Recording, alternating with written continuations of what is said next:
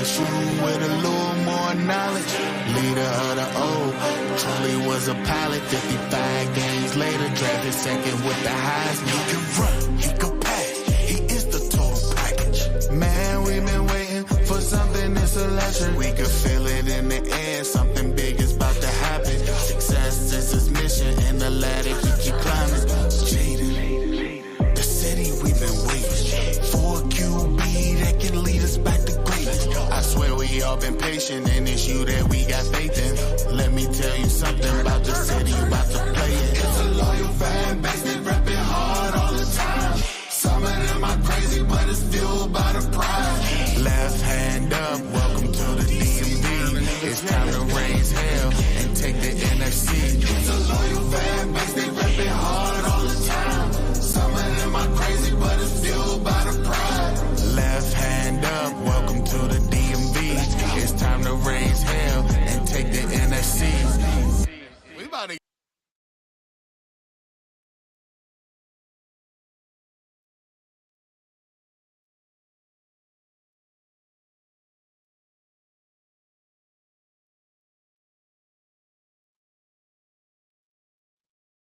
Miriki Mario Andretti on the Momo.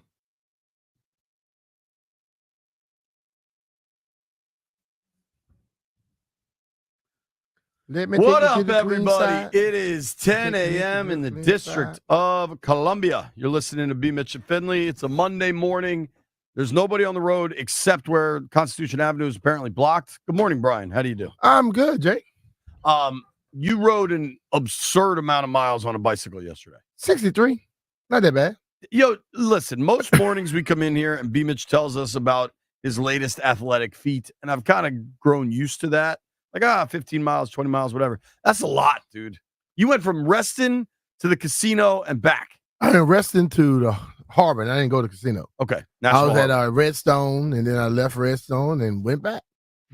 We went. Did you take 66? We were along 66 at one point while we were on the WNOD trail. Then we got on the Custis. I think the Custis, and you run along that, and it takes you right across, and you come down, right where you can go across Key Bridge? Yeah. You drop down, and you end up on this trail, and it takes you all the way past the airport. On the D.C. side? I know, on the Virginia side. Oh, okay. Takes you past the airport, and then we cross the bridge, Woodrow Wilson. Oh, wow. Yeah, because they got bike lanes over there, but if you never did it's got to get pretty windy, right? It wasn't very windy yesterday, but it's a little climb. You just gotta stay steady and keep moving. How often do you stop? We rode from Reston to the harbor. We didn't stop one time. We stopped when we got there because we ate at we were gonna eat at Redstone, and then on the way back. Redstone's in Reston? Redstone is in the harbor. The harbor. Okay. So we knew we were gonna stop there. So we were at the first 30 miles by the straight. And then coming back, we decided we were gonna make it into like a little fun ride. So we stopped at a few places. We stopped at the Caboose, then we stopped at Bike Lane. Beer spots. Okay. Good morning, Landfill. Good morning, Jeffrey. How's everybody doing? Good morning. Dude, Jeff, B always tells us about what he did the day before, right? And most of the time we've grown accustomed to it. But yesterday sounded long, didn't it? 60 miles? Yeah. It just sounded different. I'm about to ride a 108-mile ride. I got to get ready for it. Well, so when I saw it on your Instagram, I kind of figured, okay. Because it was more climbing yesterday than it's going to be in a whole 108-mile ride. Yeah. Well, especially you don't have to go over the bridge, right? No. They take you in a bus. They take you across that. Well, it makes sense, too, because last night I went to MGM National Harbor. Mike Rizzo has a charity event there, and it was dope. And I was expecting you to be there. And Cody Betts, the tech executive, when I got there, I didn't even know Cody was going. And Cody was like, "Where's B?" I was like, "I'm sure he's coming." And then that's when I saw your Instagram. I was like, "Well, he's already ridden a bike to National Harbor today. Maybe he's not coming." The event was awesome. There were everything over there is normally awesome. Correct. But it was just really cool. They had this blackjack tournament, and our guy, Bees' buddy Steve Forst, got knocked out by Mackenzie Gore in the blackjack tournament. And I said to Steve, I was like, well, if you got to lose, maybe you lose to a future Cy Young winner. There's worse ways to go out. Bees was on the mic. He was like the MC of the event. Bees loves to be on the mic, dog. Well, dude, he kind of introduced people. And so say the first round of introductions was Rizzo and all the ball players there. And there were a bunch, like former and current, because they had a day game and then today's an off day. So it was like a good night for those guys to kind of enjoy themselves. Wind down. So like first batch of intros was athletes. And then a little later were some like people, casino world that he introduced. Dignitaries. Yeah. But then like a solid hour later, he's like, oh, we got two guys from 106.7 The Fan. And he's like, Grant Paulson. And Grant was like talking to Drew Storen or whoever. And then he's like, and JP Finley. And he's like, who's at the bar? Of course he's at the bar. He's not going to mention you without cracking on you. Well, dude, it was like the Touchdown Club thing with Doc when I was just the human punching bag that night. But Rizzo's charity, Riz old Kids, dudes like to just rib on people, man. Riz Kids does a great job. They raised a bunch of money last night. It was just a really cool, fun event. I got to talk to Jacob Young for a bit, the center fielder, just super nice. You realize like a lot of those young guys are just,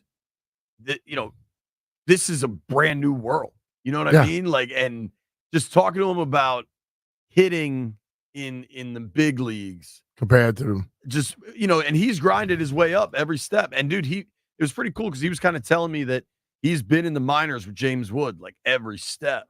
And Wood obviously had a big weekend, had that massive home run. And I don't like, when I'm talking to those guys, I am very clear. I'm like, yo, I'm just a fan. Like, I don't pretend to be a baseball insider or any of that. And I think they like appreciate that. And you can kind of just BS, guys put their guards down. It was fun, man. I think like when I told you before, like those guys, I'm sure they could feel a difference. Oh yeah, from the different levels. Like I told you, just doing in regular playing in the NFL, preseason to regular season to the playoffs to the Super Bowl, you didn't know that people could step it up even more, and they do. Yeah, dude. So it gets a little bit more intense. Believe me. It was fun. Nats obviously had an awesome weekend, like playing. They swept the Reds. It was a really fun, cool night for a good cause. I did not lose any money at the casino, which is kind of like an award in because you didn't play. I did not play. Yeah, that's why you didn't lose any. I did lose plenty of money all weekend though. You'll like this story. So my boy Parker, right? Mm-hmm. Saturday night, he invited you to this party. Saturday night, he had a legitimate sausage party. I wasn't going to that party. If he had changed the name to something else, I may go, but not to that party. His wife and kids were out of town. And it was all dudes. And he invited a bunch of dudes over and made like 50 sausages. Could have made some hamburgers. It was a legitimate, like, Jeff? I don't think. Man could have made hamburgers, right? Jeff, yes. What's wrong with eating sausage? Pause. Yo, why did you just say that like that? Like, I like eating sausage. You don't like sausage? Landfill, tell the truth. You like sausage. I love sausage. That a boy. Listen. I crave it. We are all masculine enough to own that we love sausage. No. Get Rooster on the phone. First of all, we don't want to hear from Rooster.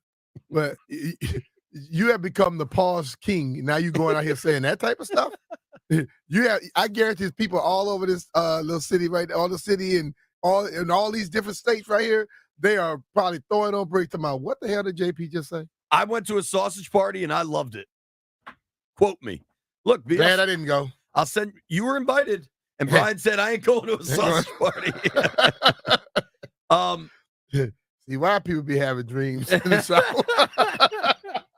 I think so. That was Saturday night. I went to a sausage party. Oh Lord! Just say you went to a party, bro. Seriously. Dude, there was hot sausage, sweet sausage, peppers and onions. We had it all. Look at this. Look at this photo of the sausage party, B. Look, Landfill. Jeff, look at my sausage party. Hey, man, just say we went to a barbecue. I'll show the picture. If you're on the stream, you can see the picture. Hey, people on the stream probably saying, man, this dude tripping, bro. You could just say you went to a party, a barbecue. That's cool. Yeah, it was they barbecued. A barbecue. Just said barbecue. My buddy had a barbecue. Does sound a lot better. Sound much better.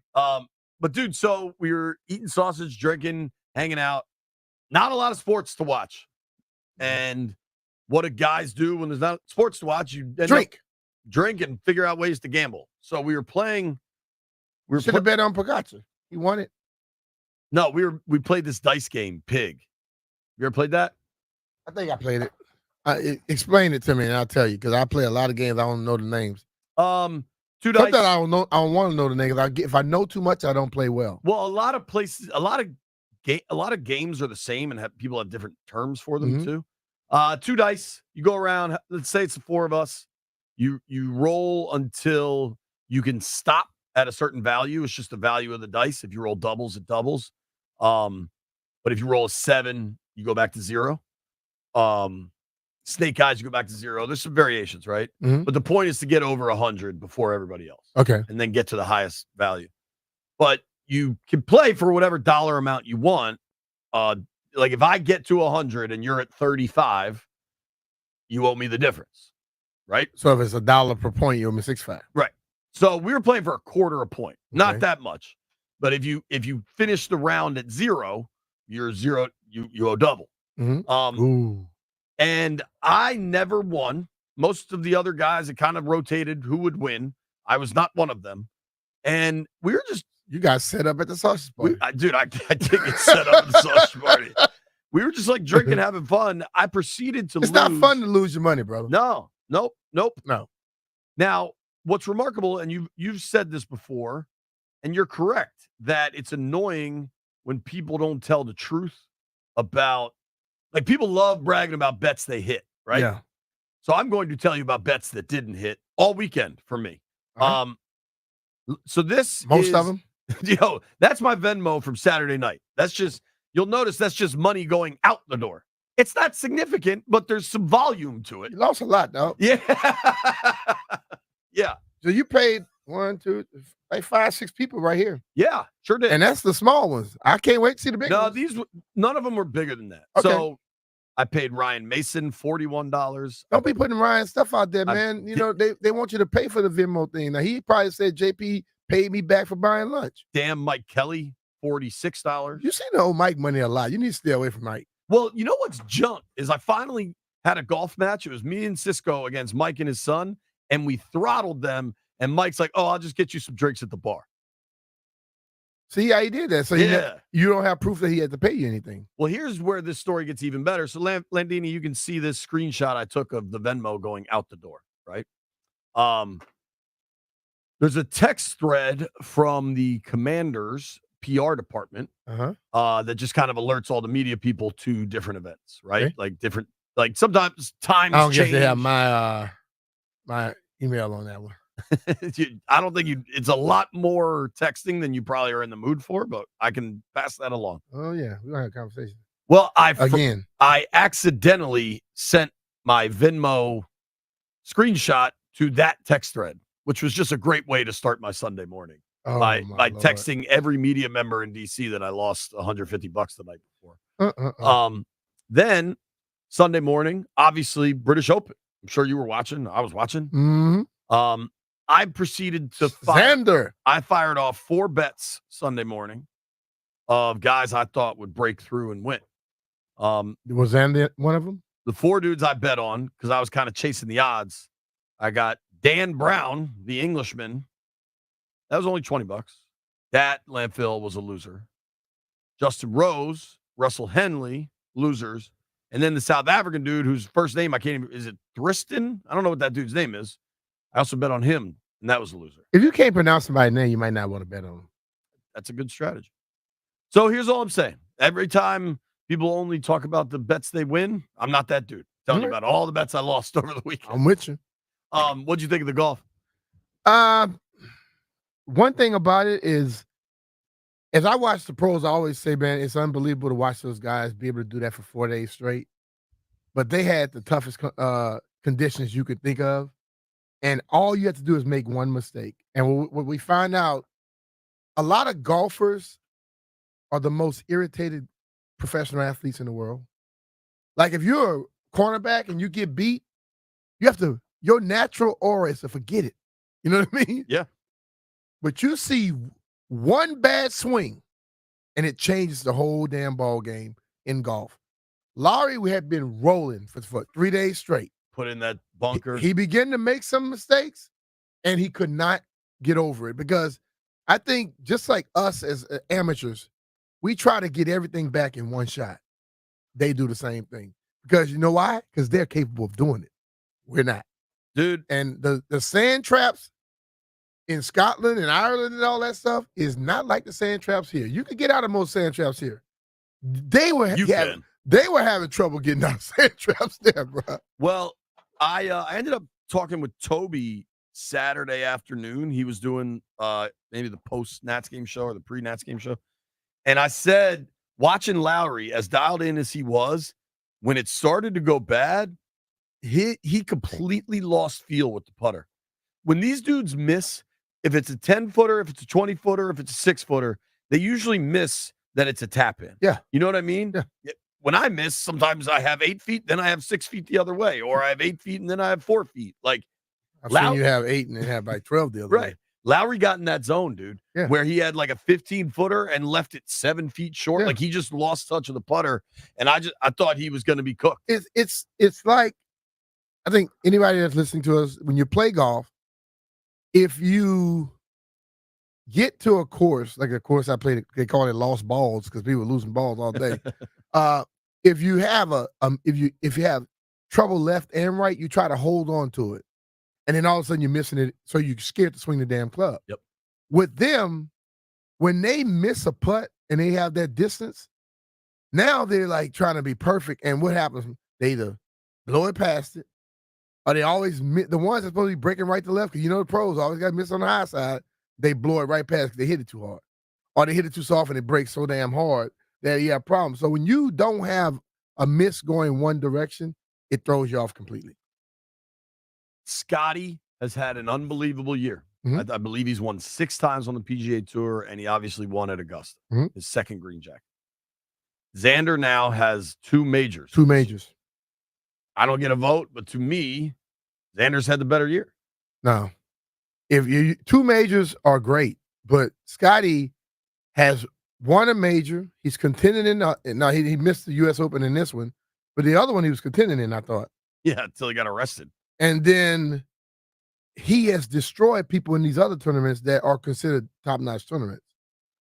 You know, how many has Xander won? Just 2 or 3? I'm looking. Because if Xander had won like 3 to 4 other tournaments he's with won 2 for sure. Yeah, he won the 2. PGA and the British. But a Masters and 6 other victories. So this year, Scheffler's won the Travelers, the Memorial, Hilton The Head. Memorial should be. That's a difficult course. Yeah, for sure. That's Jack's joint in Ohio, right? So he's won Travelers, which is not a difficult course, but whatever. It's a good field. Memorial is one of the best non-majors. Hilton Head, Augusta, the Players, and Arnold Palmer joint. So he's, of the PGA Tour wins, those are probably the best, excluding the crazy joint in Scottsdale. Oh, yeah. Waste Management. Waste Management. That's not a golf tournament. That's a celebration. All right, but let's see what Xander's won. So Xander won the U.S. Open. No, he didn't win the U.S. Open. He won the PGA. The PGA and the British. Well, the Open Championship. Sure. It was the British when I was a kid. I don't know why you're not a kid it anymore, Jay. Things change. So those are Xander's only 2 wins this year. Those 2 by themselves can't do it for me. If he had some more victories outside of that, it'll win. Just like, see, I bet Scotty would give him all 6 of his PGA wins for that British win. These guys care so much more about the majors. I think Scotty's gonna win one eventually. Scotty's like, I'm gonna get that too. Xander's now halfway home to the Grand Slam in a year. Okay. But to me, that would get my vote. But there's also so much. But you got to realize, Cup, and you've got Olympic golf too. We used to knock Brooks Koepka for caring about just the majors, and now Whitcomb wins 2. We're gonna say he's a player of the year. The player of the year is Scotty going away. I think Tiger got the Yo, you got this little kid that just became a PGA pro. He won the amateur thing this year. Then he won the PGA tournament as an amateur. Yeah, then became Alabama, pro maybe? and just won again. He won the one yesterday, the Barracuda. So he's won 2 kudos. this year. He won one as an amateur, one as a pro. It was the first time ever happened. Well, and I don't understand how he didn't get paid for the amateur win. Because he's not a Yeah, but in the pro. era of NIL and Well, they hadn't worked, they hadn't gotten to golf yet. that's bananas to me. What's not bananas to me, if you are shopping for a car or you're looking to sell your car or you just want to browse some cars, you just want to go check out dope rides, go check out Oarsman Automotive of Virginia. I am driving a new 4Runner from Oarsman Fairfax Toyota. B's driving a new Kia, what's that? EV9. EV9 from Oarsman Kia Chantilly. They take great care of you. There's a reason Brian and I keep going back to these guys. It's because of the level of service, the level of professionalism, and just how fast they get everything done. Buying a car can often suck. The process is very different. They've got 7 locations all over Northern Virginia. Go check them out from Alexandria to Chantilly. And B, I know that Oarsman Lifetime Edge stands. Yes, the Oarsman Lifetime Edge, they give you over $1,500 in extras when you get a car, when you go in there for a scheduled maintenance. Like, I've taken my car over there a lot. And you know what? I used to go to other dealerships. I had to pay for that loaner car.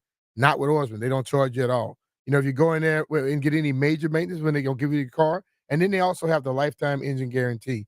There's more good news. If you're trying to sell a car, like JB said, sell or buy. Make sure you go over to Oarsman. If you're trying to sell, they'll buy your old car and for 125% of the Kelley Blue Book value. No other place is going to do that for you, regardless of its make, model, or year.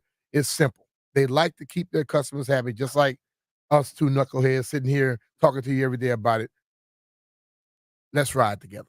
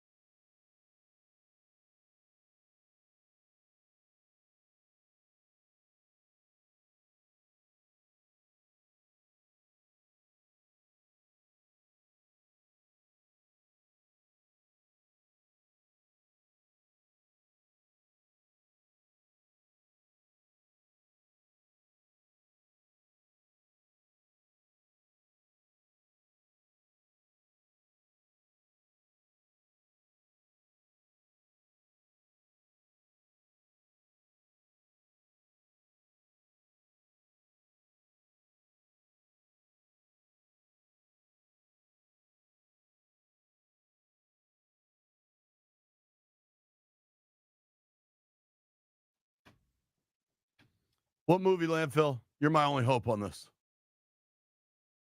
Was it in Swingers? Yes, sir. All right.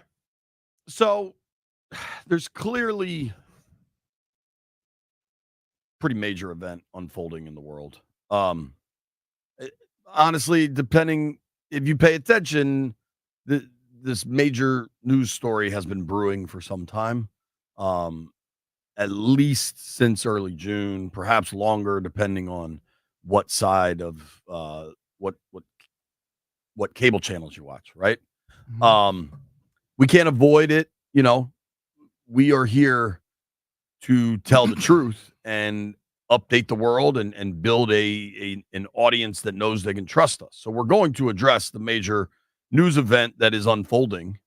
And if you pay attention and are informed, like we hope our audience is, you've been aware that this is probably coming. This is not a surprise. And obviously, you know what I'm talking about. Jordan Love is not going to practice for the Packers at training camp until he gets a new contract. This has been bubbling under the surface, and Packers insiders might know, but we've known this is how the game goes. Jordan Love not practicing. That's the major news story, Landfill. Everybody's aware of it, obviously. Jordan Love, had a monster season last year. Obviously, the most impressive part was going into Dallas and just curb stomping the Cowboys in the playoffs. Completed 64% of his passes, 4,100 yards, 32 touchdowns to 11 picks, averaged about 250 a game through the air, had another 4 touchdowns on the ground. If we're going to enter a world where I think we should, where instead of TD to INT ratio, it's total touchdowns to turnovers, like include the rushing, but include the Fumbles as well. He fumbled a lot. He kind of got away with it, but then the turnover bug kind of got to him in the second half of that Niners game, if you remember. But he went for another 250 and 4 touchdowns on the ground. 9 fumbles, OB. It's a young man that was really impressive last year in his first year as a starter. He's not going to practice at camp until he gets paid. I would assume, I don't know if you agree with this, the way the quarterback market goes is you reset it every time somebody comes up. For the most part, yeah. Like, if Trevor Lawrence is going to reset it, then I think Jordan Love gets to reset it. Oh, yeah, definitely. Would you have any apprehension about giving Jordan Love what probably will land somewhere around 55 a year? No. I mean, that's what they're paying. I mean, hell, Daniel Jones got 47. Jordan can start at 5, as a 5 and move up. So I listen, man. The thing of it now is we have to understand that certain positions get paid certain amount of money. It's not necessarily what you've done, how good you are. Is if you're playing if you're holding that position and you're starting quarterback in the NFL, you're going to get paid. Yeah. But Jordan Love proved last year what he's capable of.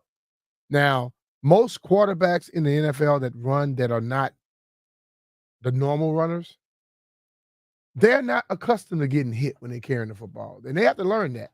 It takes a little a way to learn because they're used to doing this. And when you're running the ball, they normally run the football like they're carrying it or they're in the pocket. They got to learn when you're about to get hit, tuck that thing. Or just slide. Hell, you can protect yourself. Yeah. If you look at Green Bay's cap situation, one, you can always afford it, especially with a quarterback. But 2, I mean, they're top 10 in the league in cap space.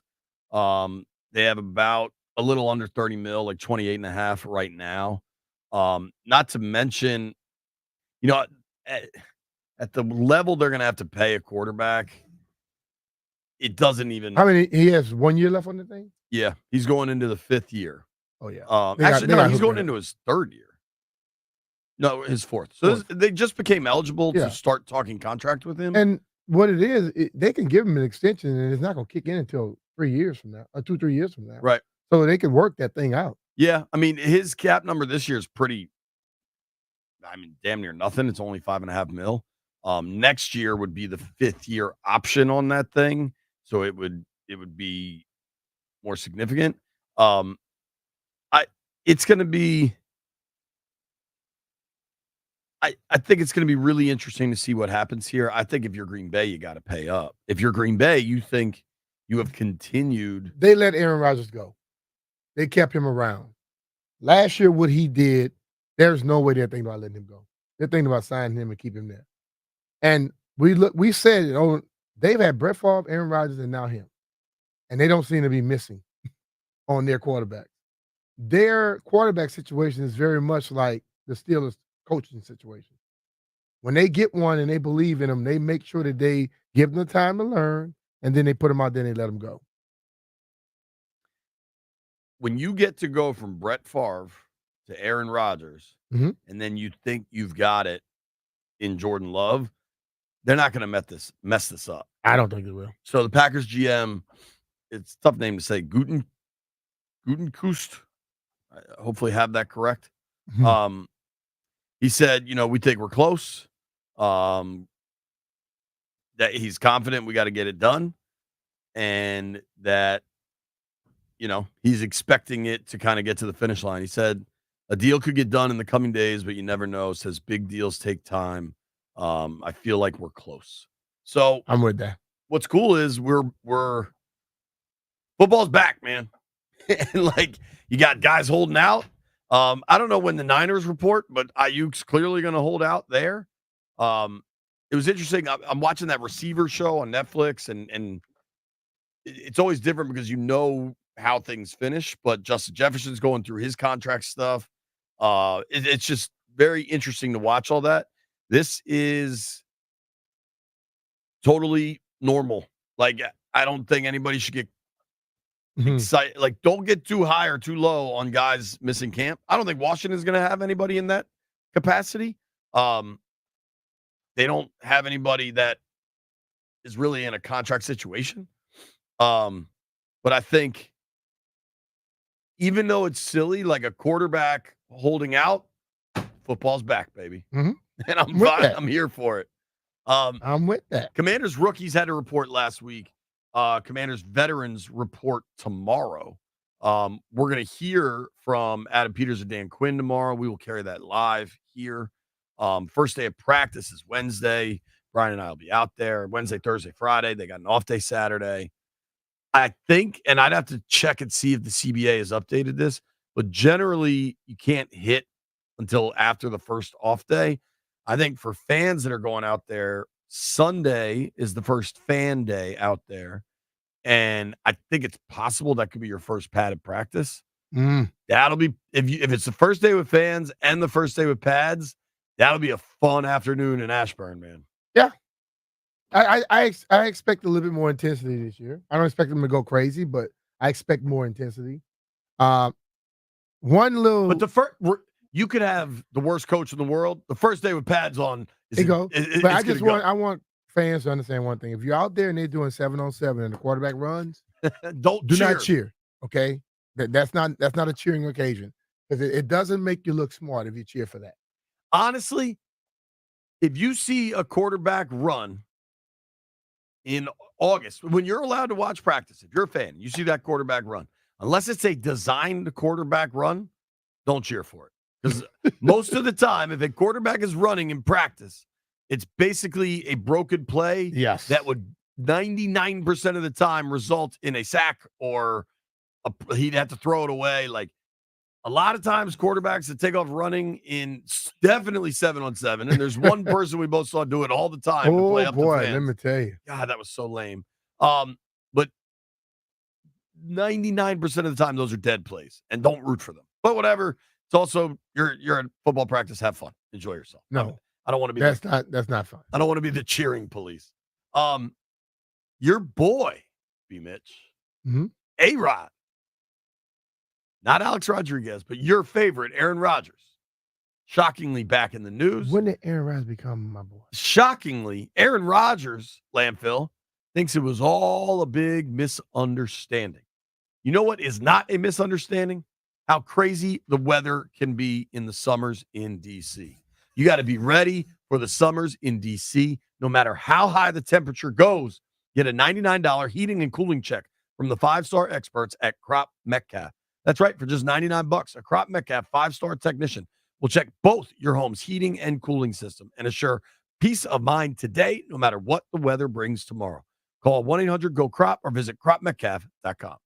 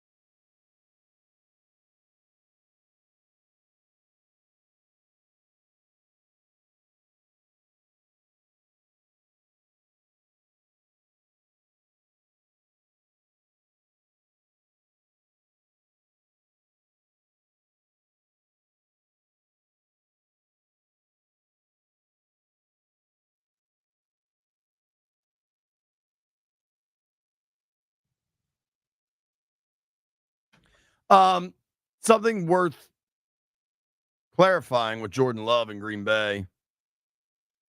He is with the Packers at camp. He's going through meetings. He's in the building, probably lifting there. But he's just not going to practice. This reminds me of, I think Duran did that a couple years back, where he just didn't physically practice because, and dude, I kind of get it. The worst injury I've ever seen, maybe until the Alex Smith injury. Who was the linebacker from Bama that got hurt in a walkthrough? Who? Linebacker from Bama that went to the Niners, and then they signed him, and it was a big Reuben Foster. Dude, that injury, I like still hear the way he screamed on the field. Regardless, I just it's worth pointing out that it's not technically a holdout because he is there. Somebody who wasn't there and may not mentally be all there, I don't know, is Aaron Rodgers. He's a tremendous quarterback, tremendous player. Last year, he got hurt on, I don't know, the fifth snap of and was out for the season, tore his Achilles, I believe. He loves to eat mushrooms and other hallucinogenics, apparently. And he just missed mandatory minicamp. And the coach said, no big deal. We talked about it. Feels like Aaron Rodgers is actually running the show for the Jets. But he was on with our friend PFT commenter. He was on the Pardon My Take podcast and talked about missing minicamp. They also might have OTAs. Yeah. But you could get excused for that. Yeah, some people could. Yeah, I'm sure. Was that a problem? Was that a problem? With what? Was it a problem that it was inexcused? Oh, I don't know. I mean, I'm sure I'll get fined for that. But yeah, the thing that I think people don't understand is that when I was in the NFC North and playing for that team years ago, there used to be a real thing called minicamp where it was you had one of them usually. Sometimes it was right after the draft, but either way, it was 5 practices in 3 days: Friday, Saturday, Sunday. So 2 practices on Friday, 2 on Saturday, 1 on Sunday. Now it's not minicamp. Like they can arbitrarily put a tag on whatever week of OTAs they want. So this is the minicamp week, which makes it somehow more mandatory than the other weeks. But it was an OTA schedule. That's how it's, how words can be a little deceiving from time to time. You can make a story out of the fact that I missed a minicamp when it was really 2 OTA days. Right. Interesting. That came to the first 10. So did they call it a minicamp? Did they call it a mandatory veteran minicamp? Yeah. He doesn't get the right to change the name of what it is. What's interesting is, like, there's a number of ways to kind of look at this. Ron did this, and go back many years, Shanny used to do this, where coaches can move stuff around, and they can move it around the day before, like that night. And Ron did this just a couple of years ago where he canceled a week of OTAs, moved minicamp up by a week, turned OTAs into minicamp, right? Okay. Generally, though, the last thing you do before the break is the one you got to be at. Yeah, but the whole and thing I don't about think the Jets moved the whole schedule around. But the Jets shouldn't move the whole schedule for one guy, no matter who that guy is. If everybody else is there, if you got 90-something people and all those guys are there to do it, you have to be there. The one thing I know about the NFL, you know ahead of time when you're doing something. It's not like they told you the night before that we got a minicamp the next day. You knew it for months, and then you schedule something at the same time. So, listen, Aaron Rodgers, he has proven enough. The dude can play, but he's proven that he's selfish. He cares about him more than he does his whole team. Well, and he clearly is trying to. We all know what happened during the COVID season when he said he was immunized, and people took that to mean he took the shot and he didn't take the shot, and blah, blah, blah. Like, my thing with Rodgers is that, like, he has such a superiority complex that he has to let the world know that he's the smartest guy in the room at all times. And that doesn't make him better or worse at football. Yeah. And I think guys that play with him largely love him. Some do, some don't. Really? There's been a lot of guys that did not love him when they were playing with him, but they don't say nothing. They're smart. Right. People understand the dynamic. Now, you're not going to go in and bash quarterback. But the ultimate thing is when guys are out there working and putting in work, they don't care who you are at that point. If they're out there, they expect you to be out there, especially if you're supposed to be leading the damn team. I just found it remarkable for Rodgers earlier in the offseason. He talked about we got to stop with the distractions and just focus. And then you miss minicamp for a trip you had planned. Like, see that, we know the NFL calendar. You and I know when you can plan a trip and when you can't. It sounds very similar to when Ryan would say, "Don't make the what's the word? Don't make the interesting important." Important. He did it all the time, so he couldn't be wondering why his players were doing it because he took things that were unimportant and made them into big stories, big deals. For what? Right. It's I don't know. Rodgers is a great player. I'm kind of fascinated to see if we're going to be up there in 2 weeks. Mm-hmm. Like the Commanders have practice with the Jets, and if you get to watch Rodgers practice, will be fascinating because I want to see how early he comes out, what he does, all those things. Right? Like when you get to. Sadly, I have watched the Commanders practice for a long time. I've seen whatever their name is. I've watched them practice probably close to every practice for about the last 12 years.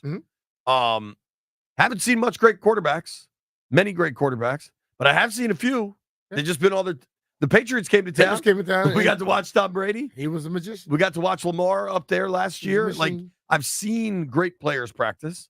I'll be incredibly interested to watch Rodgers do it, but damn, I find him irritating.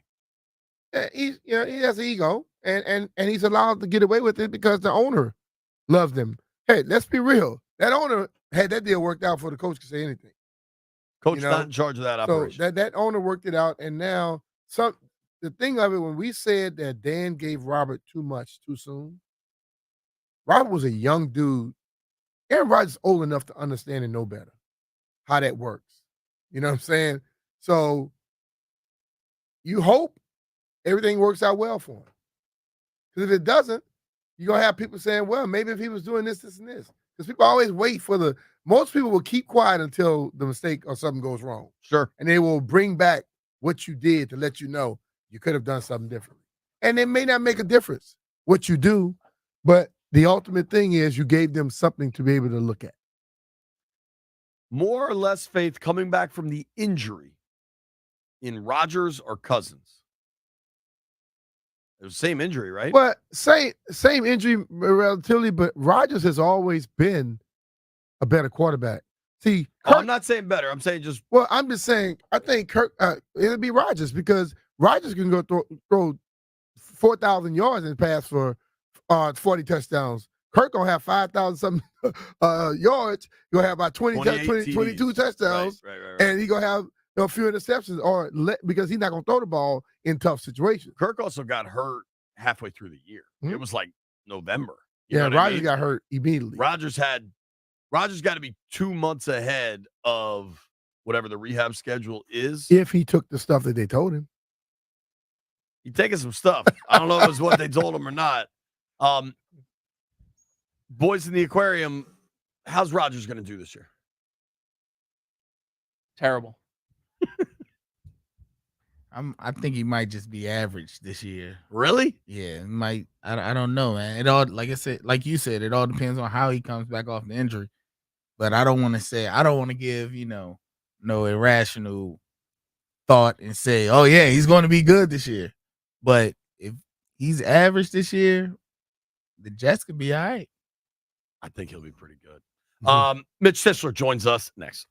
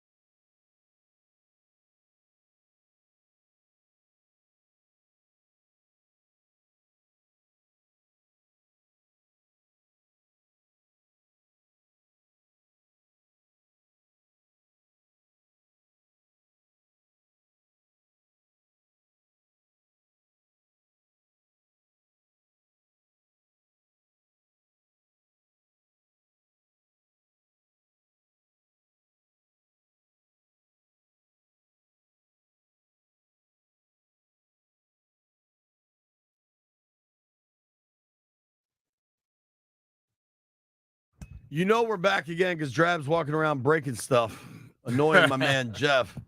Also, to all the people in the chat, we love you, but you got to understand that the radio program is the priority here. It doesn't change just because we have a stream. And I know that we give Jeff a hard time. Like, he does have stuff to do, so he can't always be placating music in the chat. I'm trying to stick up for you, Jeffrey. J-Dogs forever. I appreciate you, JP. Just now realized. I think some like, let's be real. Majority of the people on the stream are cool. A few of them just like to be asses. I'm gonna just call a spade a spade. Where does Mitch Tishler rank in the cool to ass category? Mitch cool. All right, Mitch is cool. He's cool. I like Mitch. Do you know where Mitch was Saturday night? No. The sausage party. Mitch, how did you feel about your first sausage party? JP, it was an interesting evening, but I'll tell you, a lot of fun, a lot of cool dudes there. Great to hang out. See, Mitch, you're a little confused too, huh? Yo, Mitch lost more money than I did, unless he got hot late after I left. No, I certainly did not. Things didn't well, but that's all right. So, boys, I have a suggestion for your live streams. Okay. Why is there not a camera on the fishbowl? Bro, you're so late with that one, Mitch. We've been suggesting that for some time. And all right. Apparently these $7 cameras that you can just order on Amazon are impossible to find. So I don't know. I don't think that's the reason. I might know someone that can procure them for you. I imagine you could. All right, Mitch Tishler joins us now from the Beltway Football Podcast. You see him on Monumental Sports all the time. Dude, how fired up are you for football? I can't wait. I mean, last week seeing some of the other teams starting to report, it just gets the juices flowing, and we're sitting here, and it's Monday at 11 a.m. We got at this time in 48 hours, we're going to be watching live football on a football field. It's pretty good to see. Yeah, I'm here for it, dude. I'm just looking for the energy. You know, we watched a lot of practices, Mitch. You remember we were down in Richmond, and I was like, I thought people said that this was intense. I said, this is not intense. What are you expecting this year compared to what we have seen over the last 3 to 4 years? Yeah, I mean, listen, whenever there's a new coach, there's excitement around the team, and that's happened, far too many times in far too short a period here in Washington. But I do think that the energy that this coaching staff is bringing is going to be a welcome wake-up call. I mean, folks were excited about Eric Bieniemy last year, but that was just kind of one dude in a sea of guys who were a little more reserved as far as the coaches went. I think you're looking at kind of the Dan Quinn effect across the coaching staff, and that's what the people that he brought in and the guys that were being held over, you're seeing an excitement level. We see that Cliff Kingsbury's a pretty reserved dude. People love to say California cool, whatever word they want to use for it. But when you see him, in those bag drills, and he's the guy that's blowing the whistle and waving his arms and getting guys up and running, I think you see kind of that enthusiasm and that zest for football kind of permeating the entire team. Yeah, I think it's there's an undeniable sense of energy.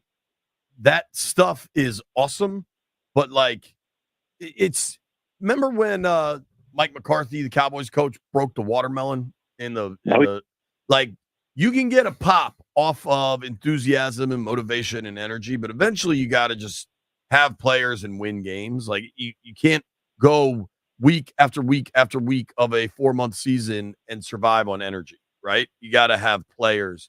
How do you think this team stacks up?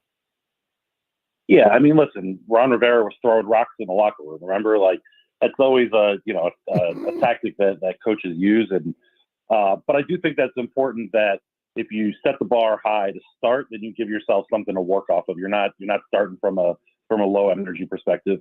Listen, when you look at this team and kind of how it's going to fare this year, I think you have to be a little realistic about the holes that were on this roster and the amount of turnover with the new coaching staff that's coming in. I think that there's an opportunity, but I think there's a ton of question marks that you have to be realistic about. And it starts kind of at the tackle positions. It goes to the defensive side with the corners, and then also to the coaching staff as a whole, because the Cowboys defense was very good last year with Joe Witt and Dan Quinn and created a lot of turnovers and did a lot of good things. How's Dan Quinn going to step back into the head coaching role? Is he going to be able to adjust? Cliff Kingsbury was out of the NFL last year. How's he going to be able to step back in? What's that offense going to look like?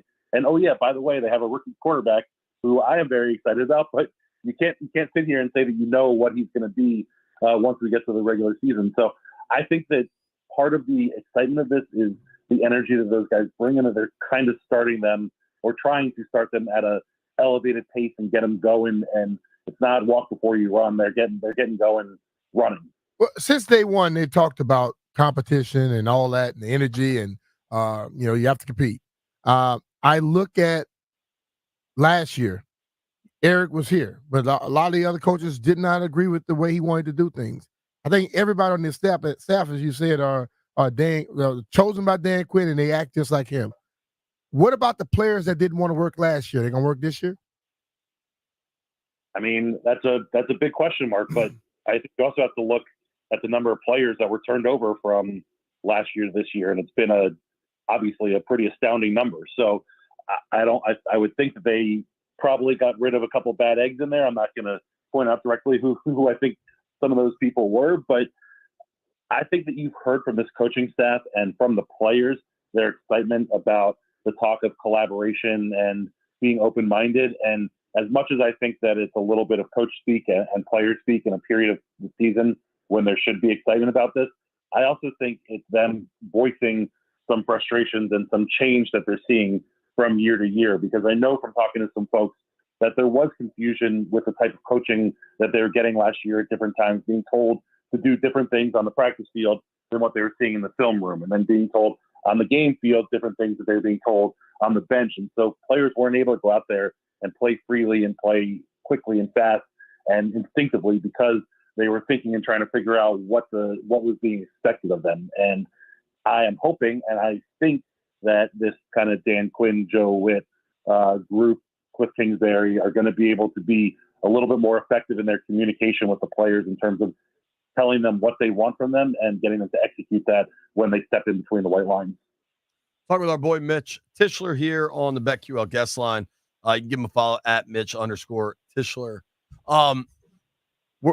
There's a lot of focus at left tackle to see if the rookie, if Coleman can do it. How possible do you think Wiley moving around is? Like how I think B and I have talked about this. I think Biotish at center and Cosme at right guard are locks. I would write that in marker, right? I think Allegretti at left guard is the way they plan on going. I wouldn't call it a lock, but I think that's the plan. How much variance could you see on both tackle positions? I think a fair amount, especially as you look through the entire season. But here to start, it's going to be a competition with Cornelius Lucas and Brandon Coleman. I do think Big Luke has the early edge, and Brandon would have to really step up and play extremely well here in training camp / the preseason to get that starting nod, just because I think a little bit of Big Luke's kind of veteran experience is going to be important to have out there, especially with a rookie quarterback there. But you got to think about kind of the machinations. If Brandon Coleman is, able to step in and be your left tackle, we know Cornelius Lucas has been the backup swing tackle and can play both sides. During minicamp and OTAs, we saw Big Luke getting reps with both the first team on the left tackle and the right tackle at different points in camp. So there's certainly not kind of forgetting about the fact that Big Luke can play on both sides of the tackle position. And then the other thing I think you got to keep in mind is Trent Scott is still here on this roster, and I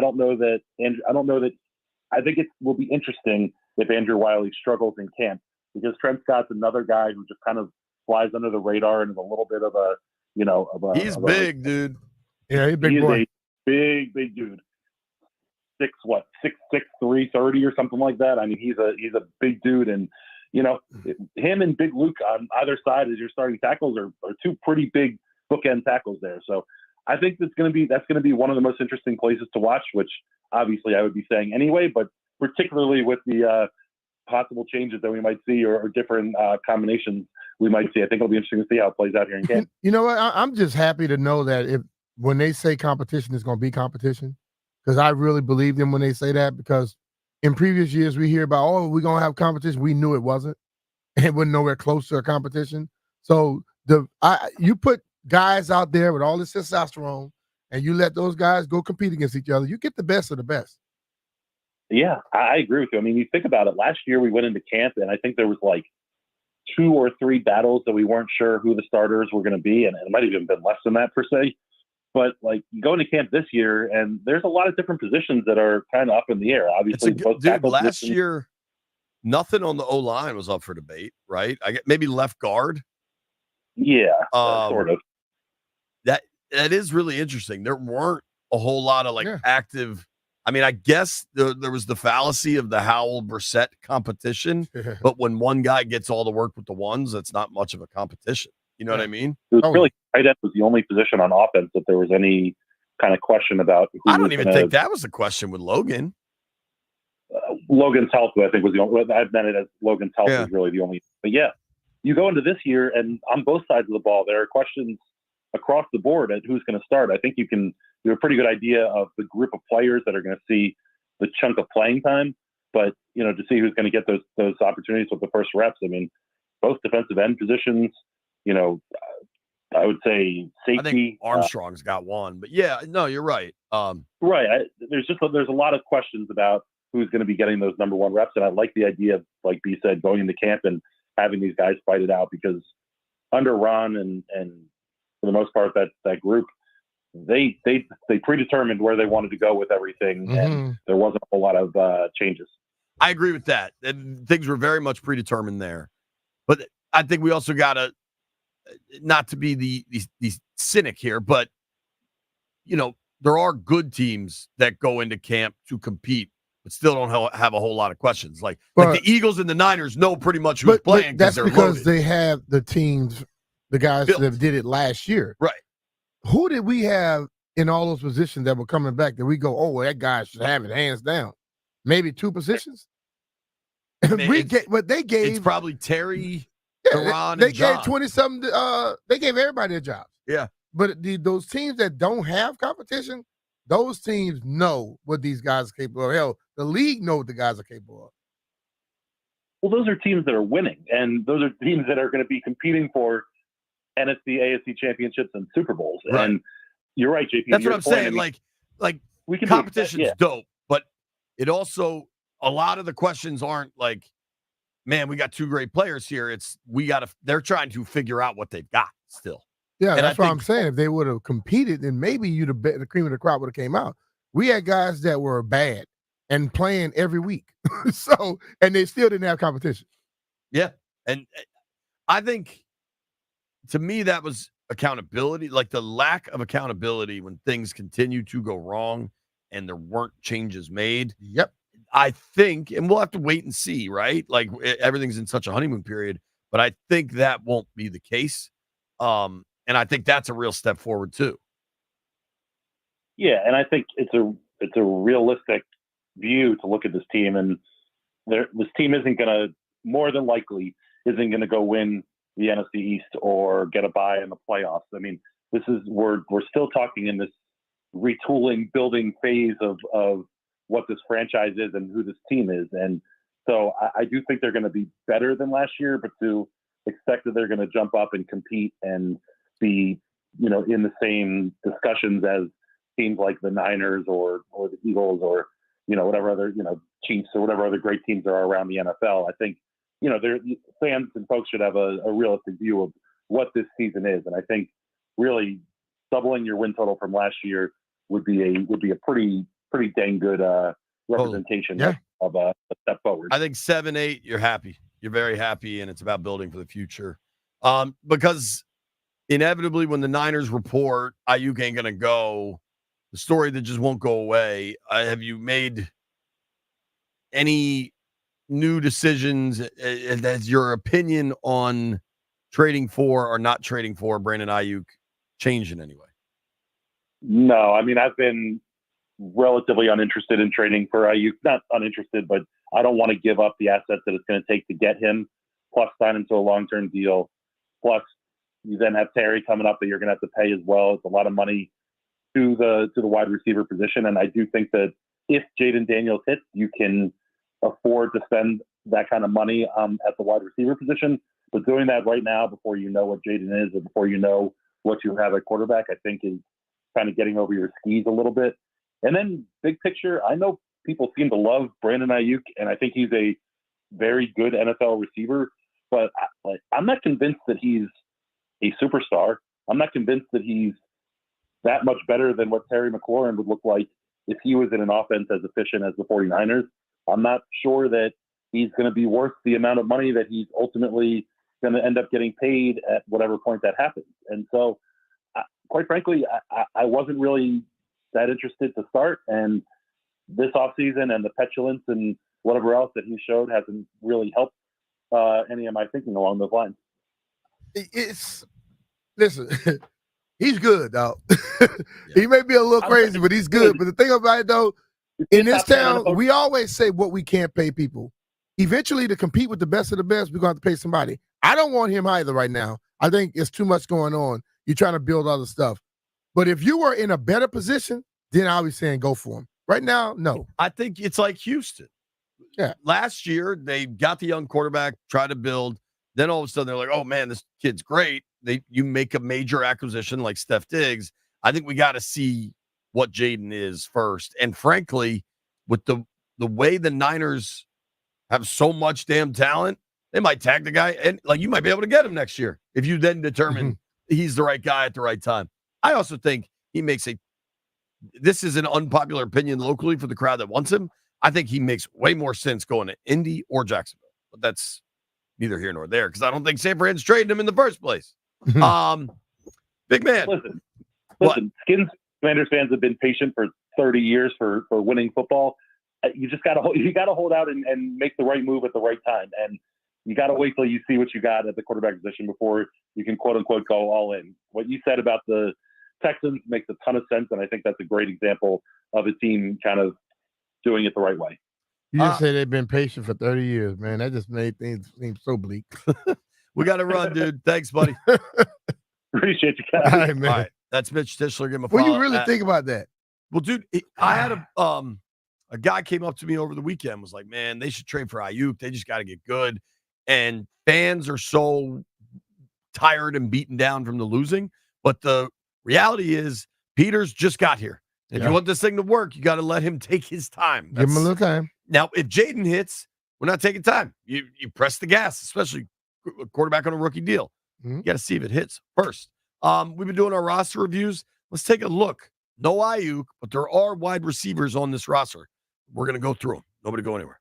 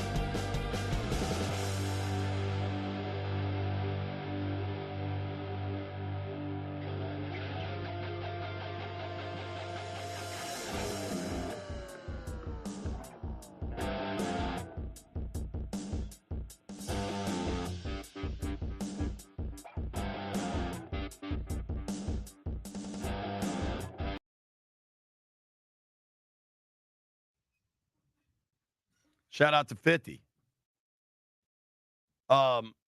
B, you know what I was drinking this weekend? What's that? Scotties and Gatorade. That's a good way to keep yourself hydrated. Yo, it's good, man. Yeah. That might be in my rotation now. For the Commanders, the rotation at receiver is the topic at hand. Everybody knows the headliner. Everybody has a lot of faith in the headliner. Terry McLaurin. Honestly, at this stage, do we feel comfortable? I think Terry McLaurin's the most dependable player Washington has. Yeah, I'd agree. put like ahead of John and Durant. Yeah. Because John and Durant have been good. They've had a little bit of ups and downs, depending. Durant had the monster season. John and Durant have always been good, but not as steady as Terry. I mean, for 4 straight seasons, he's gone over 1,000 yards. 4 straight seasons, he's had more than 75 catches. I mean, his rookie year, when he kind of busted out, he finished just under 1,000 at 919. And that was when they were still playing 16 games. He's done that with questionable quarterback play. He's been good with bad quarterbacks. Yeah. Good hands. Now, the 1,000-yard mark kind of loses some importance in a passing league playing 17 games, but still, he's getting there. It still has cachet with the people that try to pay you. I think you'd if he's doing it with those quarterbacks, sure, gotta give it to him. You'd like to see Terry get in the end zone more, but these offenses have been so bad they don't really get in the end zone. So I don't. McLaurin's the most dependable player they got.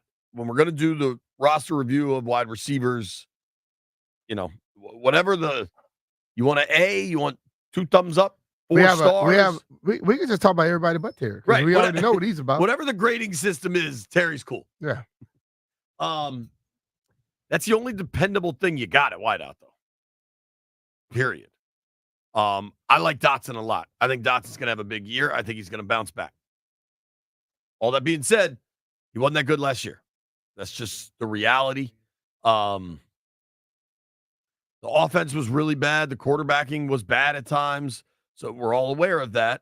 But at the same time, Jahan had some tough drops last year that he would be the first to say. When we talked to Dotson this offseason, he said, I'm really unhappy with how last year went. I want to prove to myself, prove to my family, prove to the world that I'm a much better player. Yeah. And Dotson, you just don't have that big of a body of work, right? There was the impressive rookie season. Then he got hurt. Last year, I'll just give you the numbers. 49 catches on 83 targets, 518 yards. Yeah. That's like on a really good functioning offense. That's probably wide receiver 4 type numbers. Yeah, but we can't just look at Dotson last year. I mean, they didn't go to him a lot. He had some injuries. He was, it was inconsistency. Totally. So I still believe he's closer or more of what we saw his first year than we saw in the second year. I agree with you. I'm just saying Terry is completely dependable. I know what I'm getting there. I think I know what Dotson's going to bring. Mm-hmm. But he's got to do it this year. Yeah. But seriously, his numbers last year are comparable to like Tutu Atwell. Like on a functioning offense, that performance makes you probably a 4th option. But I think that could look a lot different this year.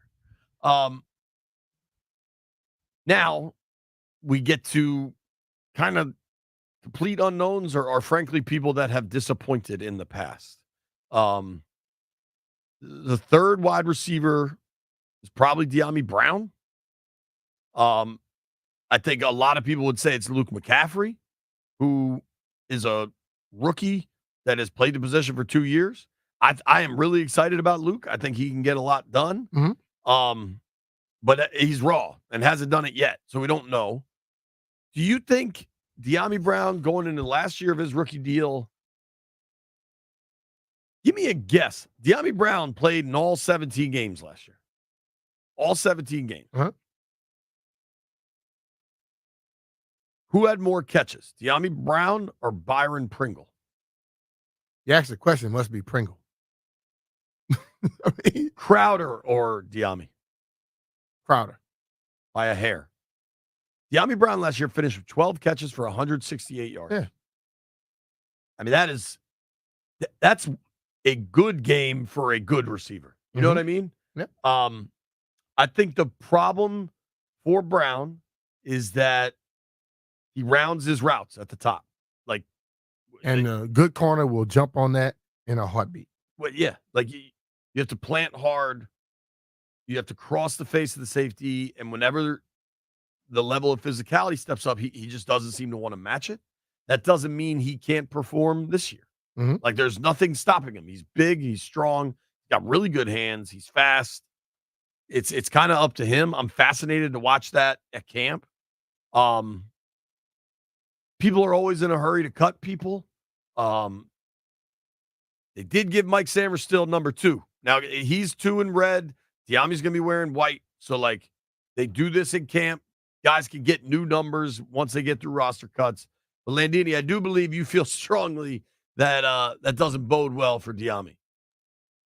No, if they're giving out his number to another guy who's a second round pick, that guy's for sure going to be here next year. They gave out your number, bro. Like, that's start looking for a new job territory. Might be. It might just be. I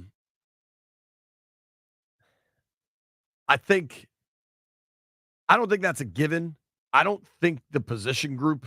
I mean, let's just run through it, okay? This is everybody that's listed as a receiver on the roster right now. This is a 90-man roster. Olamide Zaccheaus. That kid's on the roster, and I think he is probably has more of a role than people are expecting. He's been kind of good in different spots. Philly, Atlanta. He's small, 5'8", 190, played at UVA. But I think Peters and Kingsbury signed that dude. I think he's on the roster. Bryson Tremaine, big tall kid out of Stanford. That's, to me, a likely practice squatter.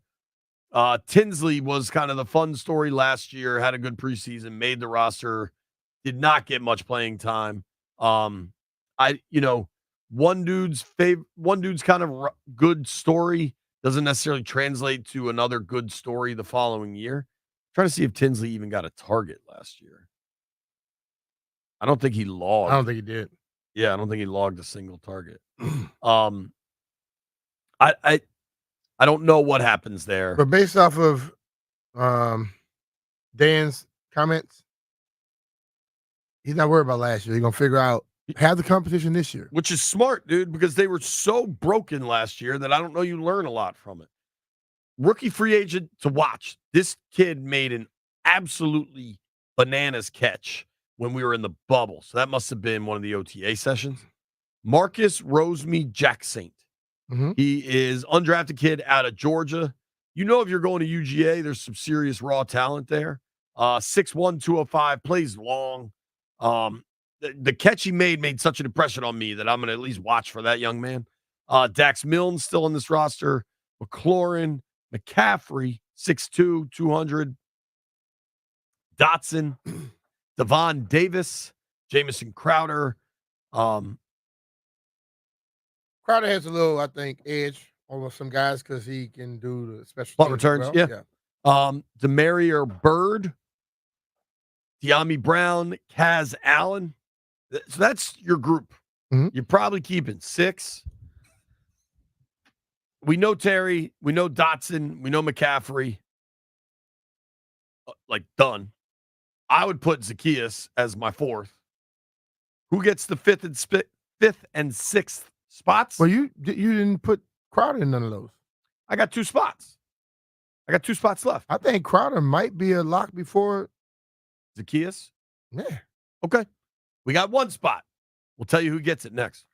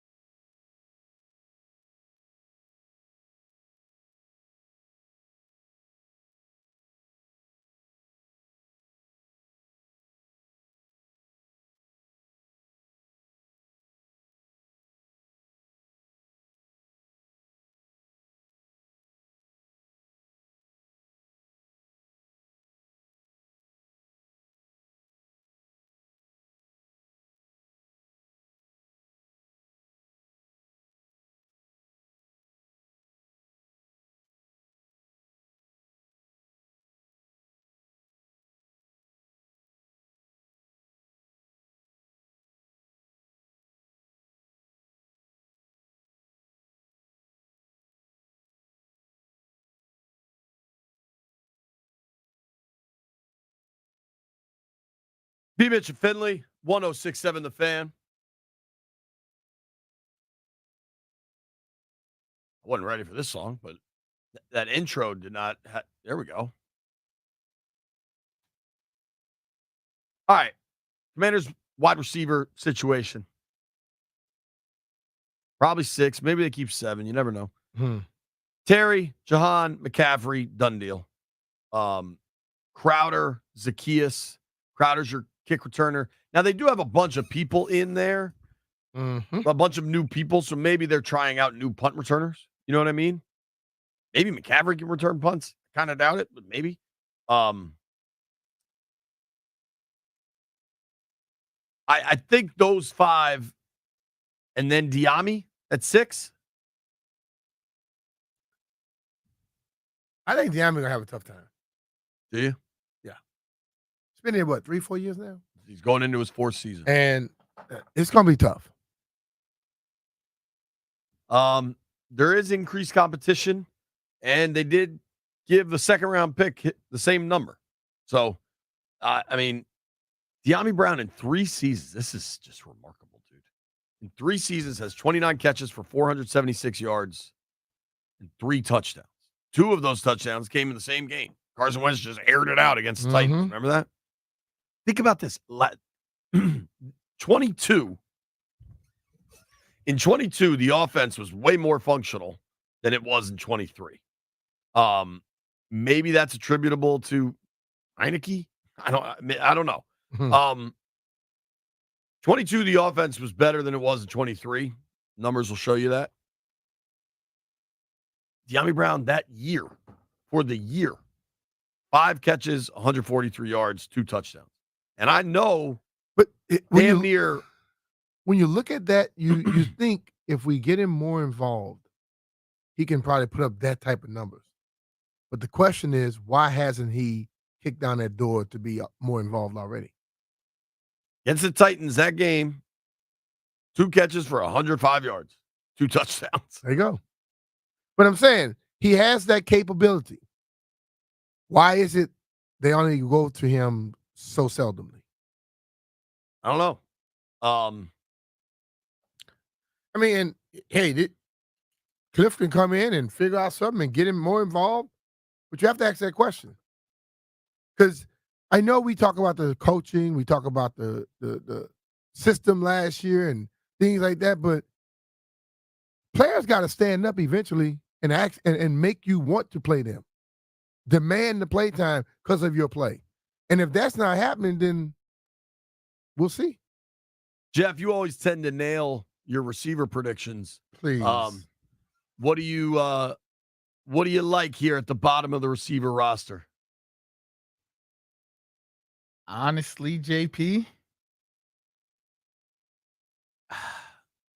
I don't even know if they bring Jameson back because of the new kickoff rule. But I've still got a punt. I was about to say they might see something different because wasn't Jahan returning punts in college?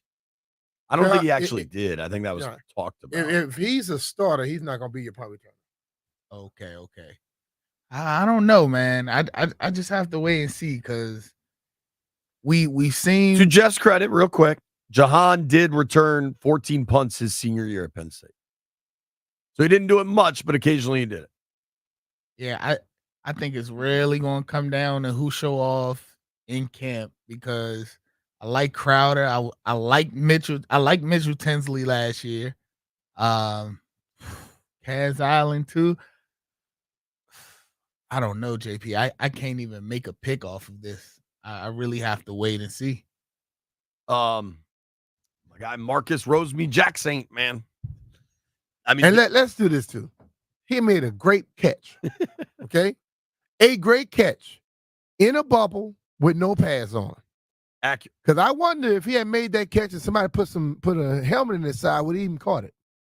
So the question is, we need to let him do more than just have that great catch. Because he stretched out. He looked good. I need to see a little bit more of that. Because we've had a tendency to let a play in practice make us get excited. If I may, in my defense, I also love the pedigree. If he was good enough for Georgia, he's pretty damn good. He's got size, speed, athleticism. Okay. Still, honestly, you know how many people from Georgia and hadn't made football teams, and Alabama hadn't made football teams? You know what I'm setting myself up for is the new Cam Sims. Big, tall, long guy out of Alabama. And he was good enough for Alabama. And the receiver position is going to be interesting. People get mad at me about this. I just don't know how good it is.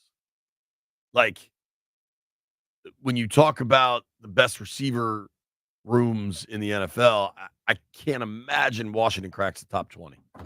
When you're talking depth, top 20, I think they could, because I think is normally led by the first guy.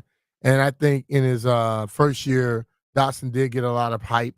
So I believe they can still hit the top 20, because you're talking about the bottom 12 out there. I don't think they're the bottom 12. You don't? No. I'm sure there's a list. Now, I'm saying they're very close to 20, but I don't think they're bottom 12. No. I mean, are they the bottom in the division, or the Giants worse? Well, the Giants. Undoubtedly, the Eagles and the Cowboys are ahead. The Eagles and Cowboys are way ahead of them, but the Giants you're basically expecting a rookie to come in and do the things he did in college. I'm saying the Giants could be worse, because they were definitely worse last year. Yeah, at the position. That's what I'm saying. So I would have to put the Commanders ahead of them. Yeah, I think you're right there. But the other part is we're talking straight receivers. I think Kingsbury's offense, like when I say I'm not sure how good that group is, I don't know that necessarily hinders Jaden Daniels, because I like the tight end room. I like Ertz. If he stays healthy, I think he has a really nice bounce back season. I like Eckler as a pass catching back a lot. I actually like B-Rob as a pass catching back more than I think people expect from him. Mm-hmm. We don't know what Sennett's going to be. You know what I mean? We don't know what McCaffrey's going to be. Maybe he's coming out of the backfield getting catches. Well, there's a little work on it. So I'm saying, like, I don't want it to sound overly negative. I don't know that the receiver room is among the top half of football. But, you know, but I think Jaden still has plenty of weapons. I don't think you're overly negative, but this is the thing about it. They can be not the top half, but who said they can't work into it? Sure. And I think that's the ultimate thing. Like, a lot of these guys that become stars, beginning of the year, we don't expect it. No one expected C.J. Stroud to do what he did last year. Right. The receiver that he had last year. Nobody expected that from his rookie season. But nobody expected that from the Stroud's receiver. Yeah. But he put down some numbers last year. Tank, and who's the other guy? Nico Williams, I think. I mean, so it's like I'm leaning on which player is going to show up and show out and say, I deserve, instead of, man, I hope you give me a chance. I think if McCaffrey pops, all of a sudden your receiver room is awesome. You know, right? Like Deebo Samuel was a third-round pick. These things, Terry McLaurin was a third-round pick. Mm-hmm. Deebo might have been a second round. These things happen and could happen. We're not ruling them out. Yep. That's why I think it will be a lot of fun. Who is going to be like Terry McLaurin was? Terry showed up, and let's go all the way back in his history. He basically was questioned by Urban Meyer. Proved it to him. Got here, thought everybody says he'll be the special teams guy. Became the number one guy. And has shown you every year, I deserve this. Who's going to be that guy? I mean, I understand we don't look at people because now Terry is starting. He's a third-round pick. Right. Which guys are going to step in here and get off their asses and stop waiting for something to be handed to them and go take it? Absolutely. And to that point, can I also add, who is the genius that decides third-round picks are supposed to be used on special teams guys? Like, a third-round pick should be a first and a second should be a starter immediately. A third-rounder should project to be like that. Remember they said that, how silly that is? It was silly, but let's be real. If you got real ballers on your team, a first-round pick, possibly, yes. Second round, no. Not for the most part. They didn't have ballers. But I'm that's just the saying, thing. So I'm saying, it's a past who is regime. going I'm to just saying come it's in flawed. and be like that? Somebody be the guy. When we come back, we're going to talk to Aaron Schatz, Football Outsiders. He's not there anymore. ESPN now. I'll get it straight before Aaron joins the program.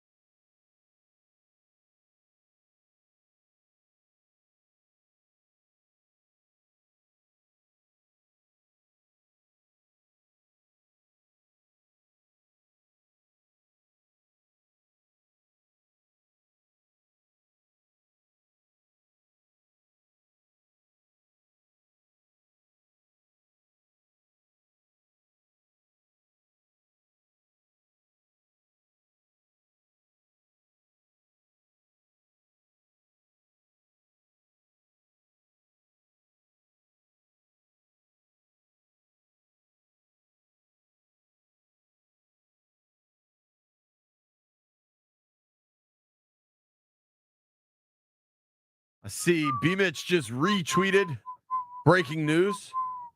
Just like I did. I just hit the retweet button. It was very simple.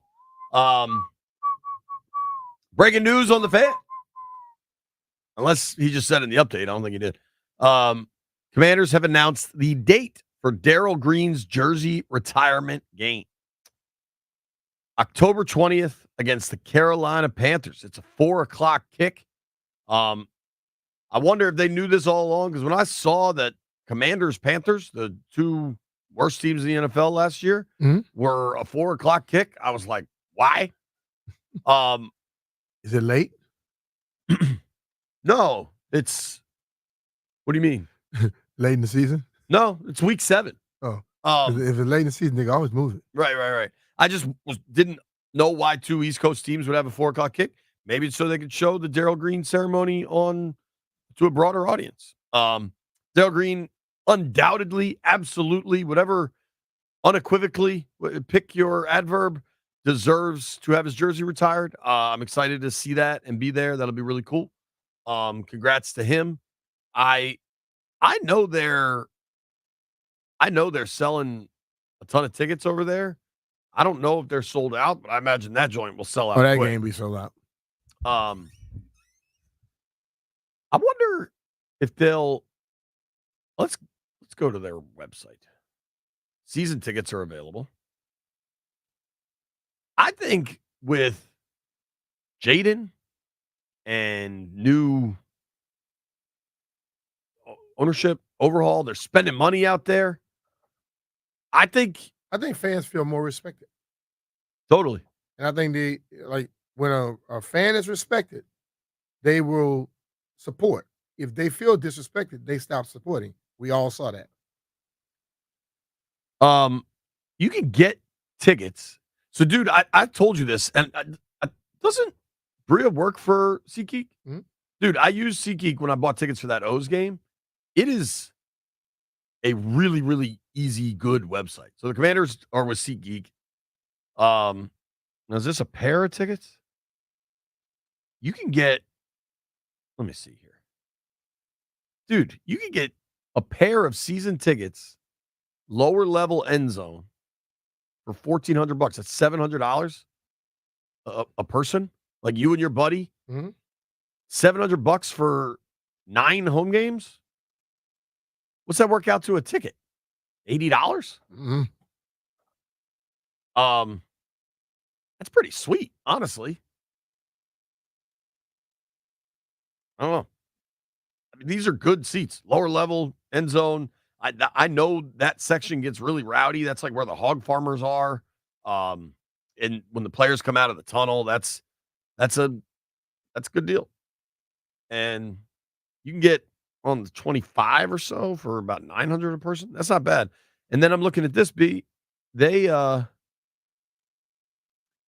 always trying to sell club level, because club level you don't have to share with the rest of the league. That's not a secret. That's what the whole league does. Mm-hmm. All right, if you buy season tickets, I'm just looking at the website, you get half off concessions on game days, which is pretty good because that stuff is really expensive. Mm-hmm. Not on beer though. They clear that up. Oh yeah, including food and non-alcoholic beverages. There's no half off liquor. I guess you get 15% off team gear. That's cool. Club level, you get free food. That's cool. Free parking. That, I tell you what, that is a little caveat with those season tickets only being $700 a person. How much is parking? Another $100 a game. Another $200 a game. They get you for parking land. Know where you're parking there. But what will help sell the tickets the most by a mile, we're all aware of this, is if they win games. If they win games and we get to week 10, that unfortunately, week 10, I will predict will have way too much black and gold because the Steelers fans are everywhere. But let's hope this year they don't. Week 13, December 1st, the Titans come into town. That is not going to be a really high-profile game, right? No. Unless they're good. If they're good, if we get to week 13 and that team is 7-4, December 1st against the Titans should be packed. That's what you want it to get back to. Mm-hmm. And I find it interesting. Colin Cowherd is really, really talented at being a radio host. I remember I used to listen to him. I guess it was when this is back in the day where 980 was all local programming, but there was like a second station where they ran the ESPN programming. You remember that? Sometime 570 or something. Yeah, something like that. And so I would listen to Cowherd on there sometimes. It was when we were all working in Bethesda back then. And he's the type of dude that makes you sit in your car and listen to the end of his points. A lot of times he sounds unhinged, certainly some hot takery in there, but a lot of times fairly logical. And he had some comments about Skins that I thought were pretty encouraging. Let's go to the NFC, where Philadelphia easily the best roster in the division. Nick Sirianni, did he hire better assistants? They started last year 10-1, then they fell off a cliff. I think they rebound. Maybe not a Super Bowl team, but very good. I'm going to go with Washington, new coach, new OC, new quarterback, new owner. I think they use that energy and juice to catapult. I think they're the surprise team in the NFL, Washington. Second, Dallas is a very viable third, but I think they're top-heavy and overly dependent on Dak and CeeDee Lamb to carry the entire offense. Giants, just not good enough at quarterback. I pick them fourth. I don't think that sounds that outrageous. You also got to wonder what Dallas lost in Quinn and Joe Witt defensively. I understand all that, but like one thing we've always talk about, you got to have players. You can do what you want with schemes and stuff like that. You got to have players. Dallas roster is better than our roster, hands down. Agreed. So I listen. They lost a lot though. I understand. I understand what Colin is saying and things like that, but I mean, Cowherd is saying. My whole thing is you call him Colin. First name Cowherd. Whole thing has to come down. They got to play, bro. Look, the hot takes at this time of the year are annoying to me. And until they get on the field and even put on pads to practice, how the hell do anyone know anything they're going to do? Well, I think for Washington particularly, we lost by over 60 points to them last year. Yeah. And all of a sudden, we just 60 points better just because somebody just said that. The game here, the Dallas won 38-10. 28 right there. And the game in Dallas won 45-10. Okay. If we're able to score 63 points. Both games. 63 points. I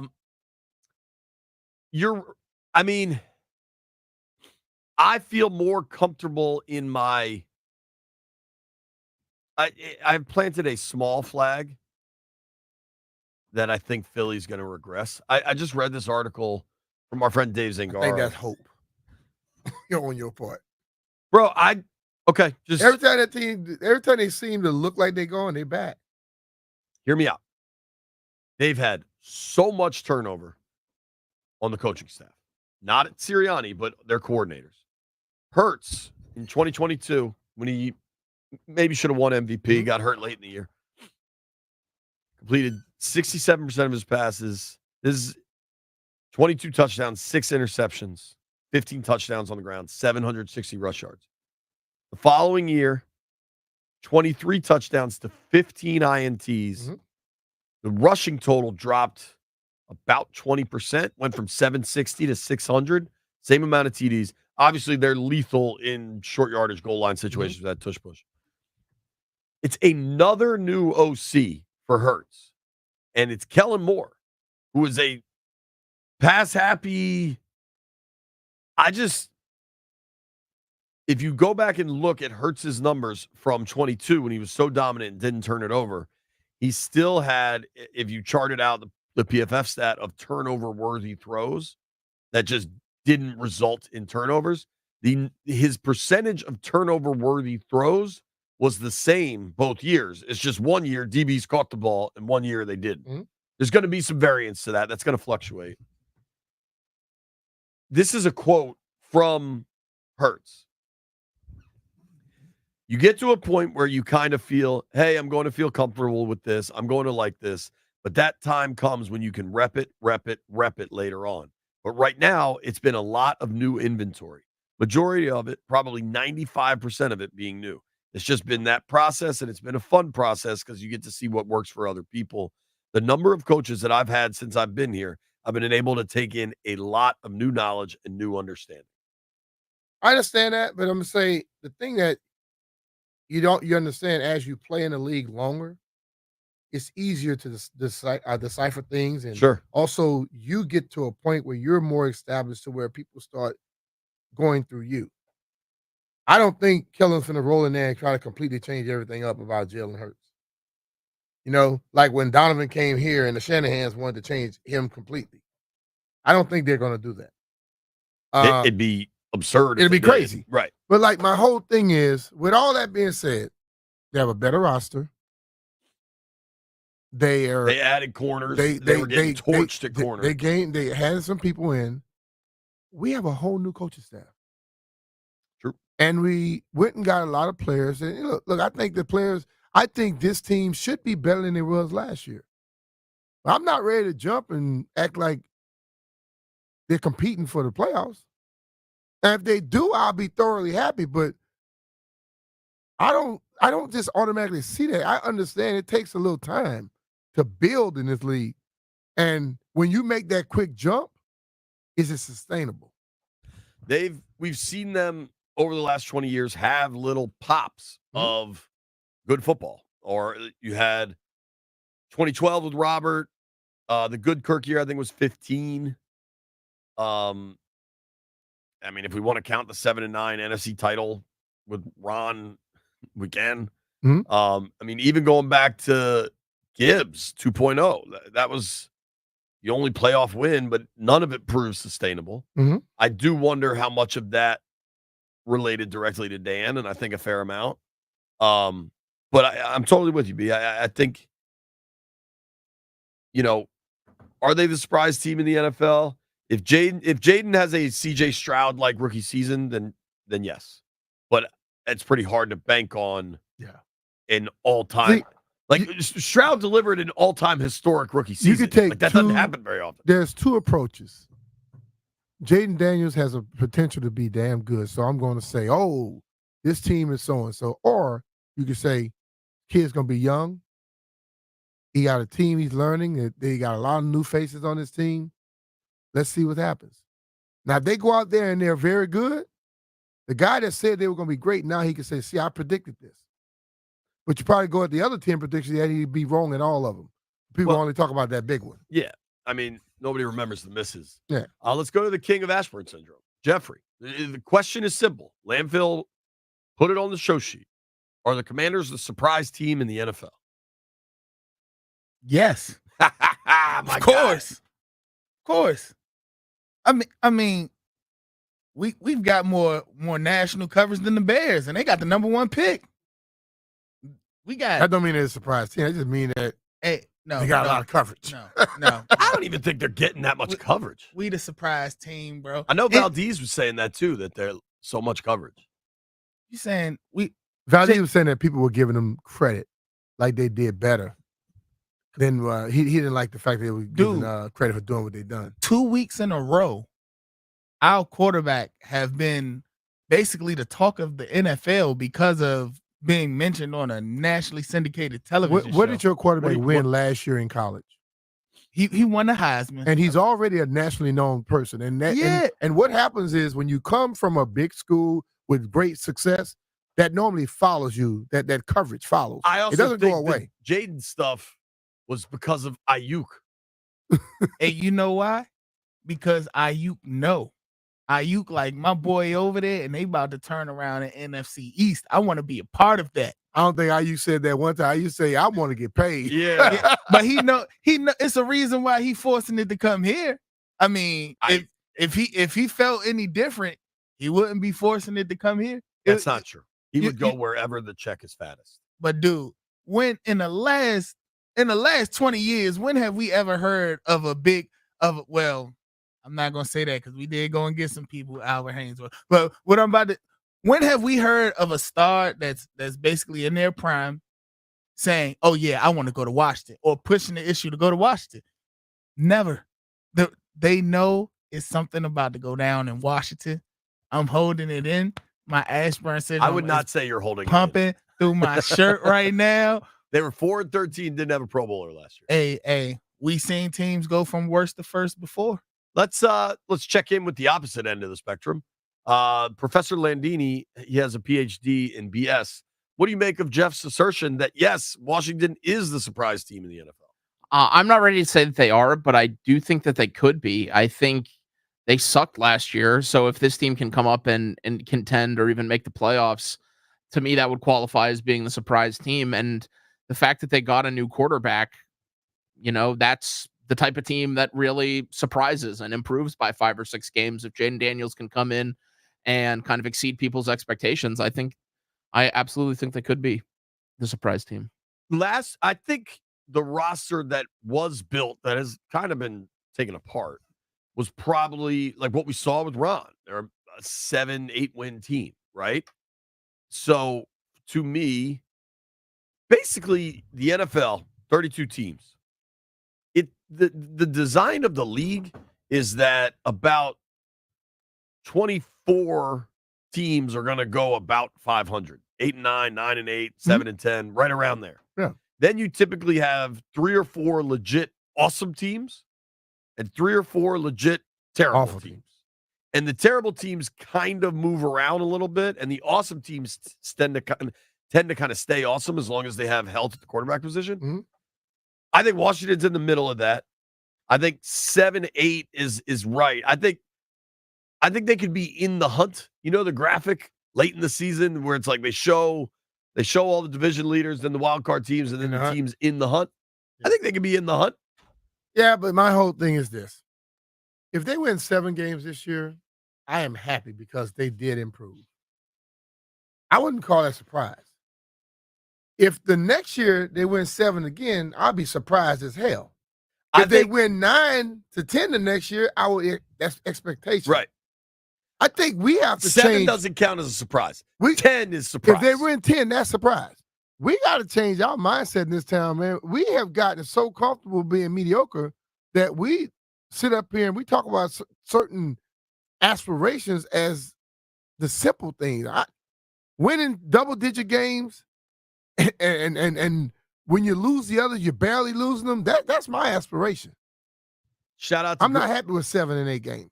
I hear it. Shout out to Greg Height. He just texted you and I. He said, we're going to the Super Bowl. Nobody go. He can't spell Super Bowl. Aaron Schatz joins us next.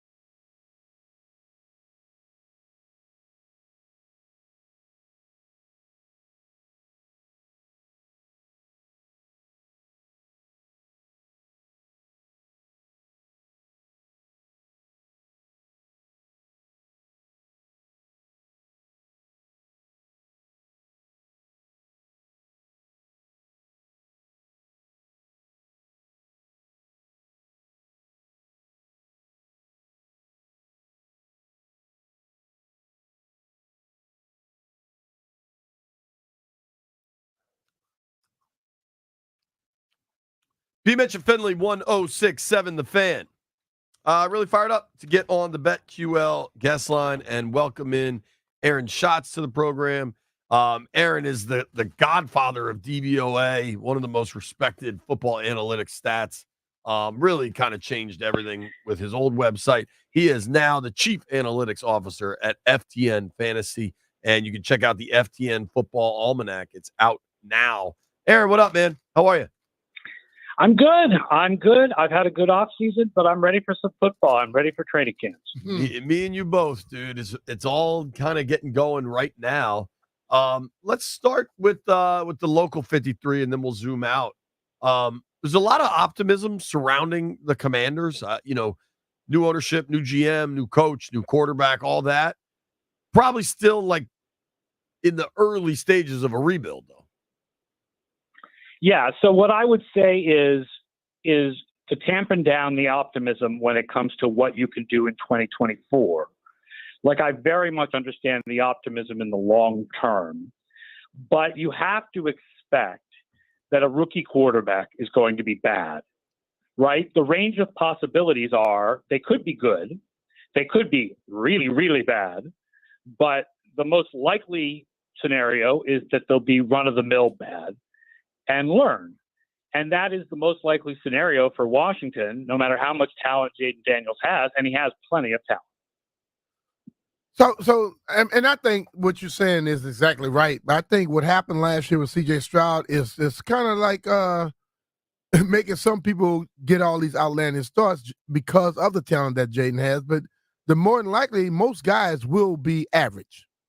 Or at best. Yeah, and average for a rookie is below average for a starting quarterback. Mm-hmm. Yeah, that is the C.J. Stroud is like the upper limit of the what you could possibly dream. By our numbers, he had the second most valuable rookie quarterback season of the last 45 years. Like, he was really unbelievably good, and you cannot expect that. You also can't expect it to be as bad as what Bryce Young was. The most likely scenario is something in the middle that helps you develop for the future. And obviously, so like when you look at the future, that's where the hope and the promise is here because of the new ownership and the new management and the rookie quarterback. It'll be fun to watch having a rookie quarterback it's interesting.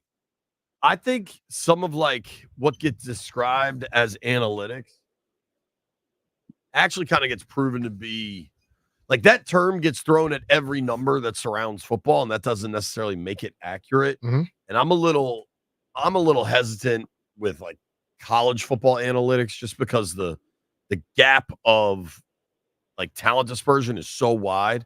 Where did you land coming into the draft with Caleb and Jaden and Drake May and JJ McCarthy and Michael Penix, like all these guys? Like, what did you think of this class?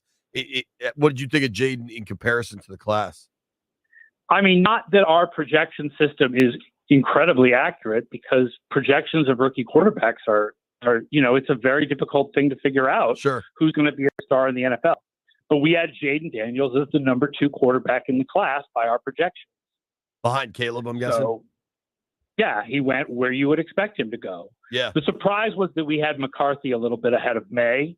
But, I mean, when you look at what those guys are, I would rather have May because he's younger and the developmental opportunity is there. The upside just seems like a lot higher with him. But yeah, we had Daniels as the number 2 quarterback, and he made sense that he went as the number 2 quarterback. I mean, one of the worries about him is that he took a lot of sacks, but that was true of all the top quarterbacks from last year. That was I had a big disagreement specific to, and this is all so dumb, Twitter, social media stuff, but like there was a social media world that people were really concerned about Jaden Daniels' stats and about his pressure to sack ratio specifically, and that was why they wanted to go to Drake May. But when you zoomed out on the numbers, at least if I recall correctly, it was like Jaden was at 21% pressure to sack ratio, and Drake May was at like 19.6. Like, is that? Yeah, if I no remember correctly, there wasn't much of a difference. Right. Yeah. No, exactly. You're absolutely right. It was a problem for all the top prospects last year. Well, dude, I feel a lot smarter because I actually like JJ better than Drake too. So if I'm on the same side as Aaron, that's usually a good side to be on. Well, let's zoom out from just the Skins and NFC East. Dallas, a little bit of turmoil. Philly, a lot of changes this offseason. New York, if you're watching Hard Knocks, it seems perhaps like a rudderless ship up there. What do you make of the NFC East? I mean, the Giants just look bad. You know, they look like a below average defense and a pretty bad offense. It's not that Daniel Jones is the worst quarterback in the league. It's that they have a bad offensive line. They don't necessarily have good receivers other than the rookie Malik Neighbors. And Daniel Jones doesn't really have the hope of suddenly becoming like a top 12 quarterback. It's just not going to happen. We really like Dallas for this year because it's basically the same team as the last 3 years that keeps winning 12 games in the regular season. Mm-hmm. Like, say what you want about whatever happens to them in the playoffs. It doesn't happen until the playoffs. During the regular season, they win a bunch of games every year, and I don't see why that's going to be different this year. Philadelphia is interesting. We have them lower than conventional wisdom. They were so bad in the second half of last year that their overall numbers for the whole season just fell to where they were only 14th in our ratings for the whole year. And the defense, they've done some work to improve the defense, but the defense still looks pretty below average. And the offense, is good, but not necessarily going to be the offense of 2 years ago. So even though Philadelphia has a fairly easy schedule, we see them as only a slightly above average team. Maybe I'm a mathematical analytical genius because I said the same thing as Aaron on 2 straight answers now. Hey, Aaron, he probably saw your stuff and just repeated what he saw. Because one thing about him, he doesn't know much about numbers at all. The book comes in very handy for these kinds of things. Absolutely. He's going to try to act like he knew this stuff when he probably read it somewhere. The Eagles, to me, are the eye test. They went 1-6 down the stretch. They were horrible down the stretch. Kind of overhauled it again. I guarantee you that team will be good again this year. What do you think of Kellen Moore specifically calling plays for Jalen Hurts? I have no idea. I don't really know what to think of it because I think Jalen Hurts is a very different type of quarterback than who Kellen Moore has called plays for before. Totally. And Kellen Moore has an offensive-minded head coach above him. So how much are you talking here about some kind of merger of Moore's scheme with Sirianni's scheme? So I don't know what to expect. What I know is this. We talked about this last year a lot when it came to the Miami Dolphins, and this year it's no different. People think Vic Fangio is some kind of miracle worker. The man does not have a history of instantly turning defenses around when he goes to a new team. It takes a little bit of time. And that's exactly what happened with Miami last year. He did not instantly turn the defense around. So the idea that he's going to instantly turn the Philadelphia defense around is unlikely. It's possible, but it's unlikely. What's the biggest problem when you get a new coaching staff or you have an overhaul at the coaching staff? What's the biggest problem with that? Because, teams normally fall off a little bit. Yeah, teams do generally fall off a little bit when you replace coordinators. And I would think it's new schemes, new terminology, new ideas. I mean, playbooks are huge, man. There's so much to learn. Like the idea that you're going to get it all in 1 year. I mean, sometimes it happens, but sometimes it does. More often than not, all other things being equal, teams take a step back. It doesn't look like that because teams with new coordinators were often bad the year before, and the power of regression towards the mean is stronger than the power of it's hard to learn from new coordinators. But there is something to it's hard to learn from new coordinators. Let's zoom all the way out. Kansas City going for an unprecedented three-peat. What do you think the chances are? Best quarterback, best coach of football. I mean, what do you think the realistic chances are of getting a three-peat? Yeah, San Francisco and Baltimore were so far ahead of the rest of the league in our stats during the regular season last year that it's pretty much makes sense that we have San Francisco and Baltimore as the top 2 teams for this year. We have Kansas City third. Okay. So we have them winning the Super Bowl in 10% of our simulations. And obviously, they're a really good team on both sides of the ball, offense and defense. I don't know whether these new receivers are going to suddenly completely fix everything about what the Kansas City offense looked like during the regular season last year. But yeah, they have the best quarterback. They have the best player in the game. They have a great head coach. They have a great defensive coordinator as well. And they have an easy projected schedule. They're going to just sleepwalk through what looks like otherwise a bad division. But when it gets to the playoffs, there are more good teams in the AFC than the NFC. So they have a harder road to make it back to the Super Bowl than San Francisco does. Definitely. With the Ravens losing McDonald, who was described by so many in that organization as like a really key linchpin, do you think, I mean, Baltimore's just been so good for so long and then can't break through in the playoffs. Do you think there's any chance? I think the AFC North is loaded and going to be really tough. I feel like Pittsburgh's going to be better if they just get like competent quarterback play.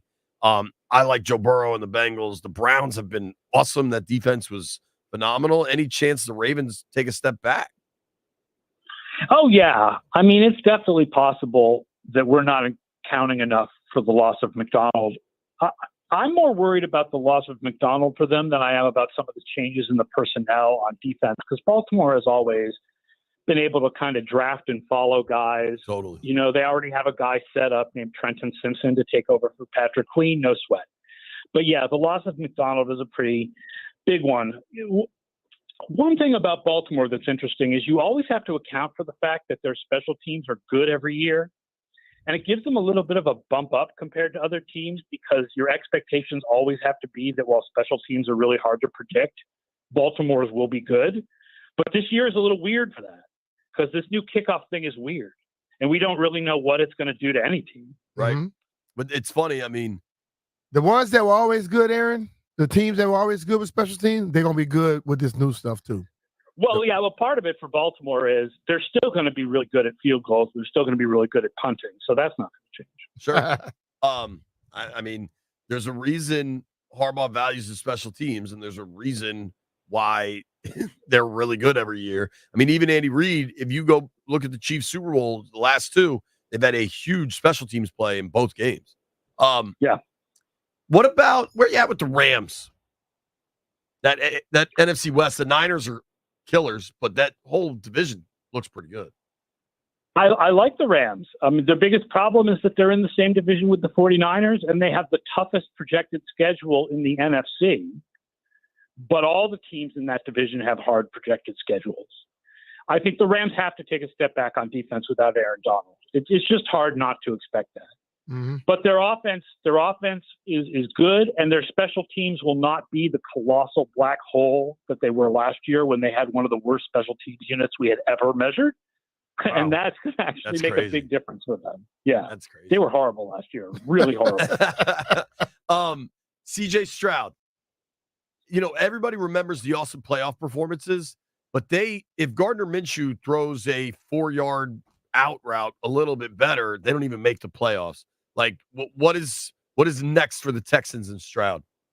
Yeah, that's the thing, though. You got to expect that they're going to be a little bit better this year, even if Stroud is not a little bit better, because it would be hard for him to be better than how good he was last year. Like, they've got Diggs now. The offensive line is a little more solidified now. Some of the pieces they've added on defense, right? There's some question marks about like the second cornerback, but I mean, that just looks like a real team on the rise. I'm definitely a Houston Texans believer.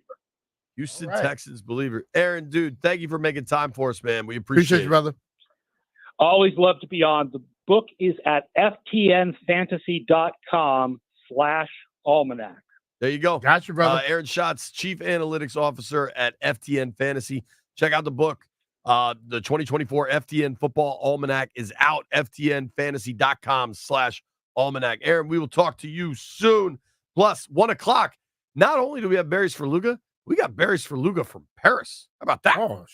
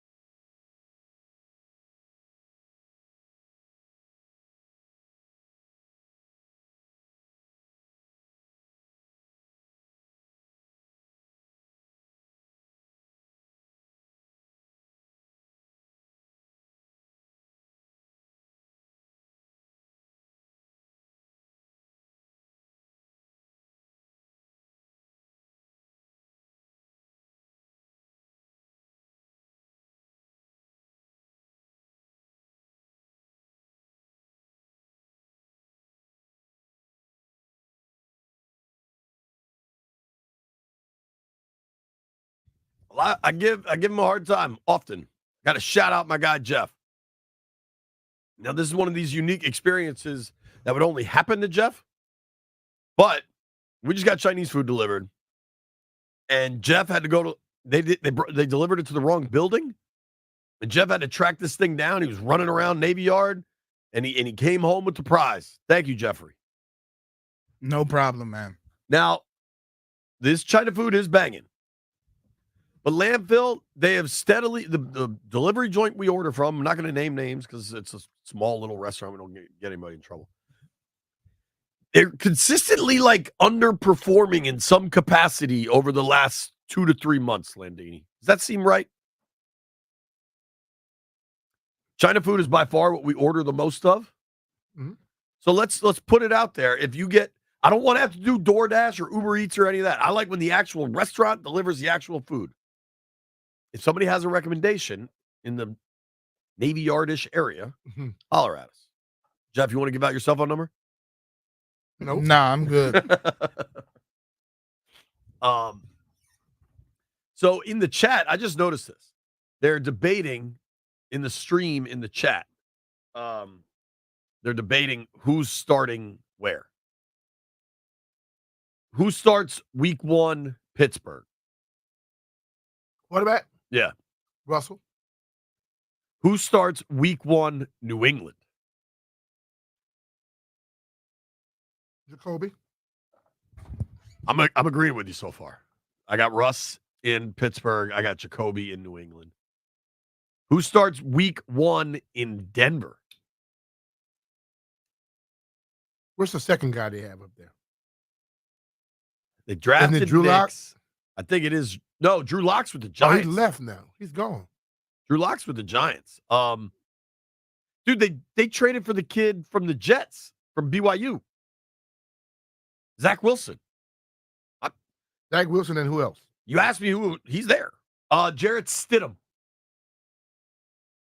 Lord, That's a room right there. let me see. I got a coin. You got a coin? You need a 3-sided coin. Who's the third guy? Well, dude, it's Wilson, Nix, and Stidham. I'm going with Stidham. Jeff, who you got starting in Denver?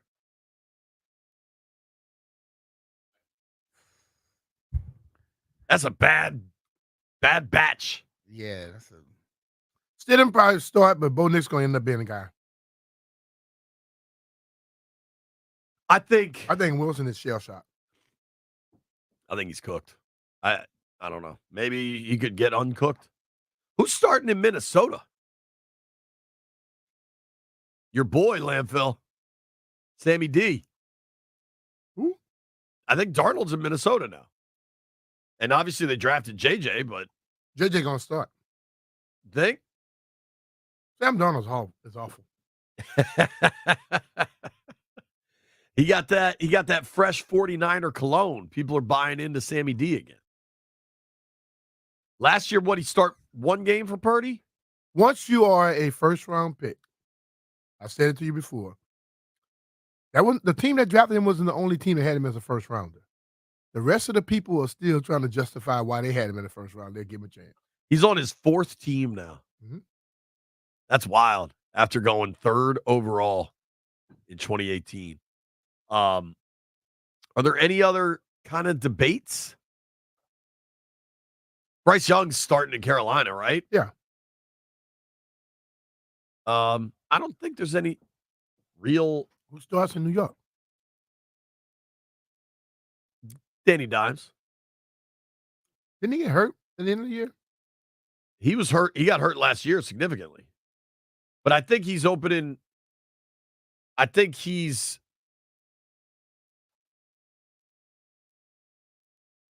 He's fully cleared from the ACL injury ahead of training camp. Okay. NFL.com, Giants quarterback Daniel Jones should be ready to go for training camp. When do they report? It's got to be. Probably next week. Well, this week. Yeah, it's this week. Okay, so they all report Wednesday. I mean, he's going to have to pass physical and everything, but I think he'll be. I think it's Danny Dimes' year to shine. If you've been watching Hard Knocks, that's what they're saying. Hey, we're paying this guy all this money. Let's give him a shot. What else are they supposed to say? Because they paid him the money. That's what the money's for. When we come back, Berries for Luga from Paris.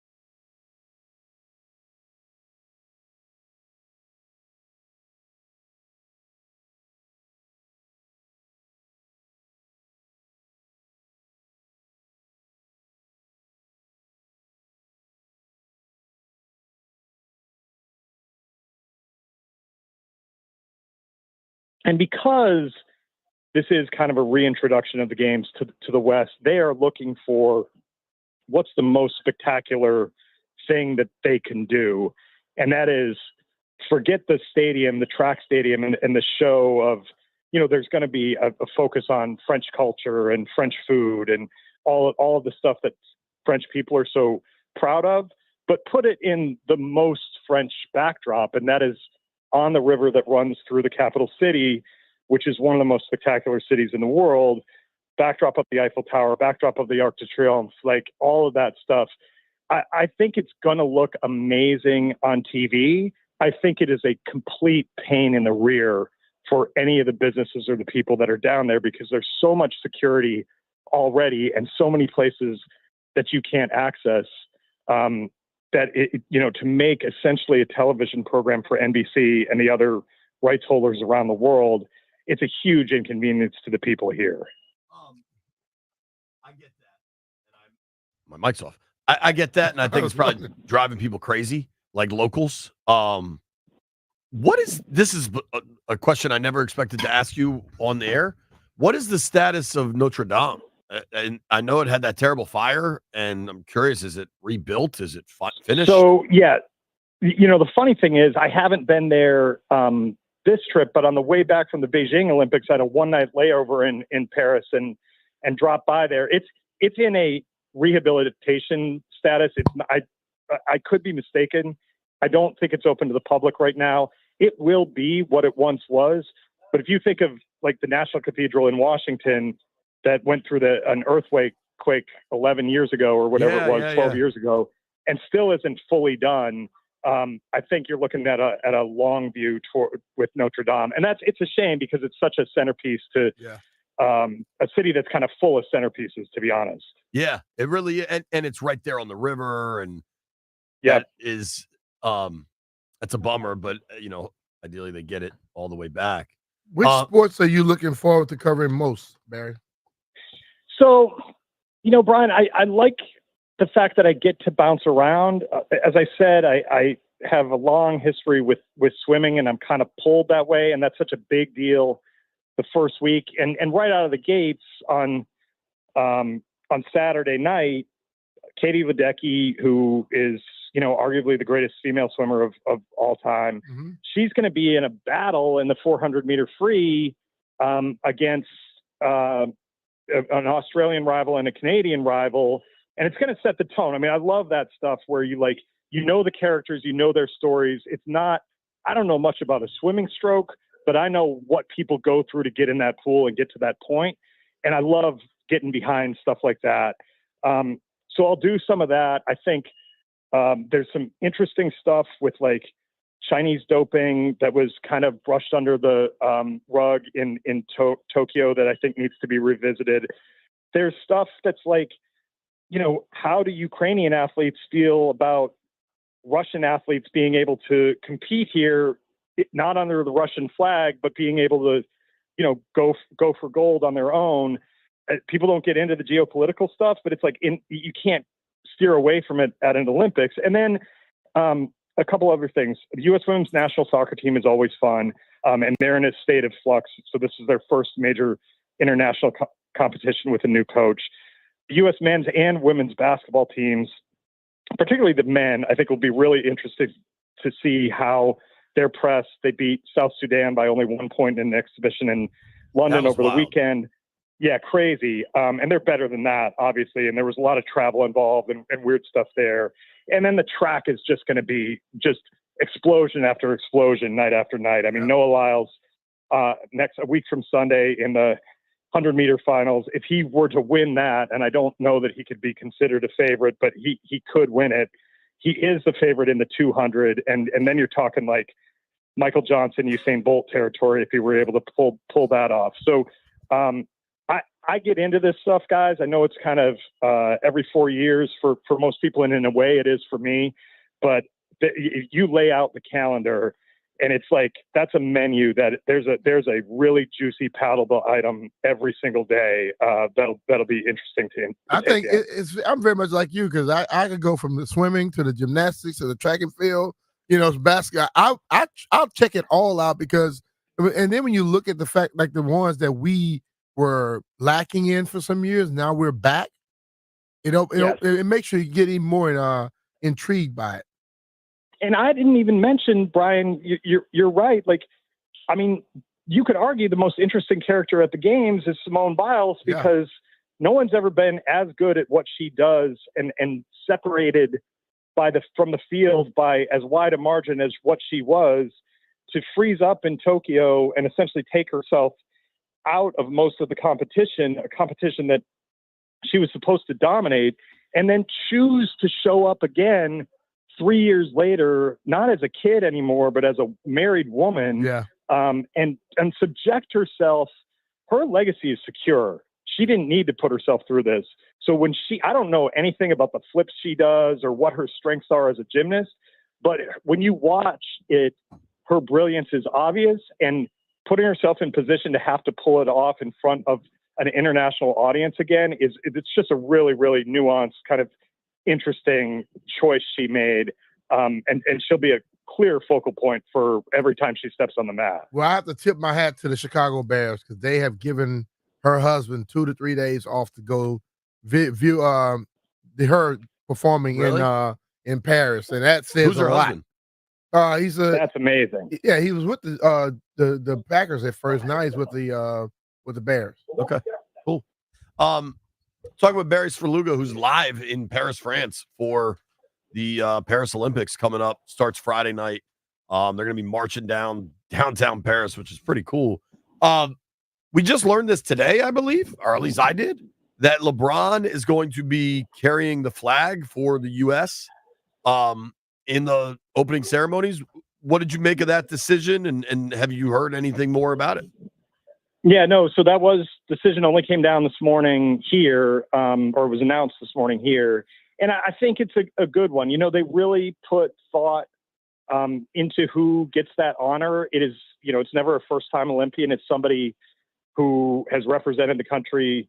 It doesn't have to be in a prominent sport. And in fact, a men's basketball player has never carried the flag for the U.S. on the way in. But for LeBron, I'm certain will be his last Olympics.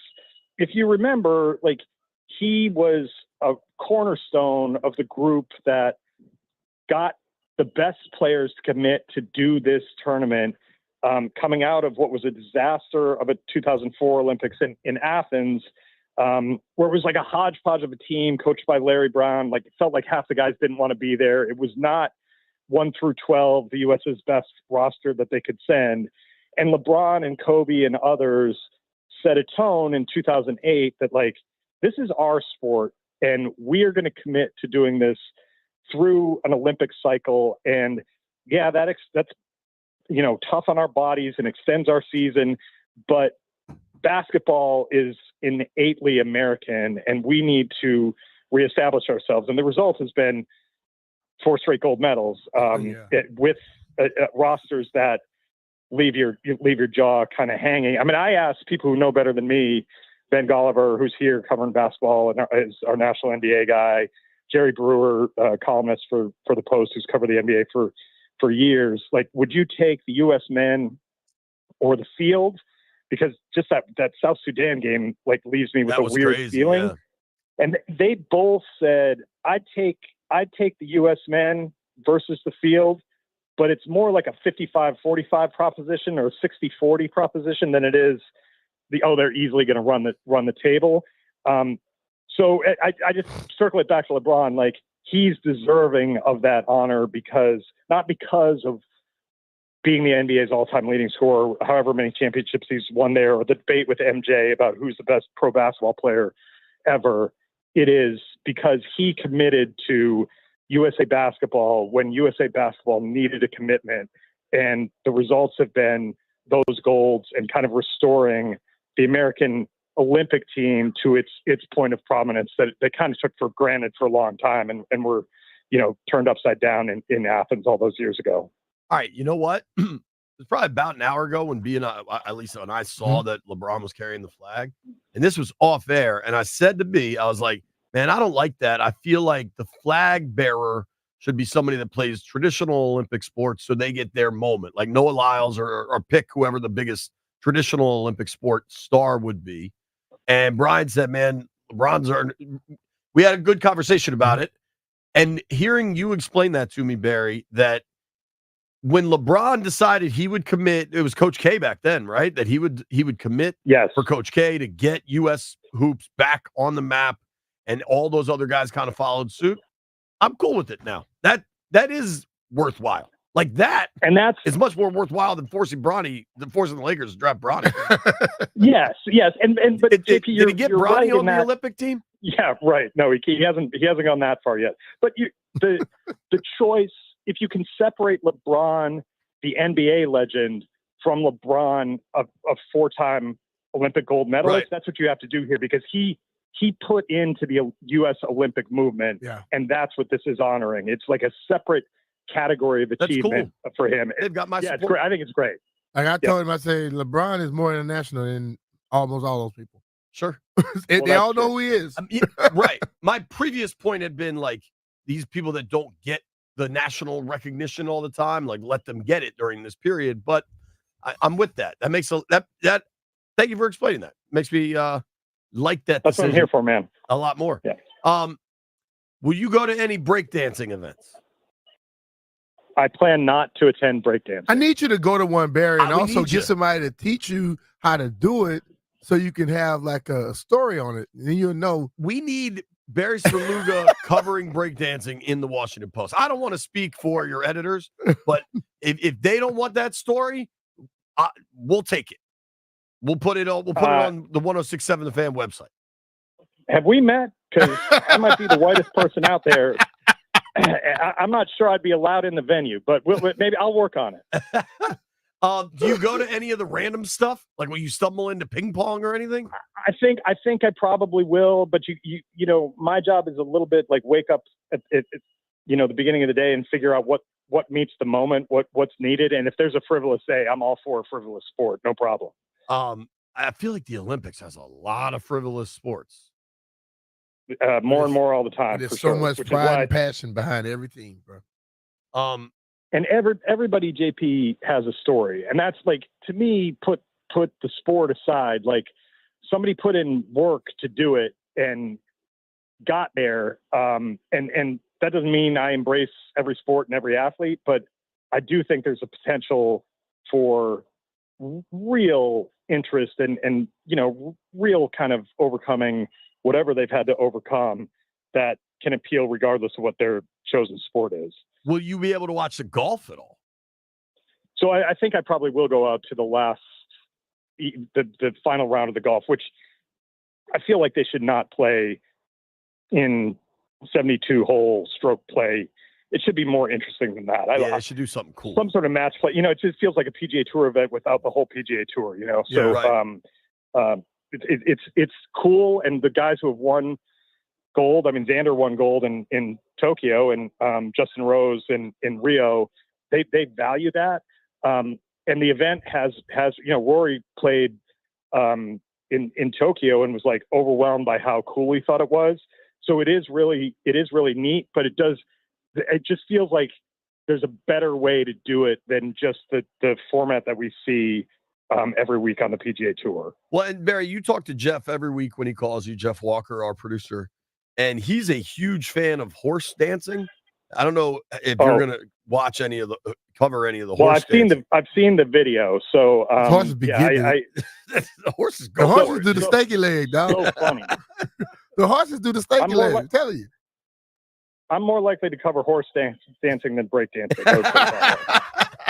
Barry, have a great time, dude. If you can make time for us, we appreciate it, but don't worry. We know you're quite busy the next couple of weeks. Appreciate it, guys. Have a good one. That's our guy, Barry Svrluga. That's the first time we've ever talked to Barry for 20 minutes and did not talk about football. I have looked up some Olympic sports. Does anybody on the planet know what wushu is? We'll explore next.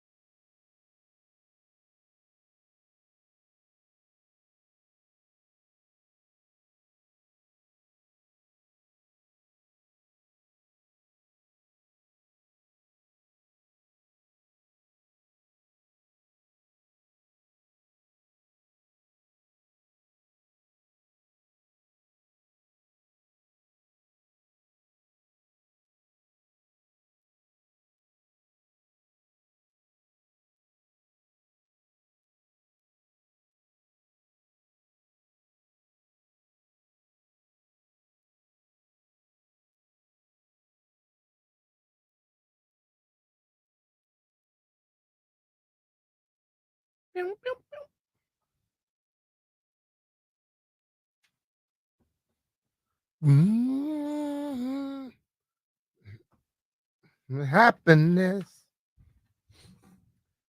B. Mitch Finley, 1067, the Fan.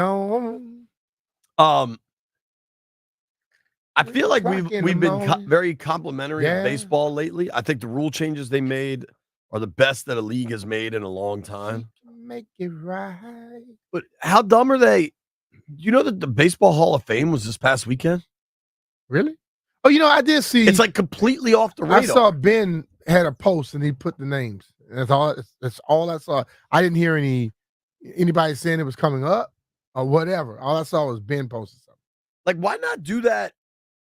When do they play the All-Star game? On Tuesday?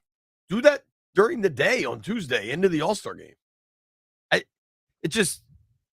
don't know. Apparently it happened. That's one thing the NFL does right.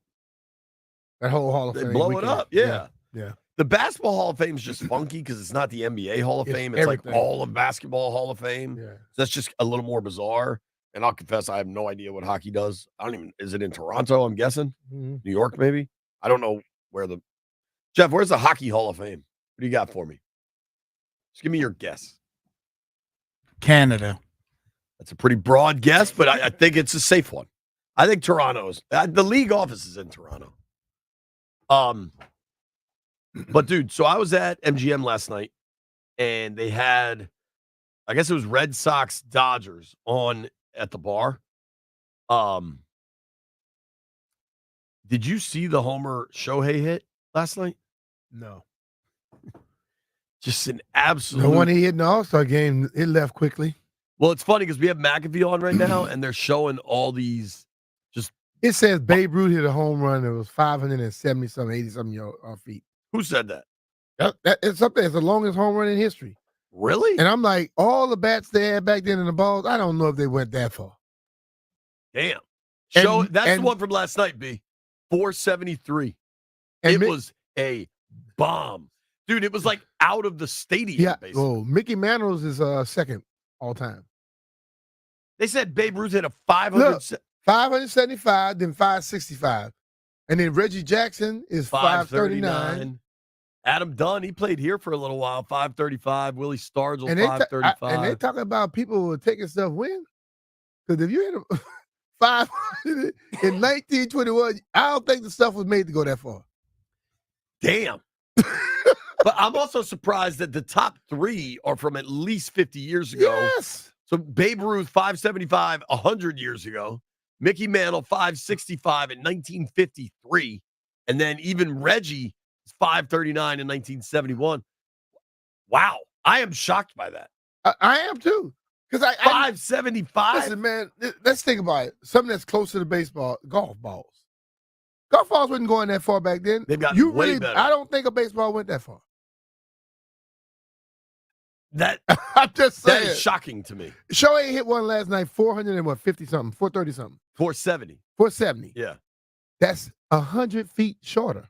That's crazy. And when his ball is hit, it's like when you hit the baseball, you say it gets small real quick. Yeah. When you hit a golf ball, that's how that was. I don't know, man. That's got to question some of these things that went on back in the day. But the longest of the year for MLB was yesterday, and it was not Shohei. Who was it? Giants DH Jorge Soler. 478. That's still 100 feet shorter than what it was going to hit, man. And that's at Coors Field. So that's that lighter air in Denver. See, that's what I'm saying. So I'm wondering listen, bro. I think we got to learn to ask questions sometimes. And I know how baseball is about their stuff being absolutely everything is 100%, by the numbers. I think those numbers were kind of accentuated a little bit. Dude, and wasn't that from a higher mound, too? 575? Come on, dog. Landville, you're our baseball historian. Were they juicing the ball? How the hell did Babe Ruth 100 years ago hit a 575-foot home run? 103 years. I'm guessing he didn't. They just sucked at measuring. I like that laughing. It makes me think of But if you think about it, everything back then did not go as far. But all of a sudden, that you're gonna tell me that baseball went that much farther than baseballs go today? I mean, but do you believe the Mickey Mantle in the 50s? At least that was on TV, right? Like there's they gonna both be TV were at with Mantle. who? What's that? Who they both play with? Yanks. Okay. Jeff's Yankees. Could be messed up right there. I mean, would it be a surprise at all if they just juiced some Yankee records for it may be those two dudes? No, I think the records just they're just bogus. It's like when they talk about the oldest people to ever live. Anytime you investigate it, you realize they aren't actually. The records suck. Huh? What is it? Yes, the oldest people to ever live aren't actually the oldest people to ever live. They're frauds. If you start thinking, if you think Like back that kid to, that played in the Little League World Series, it if you was think 19. back to some of the BC days and all that type of stuff, they said people lived to be a be very old. Somebody 109, they shot a long time ago. We all know Doc Walker is the oldest person to ever live. Methuselah. Just shrapnel. Go ahead. Hey, interesting comment in the chat. Locked on Law said you can't use a 60-inch, 72-ounce bat now. So they had big ass bats. They had bigger bats there. Yeah. Still, but the pitchers weren't throwing as hard. The pitchers today throw harder, faster, and they got everything technically sound to be able to hit a ball farther. And you mean to tell me just because they had that bat, it goes farther? Because I don't know. I'm looking at long drive guys in certain bats though, dude. That's a reason why they changed the bats in Little League and Little League, they're using aluminum. Yeah, but at first you were able to use metal bats back then, but because the ball was coming so fast off of the bat, they had to change. But I look at the long drive competitions, and they use longer shafts and all this stuff. And Bryson DeChambeau probably hit the ball far and all up with a regular shafted damn driver. There's a lot of conspiracy theories floating around. Locked on Law. Apparently, this is a highly debated estimation. Also, this happened in Tampa. What? Where Babe hit this moonshot? Oh, it must have been during a hurricane and had the wind at it back. I don't know. And so this wasn't even in the majors, it doesn't seem like. There's a lot of questions around this, like the Wilt Chamberlain game. The 10,000 you talking about? Not a 100-point game. I'm talking about the 10,000. I'm telling you, the record is bogus. Yo, of all the records, the 100-point game, the 575, 10,000 is the best. 10,000, I believe. Los Angeles in the 70s. I don't know, 10,000, bro. I believe. Hey, listen, you got that's a human body. It's hard to constantly be ready for. How does the math work on Wilt's 10,000 claim? Let's say he did 3 a day. That's right around 1,000 something. And he had to do it for 10 years straight. How old was Wilt when he died? I don't know. All right, let's do this. We know he didn't do 3 a day. He didn't do 2 a day. I don't know, man. I heard that Forum Club used to bump. I don't care about 3 the a Forum day. Club. 3 a day is not hard. Every damn day, Whoa, Jeff. Bro, Every day for 365 days. Dude, he was an NBA player back then. It don't make a difference, Jeff. You're young right now. Tell me your best days in a row. Oh boy. Hey, it ain't 100. It ain't 15. It ain't 10. But bro, you could get 3 a day on a college campus. I understand, but I'm saying every damn day almost of your life. Dude, he was Wilt Chamberlain. Okay. Well, I'm just one person who tells the truth. Bruh, you ain't doing it 3 times a day every damn day. That ain't happening. Unless you working with something. He was Wilt Chamberlain. Even the dudes that's working on their porn thing, they probably like, hey man, Friday I gotta take off. Hold on. Can we just say some of this? Considering the context of the conversation about Wilt Chamberlain's claim of 10,000. 10,000. On Pro Basketball Reference, they have all his nicknames. Now, we've always thought of these in basketball terms, but you can think of them in other terms.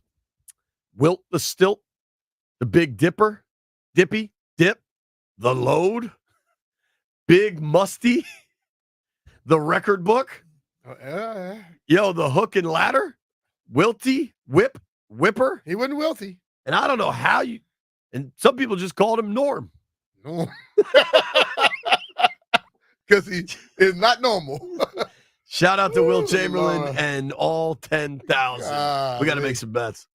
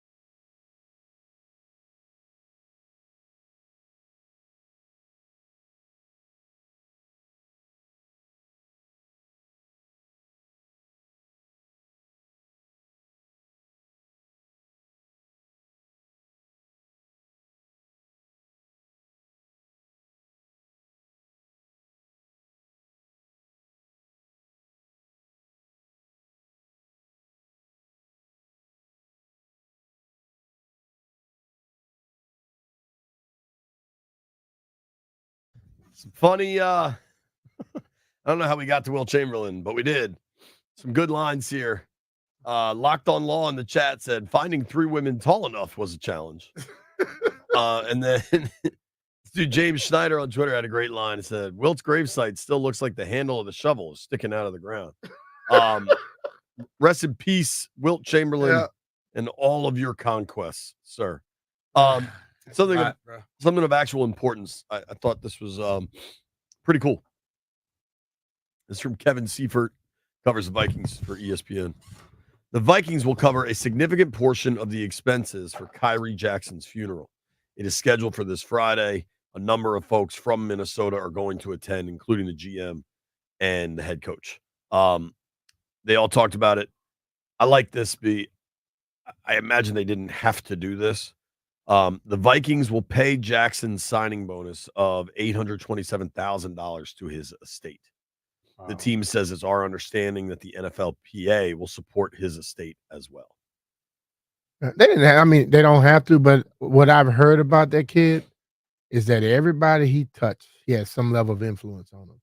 Yeah. And you just meet people like that sometimes, you know. So and then like all the other people involved as well, you know. One of the young men was a good friend of mine I play golf with, Hazel, was his cousin.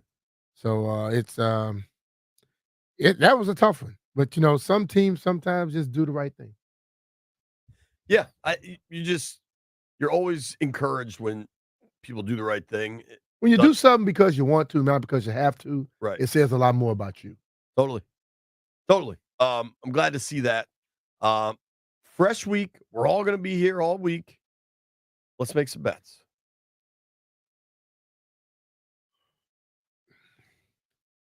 Heard it here first. Gather around.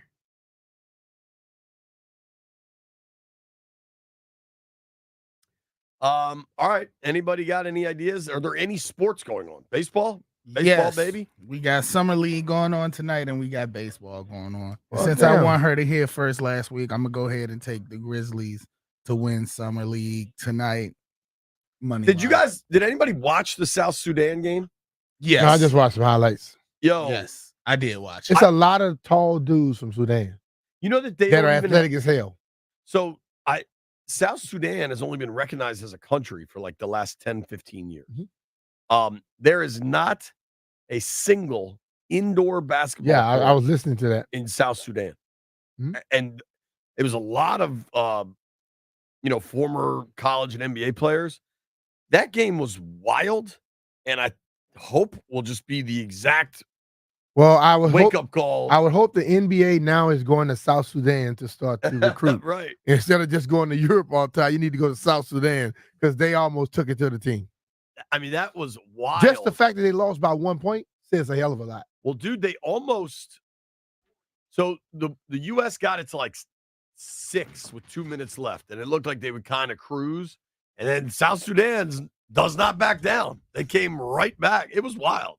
Yeah, the U.S. were kind of sleeping on them going in, and the with Sudanese people, they came out there and punched the U.S. straight in the mouth. And in the mouth. If it was the team, from what was it, last year or a couple years, they wouldn't have bounced back. Like the guy said, they wouldn't man, have bounced back. You go out in Sudan and you walking around, you see somebody 7 feet out there herding cows. Just athletic as hell. The way they shot the basketball was incredible. So the U.S. better be ready to play, man. Is South Sudan in the Olympics? That was just they are. That was just an exhibition. Yeah, right. Yeah, I bet you. Hey, they gonna come to play this game. They ain't gonna. I guarantee you, LeBron and don't come out there thinking, "Oh, this is gonna be a walk in the park." Yeah, and that's my thing. We are at a time now where like the U.S. is not just the walking dominant force anymore in the Olympics when it comes to basketball. They're going to really have to play. I think they're still the dominant force. I just think that they can't go around and BS with people because, you look at the United States, they got 12 legitimates. Not many of those other places have 12 legitimates. But if you mess around and then all of a sudden you down and it's 2 minutes left, the pressure comes on you then. It looks like the U.S. gets to play them again.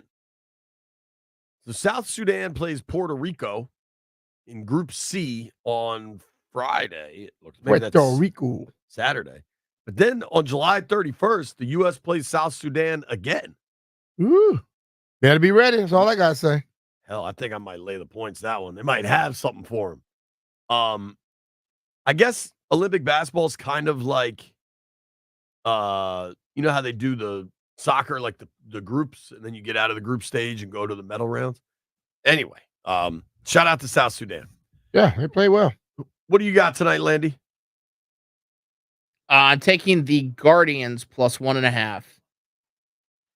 I mean, doesn't Cleveland have the best record in the American League? How are they getting 1.5 at under 200? I'm taking them plus 1.5. Where they playing? I don't see that game. Detroit. Something seems weird about that. Landfill has the inside scoop. Landfill's got a guy in Cleveland. Maybe the other pitcher's really good or something. What do you like, B? Are you still looking? I think I'm gonna take the Mets. I think that dude Scooble is pitching for Detroit, right? So that's probably why the Guardians are getting a 1.5. Yep, Scooble is pitching. Okay. B's taking the Mets. Yeah, your Yankees are playing right now, Jeff. I want the Mets and the Phillies. Yep, and hopefully they can keep the lead. Phillies are good. Mets and the Phillies. Bang, bang, bang. Bang, bang, bang. Giants, Dodgers tonight. Nats are off. So I was hanging out with those dudes kind of late last night. O's are off too. What the hell am I going to watch tonight? Below Deck. Below Deck. Yep, you can't bet on that though. Wish I could. Might finally win a bet. Where'd you get Summer League, Jeff? Wiz on tonight? No, it's only the two teams left. The Grizzlies and the Heat. Oh, all right. Take the Heat, man. Go against Jeff. Head to head. That'd be kind of fun. I'll take the Heat. That's more fun than just picking some random baseball game. Let's go Heat. Heat culture, Well, I baby. do it every day. I mean, what the hell? It's true. Thank you to everybody that listened to the program today. Thank you to Mitch Tishler for joining us. Thank you to Aaron Schatz for joining us. Thank you to Barry Sverluga for joining us. Tomorrow, 10:30, Adam Peters and Dan Quinn live right here on the program, giving their press conference to kick off training camp. We'll be out there. Going to be a fun one. Thanks to everybody that listened, tweeted, watched on the stream, chatted on the stream. However you access us, we appreciate you accessing us. Great day to come your way next. You made it as far, OE Beer.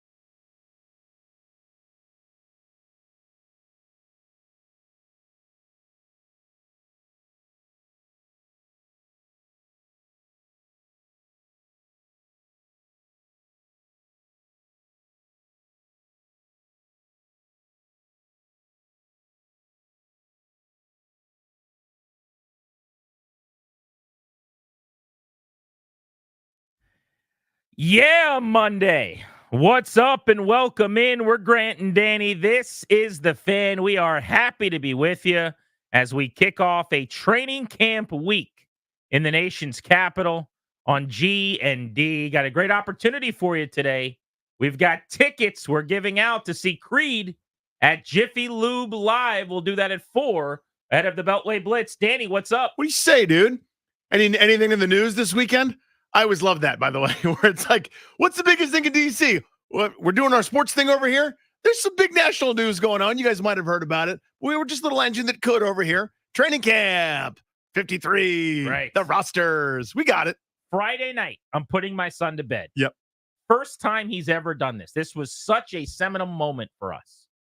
I think it's because I was away last week for most of the week at the All-Star festivities.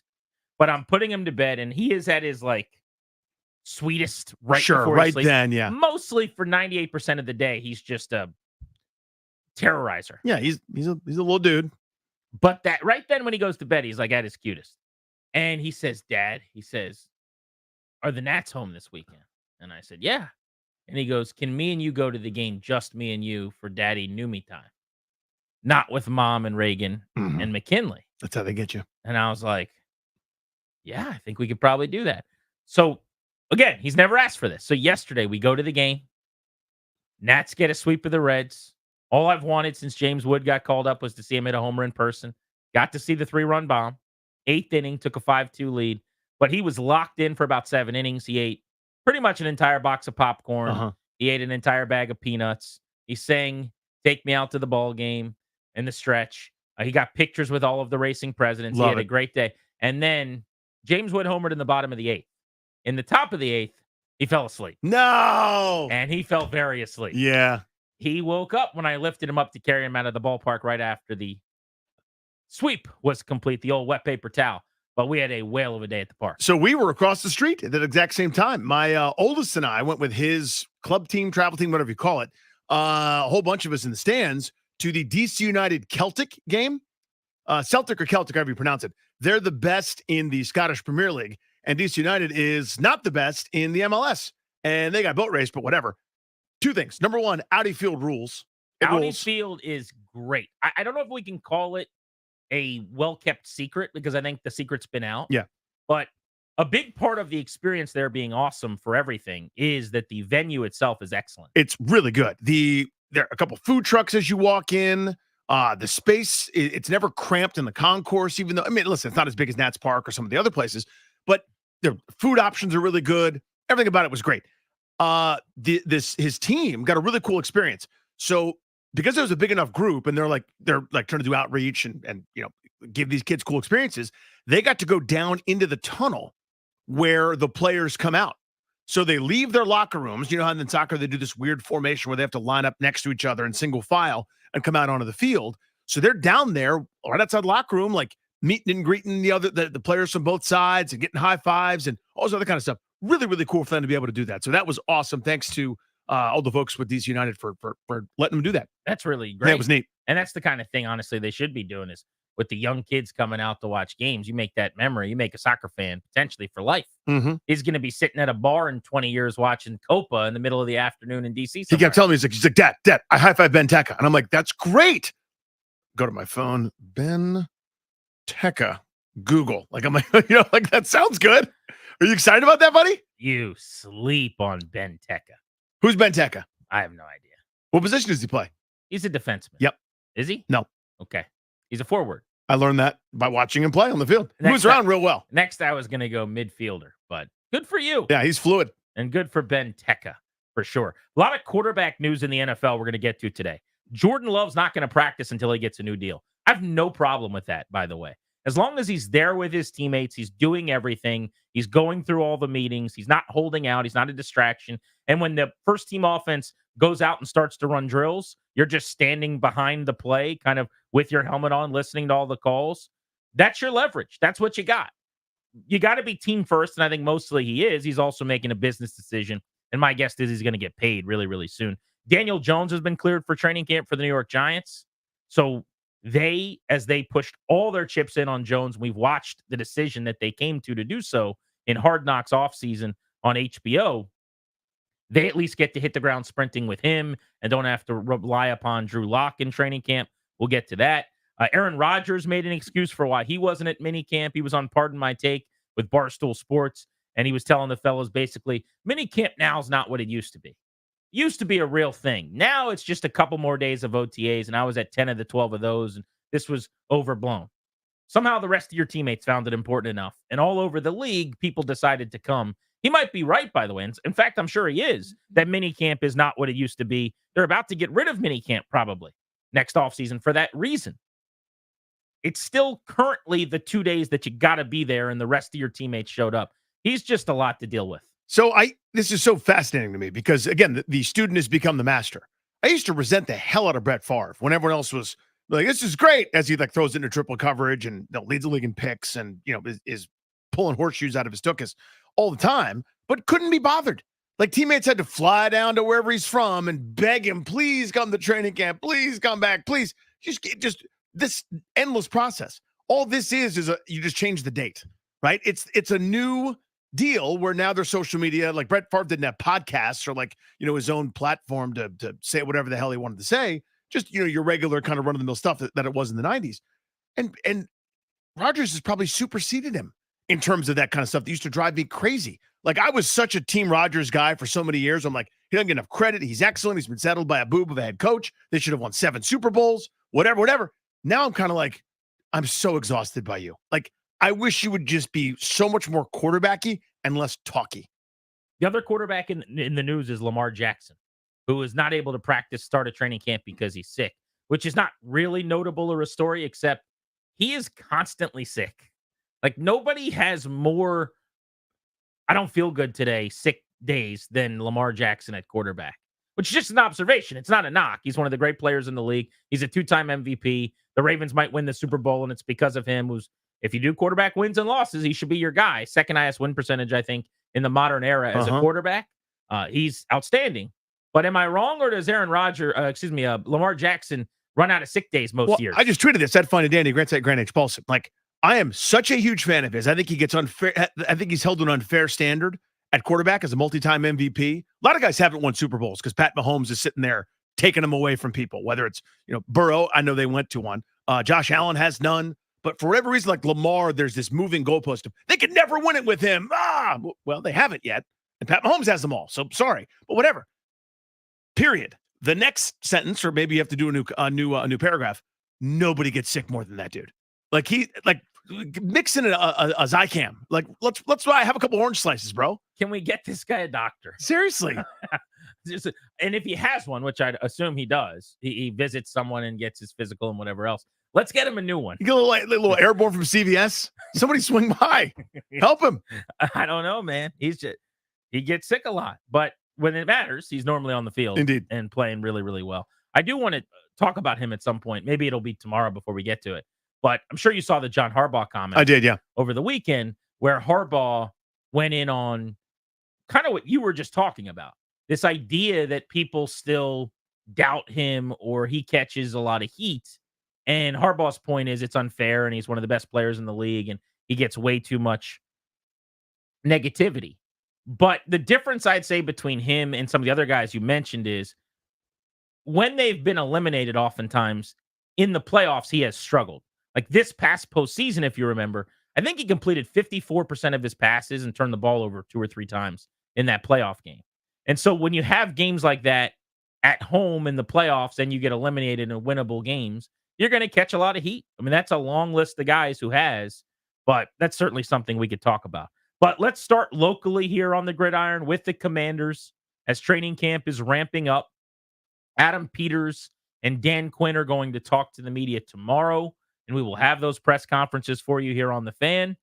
And then on Wednesday, practice number 1 will commence from out in Ashburn, where the rookies have already been at the facility ramping up and getting ready.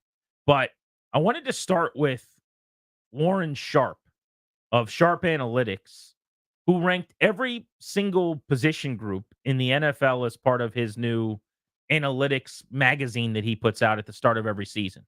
And just running through Washington's position groups, I'll read you the numbers, and I want to see what stands out at you to you here. Quarterbacks, 21st. Offensive line, 27th in a 32-team league. Let's come back to that one. Running backs, 20th. Mm-hmm. Receivers, 21st. Mm-hmm. Front seven, 22nd. Secondary, 31st out of 32 teams. And head coach, 25th out of 32. Seems pretty low, in my opinion, on Dan Quinn. But wherever you want to go, Tag, you're it. Yeah, this has been the theme. This has been my drum beat kind of throughout. And this is from, as you mentioned, Warren Sharp's big behemoth. Is it darn near 600-page? This is what's going to happen in 2024 based on every data and analytic piece that you can find. Or as I like to call it, the number nerd Bible. Yeah. Right? Guys like me, that's what Chris Russell calls us, the number nerds. I mean, this thing is must read. It's like when I go to minor league baseball games, I don't go without my Baseball America handbook, is what they call it. But it's every top 30 prospect with all their details and a breakdown. And you carry it around with you. It's your little minor league nerd Bible. This is, if you're a numbers guy in the NFL, you got to go get the Sharp Analytics season preview. It is essential. So it's based on numbers from last year, but it takes into account, it equalizes for bad schema design. So one of the salient takeaways from this Washington preview section, it has asked for review from last year. And their play calling and optimization was worse than you think. Like, things were worse than we even perceived them to be. They're putting everybody in a bad spot. So even with that as context, you're now trying to extrapolate talent level, even with you're putting guys in bad positions. I don't know if that made sense. It's fairly convoluted. The point is that offensive line last year, as we're kvetching about it, hey, you got a guy that takes a lot of sacks. Hey, you got a guy that's a neophyte quarterback. Maybe, oh my God, have a glaring emergency and this is terrible. They didn't really do much to fix it. Here, they upgraded a couple spots, right? Or they changed out journeyman veterans that were readily available. They're going to have at center and left guard. 5 are going to be new starters. So whether they guessed right or not, we're going to find TBD, out. yeah. But so 60% of their line is new. It's going to be something. New. Yeah. So you're right. They did something. The most essential spot, left tackle, it's either journeyman, swing tackle incumbent, or third-round rookie that they're varying opinions on, right? That some people think he's a guard. He struggled at times to tackle. They think they got something. He says in his analysis that this guy might be ready, talking about Coleman in 2025. I don't think that's what the team would tell you. I don't think that's what Adam Peters and company would tell you. So that one jumps out at me right away, is the offensive line is not viewed as a strength. Well, I'll go to the other of the two where they were bottom 5 in the league, according to his listing, and that was secondary, where he had them 31st. I think that's way too low. I don't agree with that ranking. Now, I will say that while you've been beating the drum on receiver, as an example, as a position where you don't think they've done enough, I've been doing the same at cornerback. I am really, really surprised that this is the group they're going into the year with, where Benjamin St-Juste is your CB1. I like Benjamin St-Juste. Your boy has been a massive advocate of his since day one as a third-round pick out of Minnesota. Cornerback 1, Benjamin St-Juste, in a league where everyone's constantly throwing the football in an 11 personnel, that tells me that the room is just not that deep, probably. Who is the starter on the other side of the field? Right now, I would say it's Michael Davis, who's a very physical corner who came over from the Chargers. Is he a guy you want going up against CeeDee Lamb a bunch? I don't know about that. Those are your projected starters. I like what they did in the nickel with Sandra still. I think Quan Martin can play that position a little bit. My guess is they'll be fine as far as the metrics go by year's end there. But to have an outside boundary corner room with St-Juste and Michael Davis leading the way, and then counting on a big breakthrough from Emmanuel Forbes, kind of holding my breath going, maybe? James Pierre, I don't know who that is. I know he played for the Steelers because I've looked it up on NFL.com. He's going to play for them. They're hoping Noah Igbenogany, who was with the Cowboys they coached last year, who was a disappointment as a high-round pick. Christian Holmes, I guess, one of those guys breaks through. That's the corner room. So if he just said cornerback 31st, I would go, that's probably a little bit low, but I understand your fears because I've got some of the same. The problem is when you say secondary, where at safety you've got Jeremy Chin and Derek Forrest and Percy Butler, and you drafted Mike Sandra still, and you drafted Dominique Hampton and St-Juste and Forbes, both in varying degrees, have big upside. Like, there's not only one safety room worse than that. But maybe where I could meet him in the middle is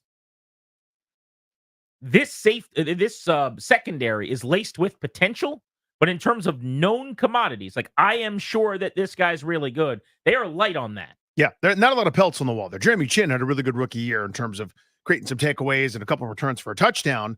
I like him. I like St. Just as well, but is it good enough to get out of that bottom bucket? And my point that I always make is you could quibble over 30, 31, 32, 27, 28. That's the company you're in. That's what I care about more than anything else. Binary, Yeah. 0 or 1. Is it a good group or is it not a good group? And it's definitely a 0. Are you really confident in it or are you not? I don't know how you could be super confident in the secondary based on the corners. Now, if we're just talking safety, I think they got plenty of talent. I'll give that a binary 1. With Chin, Forrest shined at one point as a rookie. It's a new defense. And I just think they're going to coach all these guys better. I actually think every single guy we saw play under the Ron Rivera group is going to play a little bit better under this group. There's a track record there. They're going to coach that position as well as anybody in the league. That's what Joe Witt, that's what Dan Quinn have done in their entire career. So why not assume that? But with Chin, Forrest, I'll throw Butler, Reeves, Dominique Hampton. Like, that's 5 safeties there. I think there's enough talent. Corner, I can't reiterate this enough. I am nervous. And that is the position I would circle. And we should throw this out there for people. We can open up the phones here as we're basically on the eve of training camp. 800-636-1067 is the number. You can always tweet us at Grant H. Paulson at Funny Danny. I mean, what is the position group that you find yourself most anxious about, where you've got the most reservations? Because I would still say corner. No, nobody really is talking about that. We've talked so much about the O-line. I get it. Jaden Daniels is the story, and you're trying to help him. We've talked a lot about receiver. Receiver is head and shoulders better than corner. Is it good enough to help the young quarterback? We can debate that. But that receiver room, if it's racing against the cornerback room like in an Olympic trial, it's finishing the race, and the corners still have half of the distance to go, in my opinion. Yeah, to me, the offensive line, because it's about Daniels, it's like that is a direct thing. Like that's not a transitivity relationship where if the cornerback room is okay, they might get a turnover more every 3 weeks, and that helps him. To me, this is like, is he going to get hit 3 more times a game? Is he going to get hurt? Is he going to be able to finish? Is he going to be able to have a cohesive group in front of him so that he's allowed to be maximized and protected? I don't trust it, quite frankly. So to me, that's more urgent. What's the worst position group? It's cornerback. But what do I care more about? What's more important to me? What's like the thing that keeps me up at night? Because this whole thing's about Daniels. With all due respect, it's not about Mikey Sanders still. If one guy's successful, everybody looks like a genius. And it's not Sanders still. It's not Jeremy Chin. It's not if Dominic Hampton turns out to be a pretty decent player. We saw that with the previous regime. They unearthed a couple of guys, and that's adorable. They didn't get quarterback right, so none of them work here.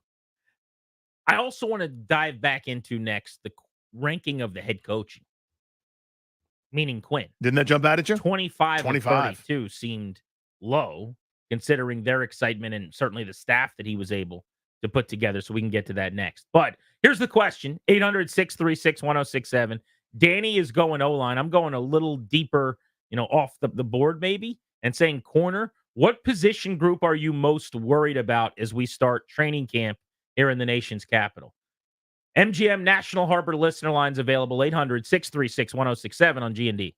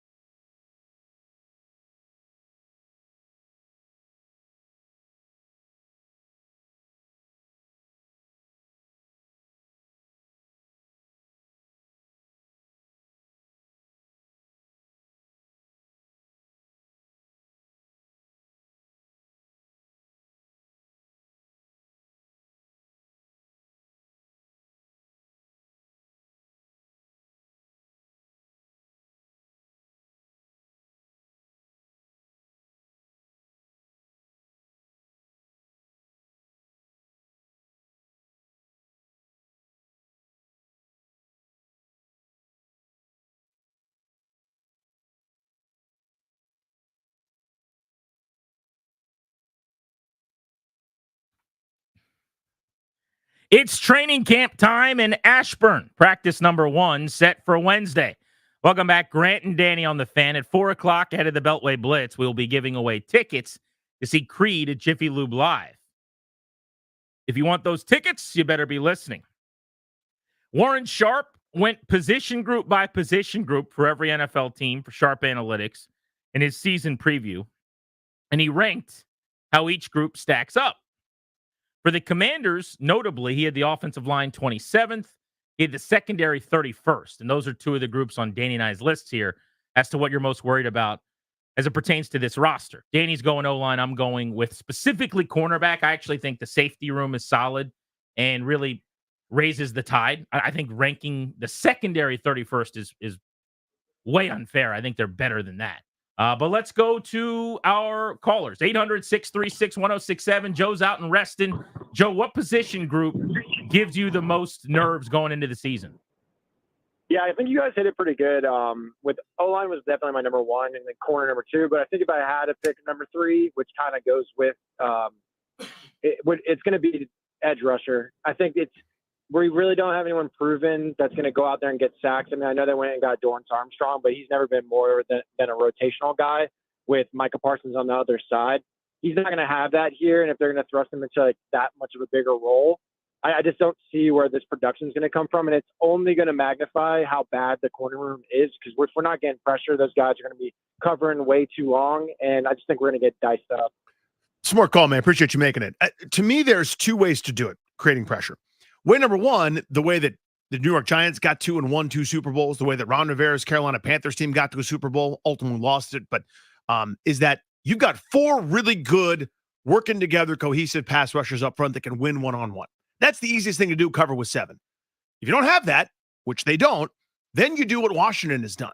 You don't just square peg and round hole that thing. You've got one play where Frankie Louvu is lined up, standing up over the right tackle. The next play, Dorrance Armstrong is standing up. Or the next play, somebody totally different that we haven't even thought of. Jamin Davis is blitzing downhill.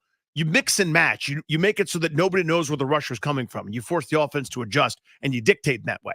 I think that's what they're going to do. You're right that they don't have a star. They don't have a guy that can do 50. They don't have TJ Watt. There aren't that many guys that do. There aren't many teams that have that easy button where a superstar pass rusher from one side is going to, A, produce, B, take up all the attention. I think they're going to have to get creative, and that's kind of on Joe Witt and Dan Quinn and company. So I echo all of that, although where we'll part company slightly is it can be a good and bad thing if they're super creative and guys are coming from all over the place. Because now you're just talking blitzing, and blitzing gets you beat badly occasionally, right? I mean, if you are reliant upon blitzing to get to the quarterback, it's a problem, just generally.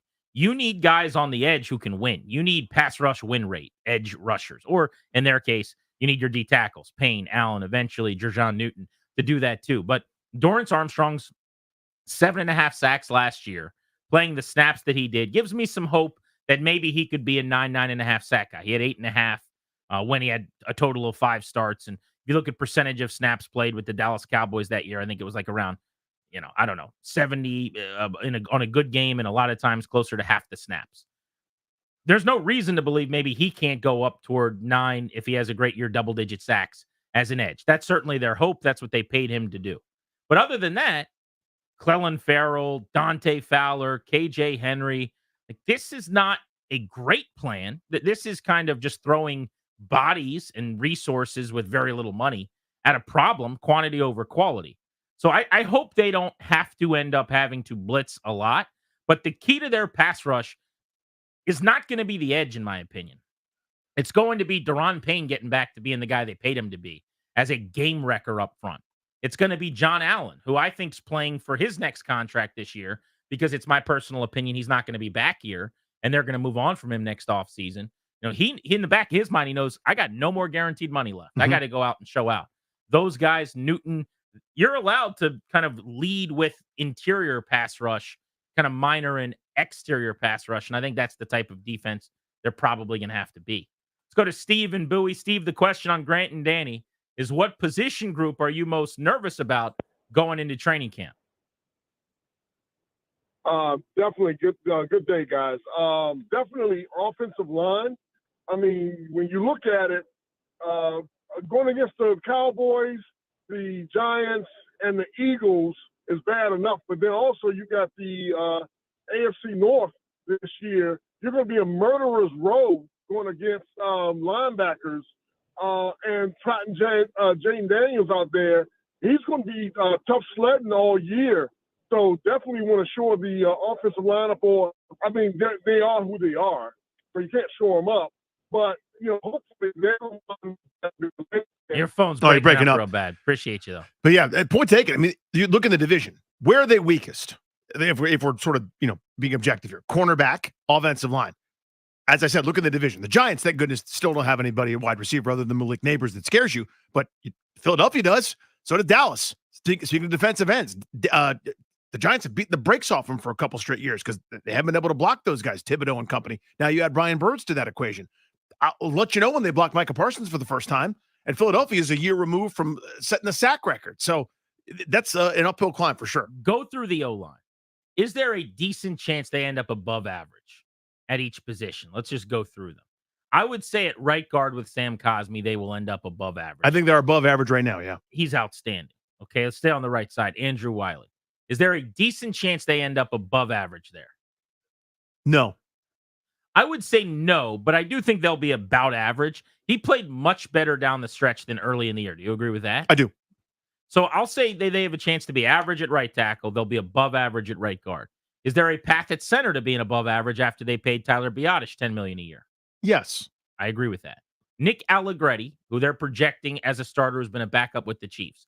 Chance that he ends up being an above average starter? That's a big variable to me. I really have no idea.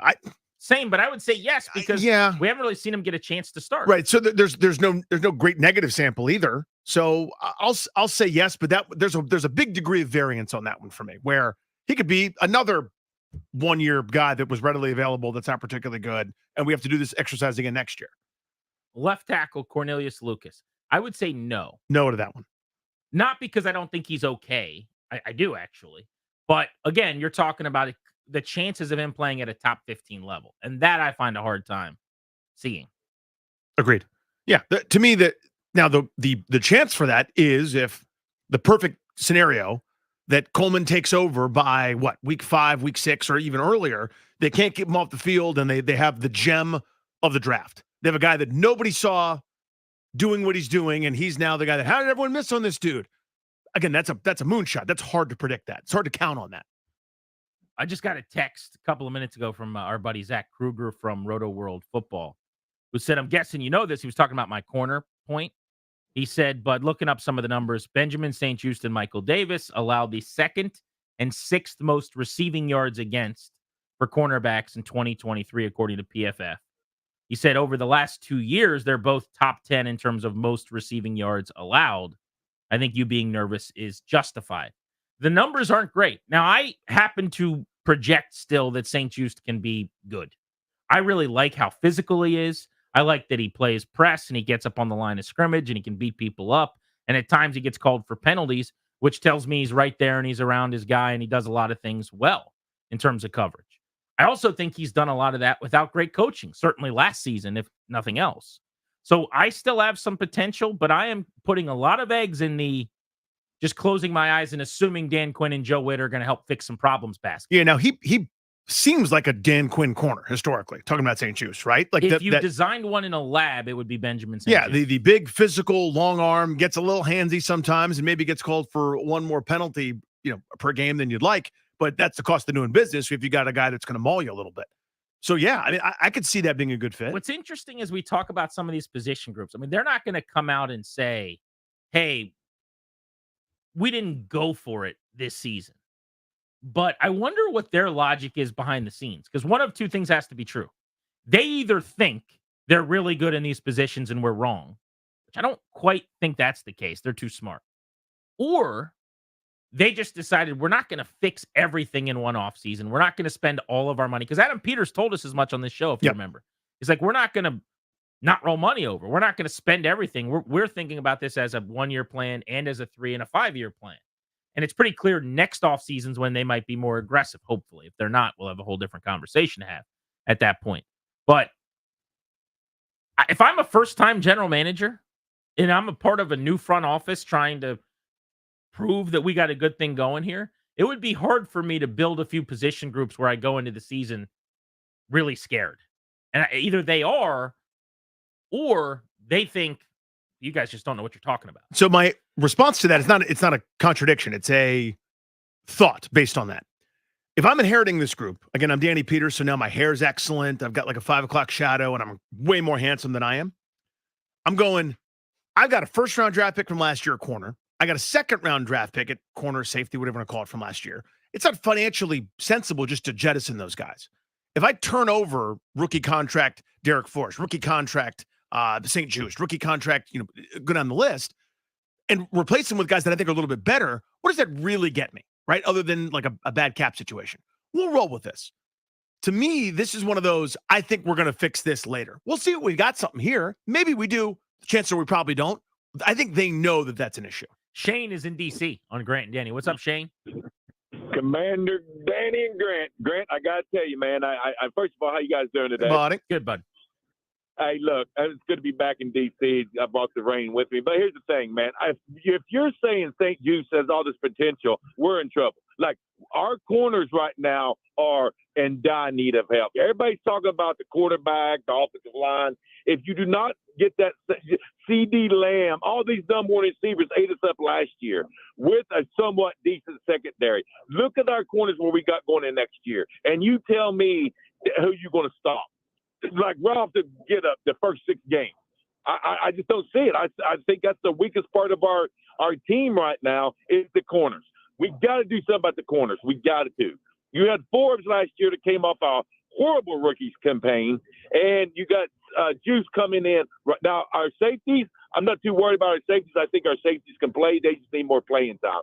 But right now, our corners are in dire need of help. St. Juice ain't scaring nobody. I don't care how physical you are. CD Lamb's going to go right behind. All the Brown, but look at just in our division alone. Appreciate you, bud. Thank you, bud. Yeah, I mean, look, the Eagles have a dude in A.J. Brown. The Cowboys have one in CD Lamb. The Giants don't yet, but Malik Neighbors has a chance to be. He bought a train ticket to Dewtown. Spectacular.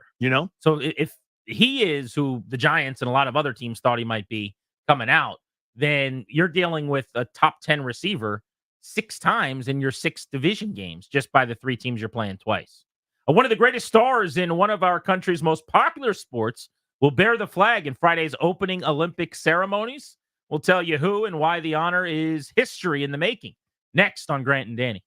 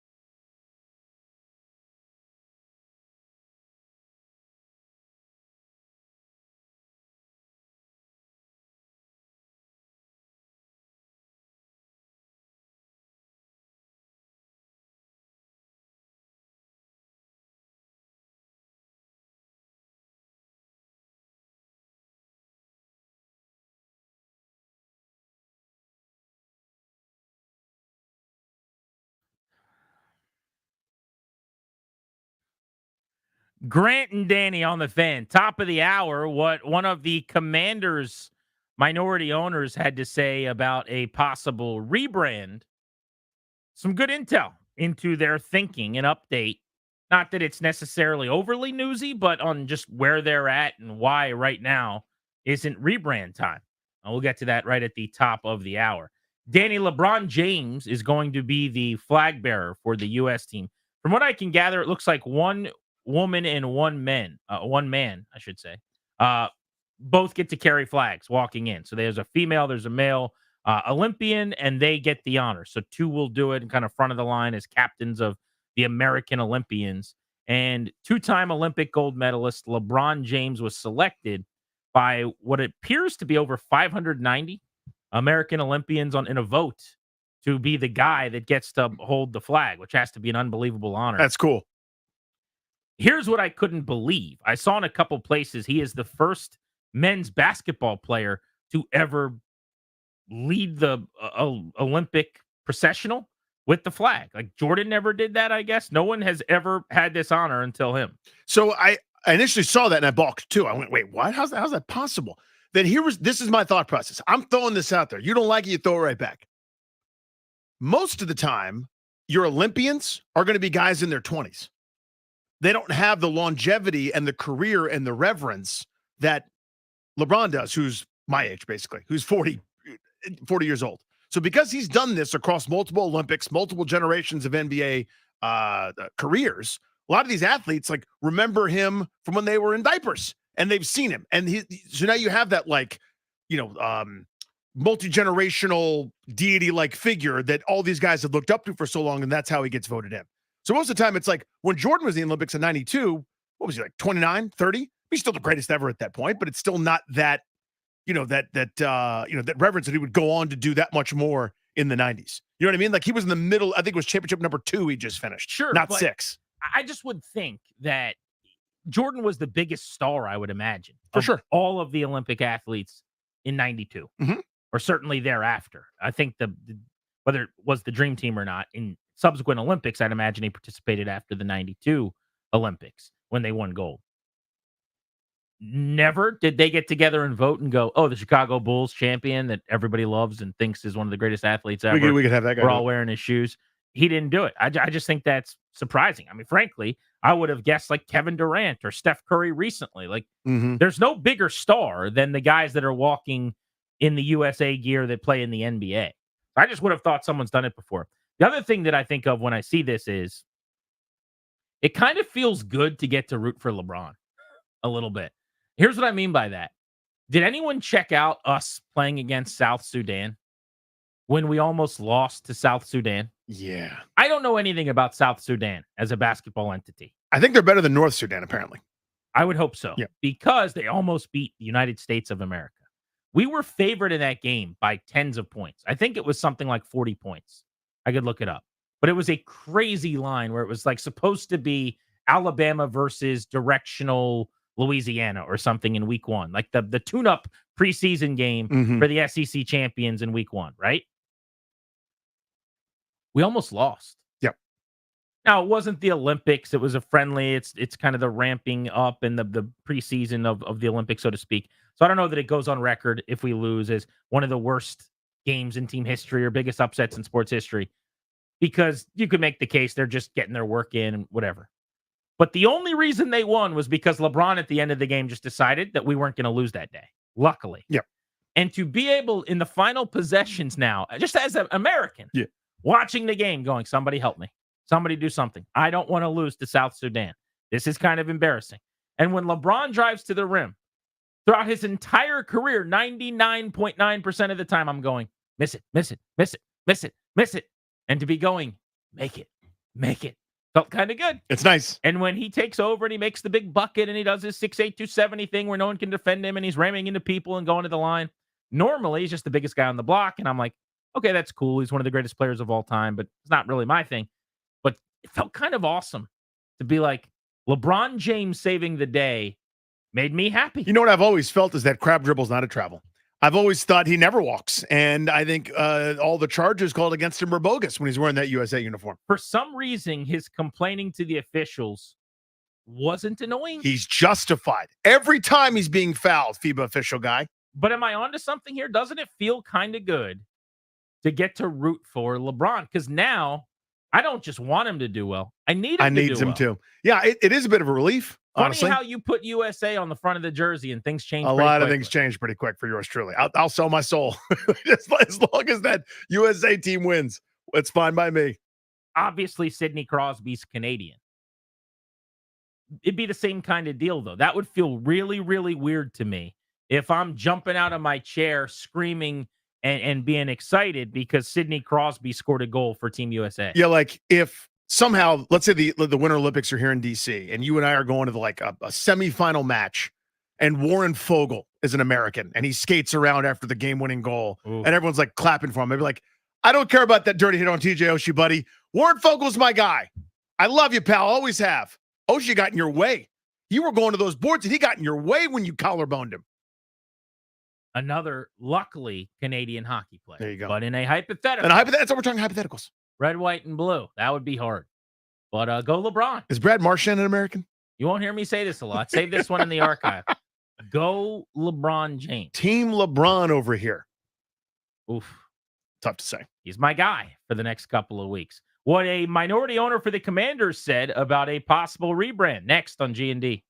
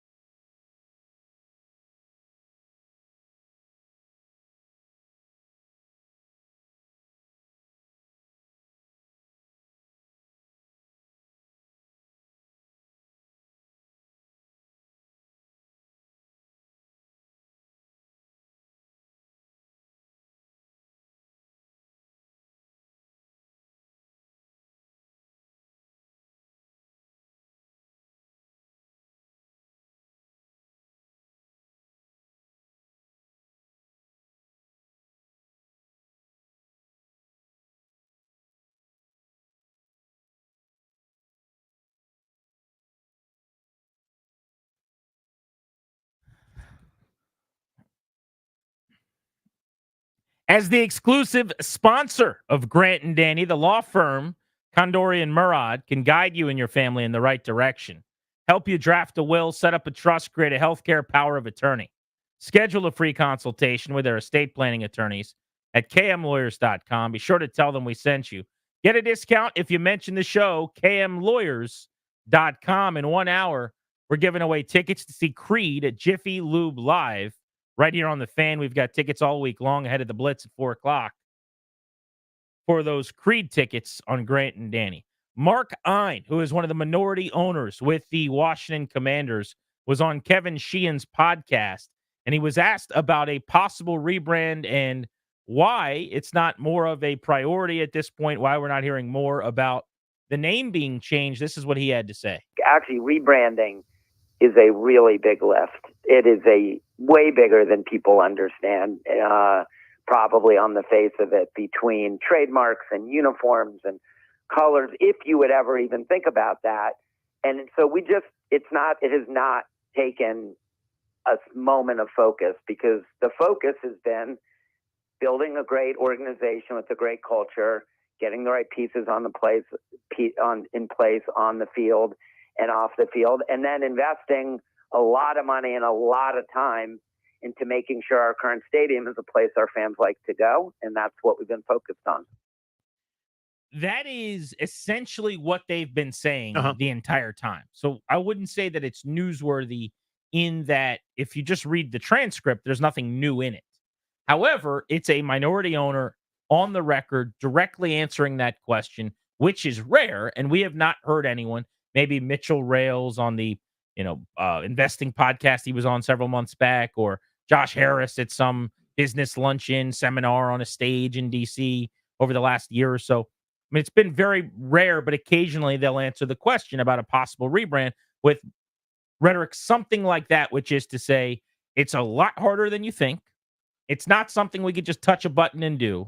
To do it right, we need all hands on deck, and that needs to be our number one priority, and we're not there yet. We need to fix the stadium. We need to make it a place people can go to and enjoy, and we need to try to just make the organization and the fan base feel like they're invested into something worthwhile again. Yeah, the Harris rhetoric to me has been, we are prioritizing other things right now. That, to me, added you guys don't know how hard it is. You guys don't see how hard this actually is to do a rebrand. And again, no one will hear this part of the caveat, but whatever. Huge fan of this ownership group. I think they've turned in A work so far. I think there are a couple misses. I think this is one of them, but whatever.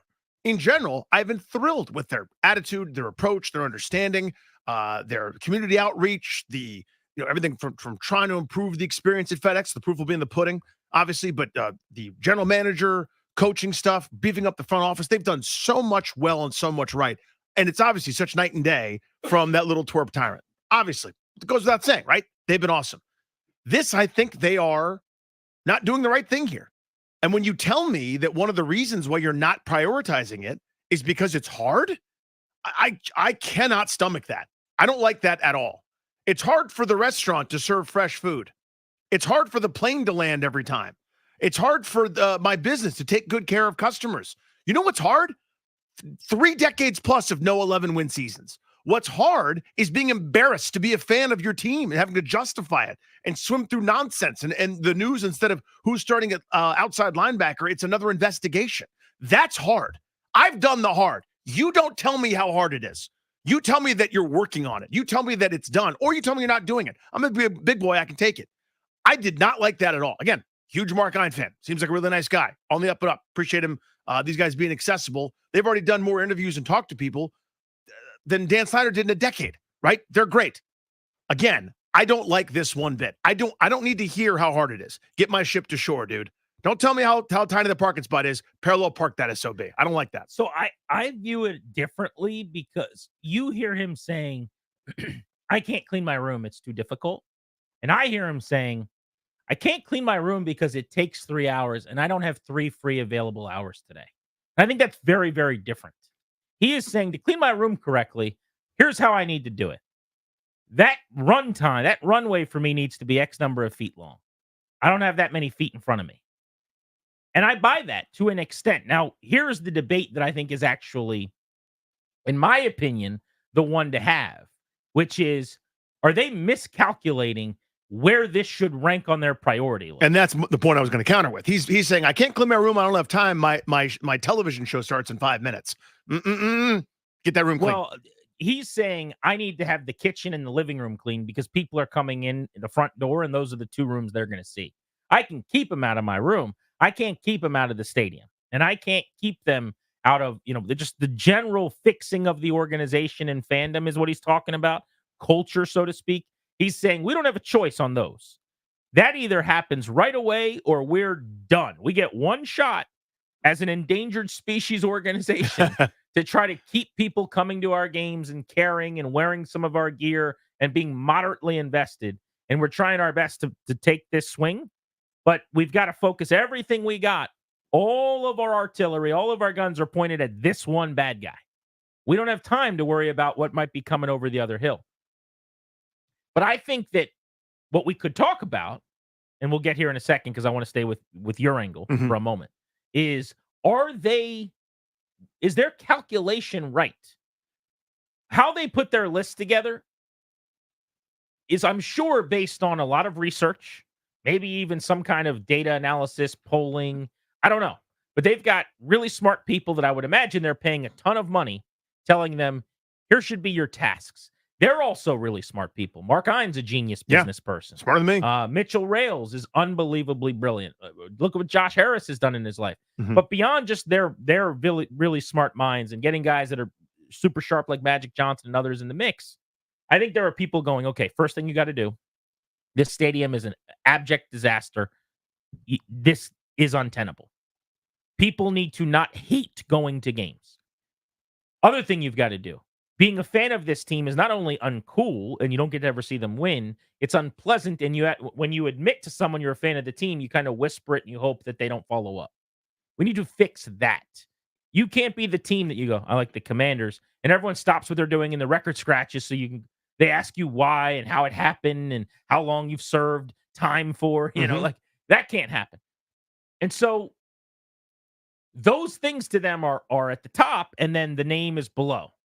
I'd like the name to be higher on their list, or the brand, so to speak, because I think it can fix some of the other problems. That's my point. I think if they changed the name and rebranded, it could actually make a lot of things better, including how it felt to be a fan of the team, which is their number one thing. The stadium experience gets better if you're not going to watch the Commanders and you're going to watch a thing that sounds better that you don't hate and the uniforms that you actually want. Maybe there is an appeal to that.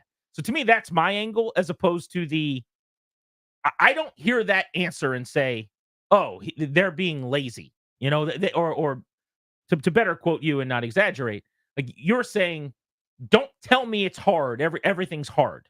Business is hard. And I'm going, I don't think they don't want to do it because it's hard. They bought a team for $6 billion that was kind of falling off of a cliff. They were ready to roll their sleeves up and work. I just think that the calculation is different. Yeah, I don't think they're doing it because I don't think they want to do it. And that's another point we'll get to here in a second. But to me, as we kind of weave through the different analogies, I do see it as this is too big a project for us to fix. And if it's higher on our priority list, then you just then you start working on it, then you do it. I also refuse to believe that a group with this wherewithal, with this much acumen, with this much business expertise can't walk and chew gum.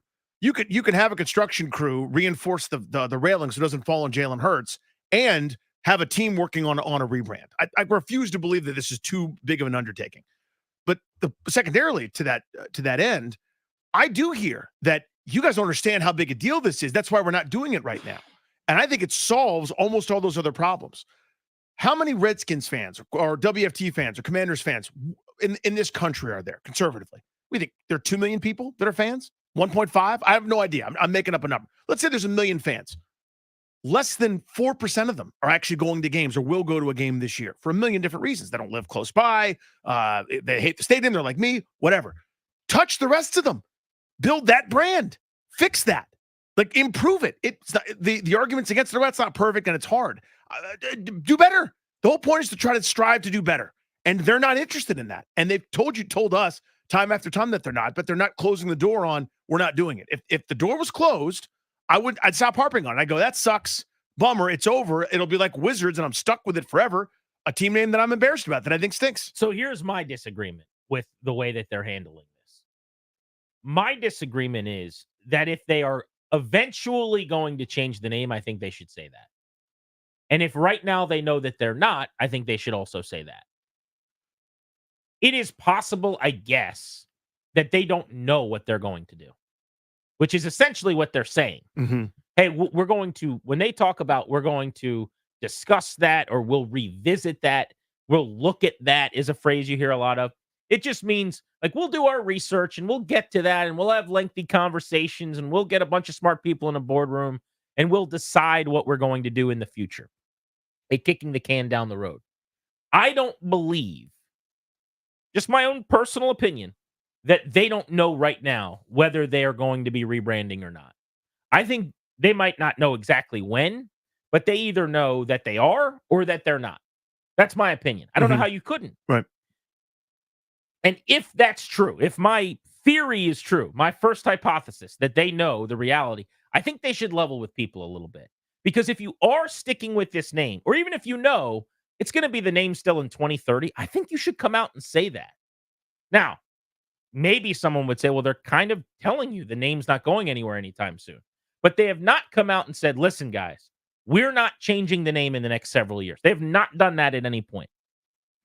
And if they did that, I can just speak for myself, I would be more willing to engage with this current name that is unpopular. I view it as such a holdover and such a passerby and such a ship crossing in the night that I have no interest in investing in it. Hey, come up to the bow and use your binoculars and look at this ship going by. The ship will be gone in a few minutes. It's fine. If it's anchoring in front of us for a few days, I might want to get to know some things about the ship. I think this name is is going to be gone. So why would I buy gear? Why would I invest time and energy into liking it? That's why I think if they do know something, it's time to tell us. Maybe they don't. And if they don't, okay, I would say that's probably a mistake too. You should have some clarity and provide some information beyond. It's just not a priority right now. Yeah. And so the stadium that's the priority from that same interview, we now know that's basically a decade away. 7 to 10 years is what is the window that we're looking. I thought he said 7 to 9, right? 30. Yeah, I think 30 was the earliest, which is 6. But yeah, it was 7 to 9 was floated as so. And then of course the theory then becomes, okay, they'll do those both at the same time. When you move into the new place, it's not the command center, it's the hog pen, or whatever the hell they're going to do. I have no idea. But so again, they're kicking that can down the road. And my point is that real quick before you go forward? Yeah. Is there even a path to major success from a organizational growth standpoint with no new stadium and no new name by 2029? I guess if they win, then everything else. And this is my point. But what if they don't? Right. What if Jaden Daniels is okay and or a couple of years from now they're looking for another quarterback? And I'm hoping that's not the case. I'll knock on wood with everybody else right now. But I got 30 years of them not winning. I'm hoping they do. They got a chance now. They got a real owner. They got a general manager. They got a new head coach. They got a quarterback. They might win 10 games this year and 12 games next year, and it's on like Donkey Kong. But just play along with me for a second. What if they don't win? And I am still going to the X, and the team is still the Commanders 5 years from now. What is the ceiling for that? It's low. And I think they're falling into the same pitfall that Snyder did. Now, again, he's harassing people, allegedly, whatever I'm supposed to say, and he's the worst. But from a football perspective, he always felt like he was that one move away. You heard him on that stupid, whatever call it was with the Maryland legislators. We found that guy ourselves, a cornerback. That's all we thought. If we get the quarterback right, they'll forgive me. And all the lemmings will just come back to the turnstiles and hand me my money. Not understanding that he was naked and everyone had to tell him he had clothes on. He'd driven everybody away, and he's the worst. But I think they're falling into that same trap. I think they're basically thinking, if we are good, if this actually works, then people will have a positive brand, and we don't, our association with the brand, and we don't have to spend the millions and the energy and the effort. We can focus on something else. I think that's what they're doing. If this was a real priority, they'd be already working. They would do something about it. Okay, then you're suggesting basically that they don't plan on changing the name and they're running out the clock. Yes. If they now, I'm going to try to say this the way I really mean it. I think they'd prefer not to. I think what they want is to go, we got a GM, we got a good structure. Let's see if we can get 10, 11 wins a couple times, get a playoff W at home for the first time in 20 years. And if we do that, the name will grow on people and we'll be fine. They'll change it if they have to. Respectfully, it's been 25 years. With all due respect. 1999 was a long time ago. Okay. The only win in the history of FedEx. You know what I conflated? I was thinking of that other playoff win, but that was a roadie. That was old. That was 2005. That's a keeper. Yeah, that was my 20 years one because that was in Tampa. I remember that one. What did they go through the other ones? The other ones go. So I think for the first time, they're hoping they get a couple of them, and then they won't have to. And they think the lemmings like me will just fall in line. And I disagree with them. I think they're making a mistake. That is a potential strategy. I mean, it's a possible explanation. Hey, let's win. Let's be good at football, and this will fix itself. Because Commanders is all of a sudden going to grow on people. And 3 straight years of double-digit wins and a couple division titles and an NFC championship berth followed by a Super Bowl appearance over a 4-year span or whatever. And next thing you know, the Commanders are fun and it's cool. And being a Commanders fan is interesting and kids are wearing gear. And that is a possible strategy. Well, let's open up the phones on this, the MGM National Harbor listener lines at 800-636-1067, 800-636-1067. I think the best way to ask the question is, we should play the Mark Ein comment again here in a moment. But you have another owner being asked about this, staying on message, so to speak, the can kick down the road. Do you think that they are running out the clock, hoping that they can just keep this name, and then if they wait a few years, it might take care of itself? Or do you think they actually plan on changing the name and that you're just taking them at face value, that they have too many other things to do, that they can't do it because they got to figure out the stadium, they got to figure out football stuff, winning games, they've got to figure out an actual organizational structure and culture, and that is all more important to them? And so, yeah, they'll get to the name and they want to change the name, but it's just not at the top of their priority list, which is more, I would say, just taking him at what he said. Again, this is from Sheehan's pod. Actually, rebranding is a really big lift. It is a way bigger than people understand, probably on the face of it, between trademarks and uniforms and colors, if you would ever even think about that. And so it has not taken a moment of focus, because the focus has been building a great organization with a great culture, getting the right pieces in place on the field and off the field, and then investing a lot of money and a lot of time into making sure our current stadium is a place our fans like to go, and that's what we've been focused on. Mark Ein, of course, so big into the Washington Castles chairman, who brought team tennis to D.C. He is a venture capitalist and now minority owner of the Commanders, friend all the way back to childhood of Josh Harris's, native of Maryland, earned a degree in economics at the Wharton School, MBA from Harvard Business School, was with the Carlyle Group and Goldman Sachs, among other stops. Pretty sharp guy. Yes. Joined Kevin Sheehan and was talking about a potential rebrand. So what do you think? Where are you weighing in on this? 800-636-1067. They very well may get to it, and it just isn't on the radar right now like they're saying? Or do you think that they are trying to take the air out of the football and run out the clock a little bit here in hopes that eventually Commanders will just become part of the fabric and we'll all accept it? G&D on the Fan.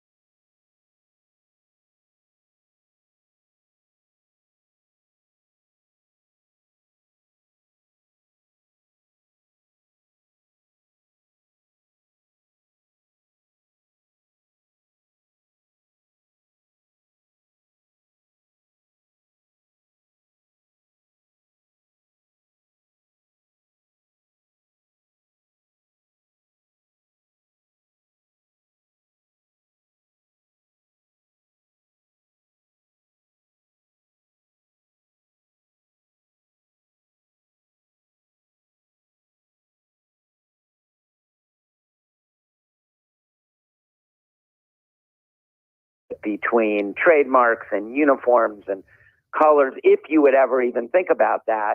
And so it has not taken a moment of focus, because the focus has been building a great organization with a great culture, getting the right pieces in place on the field and off the field, and then investing a lot of money and a lot of time into making sure our current stadium is a place our fans like to go. And that's what we've been focused on.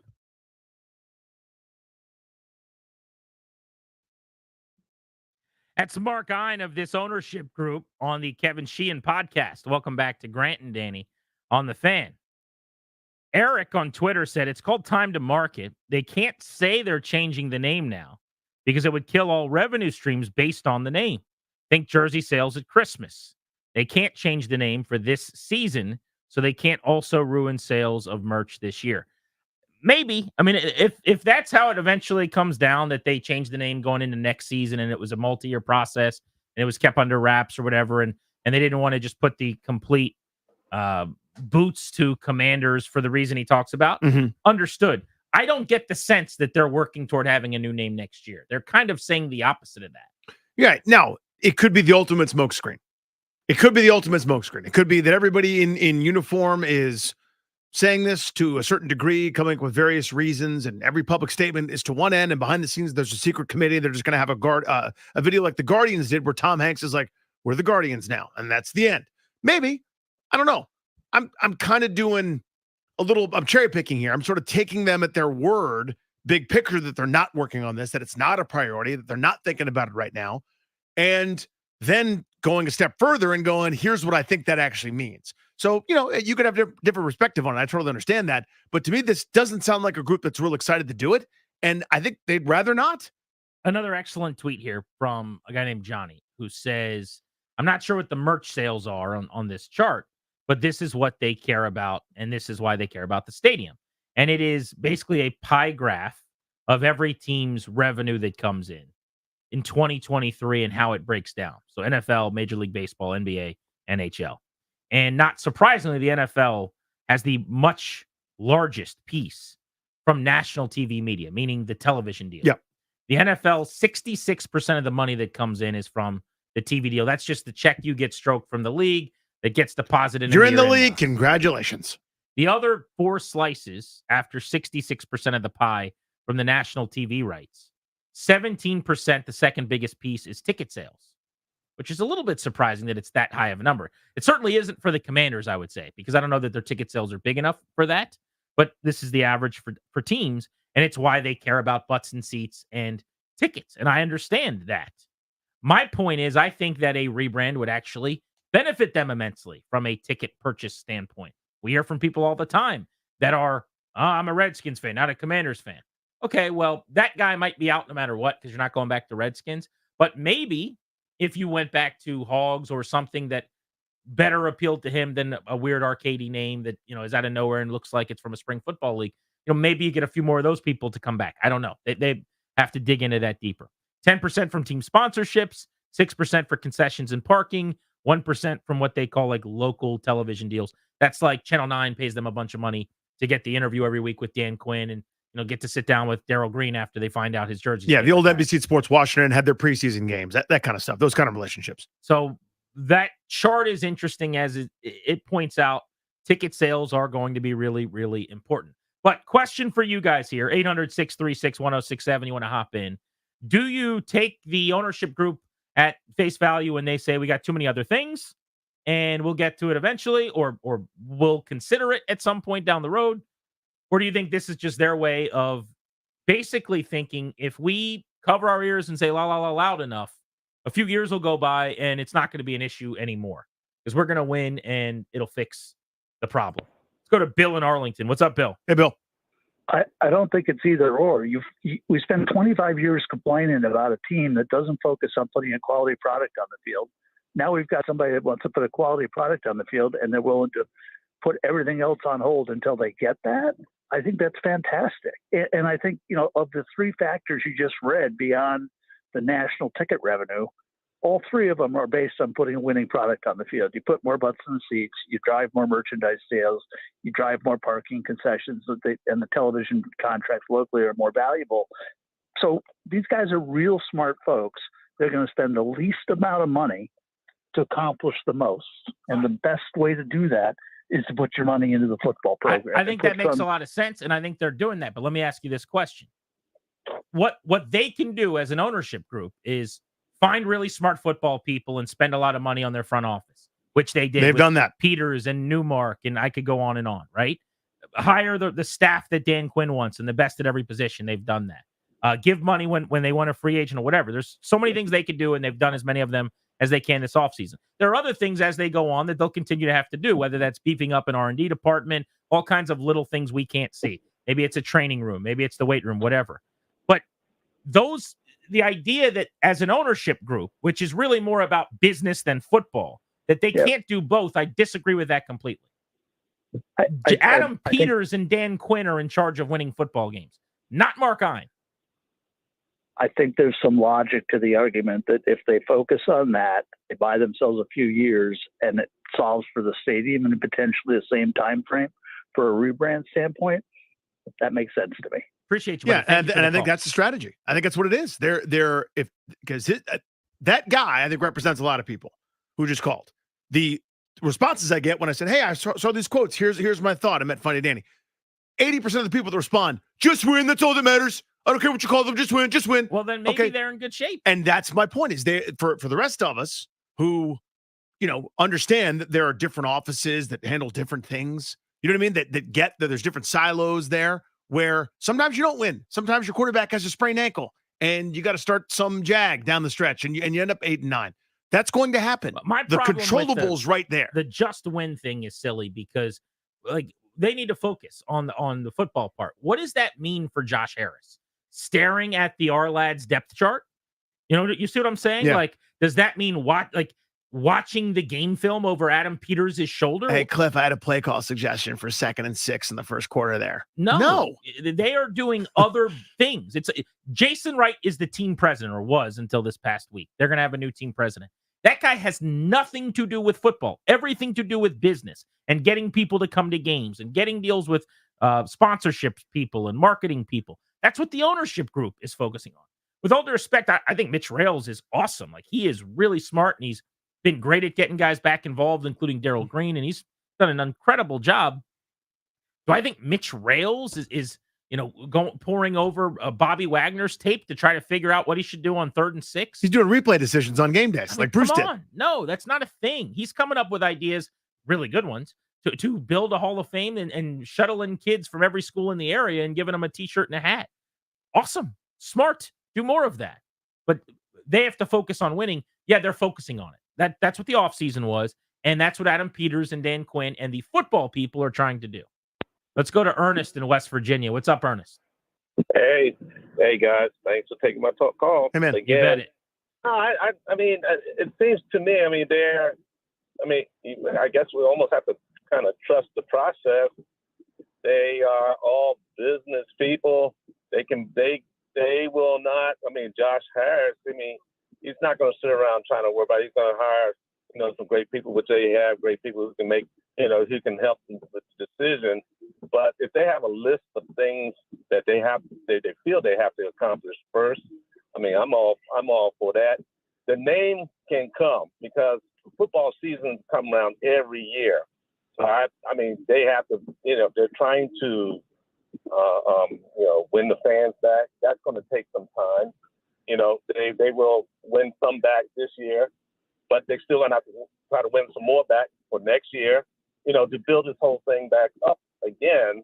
And then, once that happens, if it does happen, which I hope, then they can, maybe think about changing the name. I'm sure, I believe they have in their back of their mind that they would like to change the name because that's what fans want. Thanks, Ernest. Thank you, buddy. Much appreciated. I also think this should be pointed out. You want the name change, or you want them to focus on this because you hate the name and you despise Commanders? Yes. And you just think that it's bad and they have to change it. My horse in the race, if that's such a thing, is I want fans to be the most engaged and excited as possible. And I think changing the name to something that is more well-liked is the path to that. Yeah, so real quick. To me, it's not about Commanders. I don't care Commanders or anything else. It seems to me like the pick that was made has not worked and resonated, and it has not done what I thought it hopefully could to try to provide a spark. I don't know if that's possible. Maybe there is no spark. Maybe because it's not Redskins, the ceiling is just much lower than we ever anticipated, no matter what it is. But I do want to differentiate myself from you, where you're just upset they're not doing it because you hate the name. So, but let me offer one other quick point. If this was just me by myself throwing a temper tantrum, going, it's not Redskins, and I'll hit it forever. That's it. No, it's not the case. Such clear polling, such clear data. I'm not alone. I'm not some raging old man screaming at the ocean about the tides. Everyone hates it. So many people hate it. The best they got in all their polling, internal, external, is 15, 16% of the people are fine with it.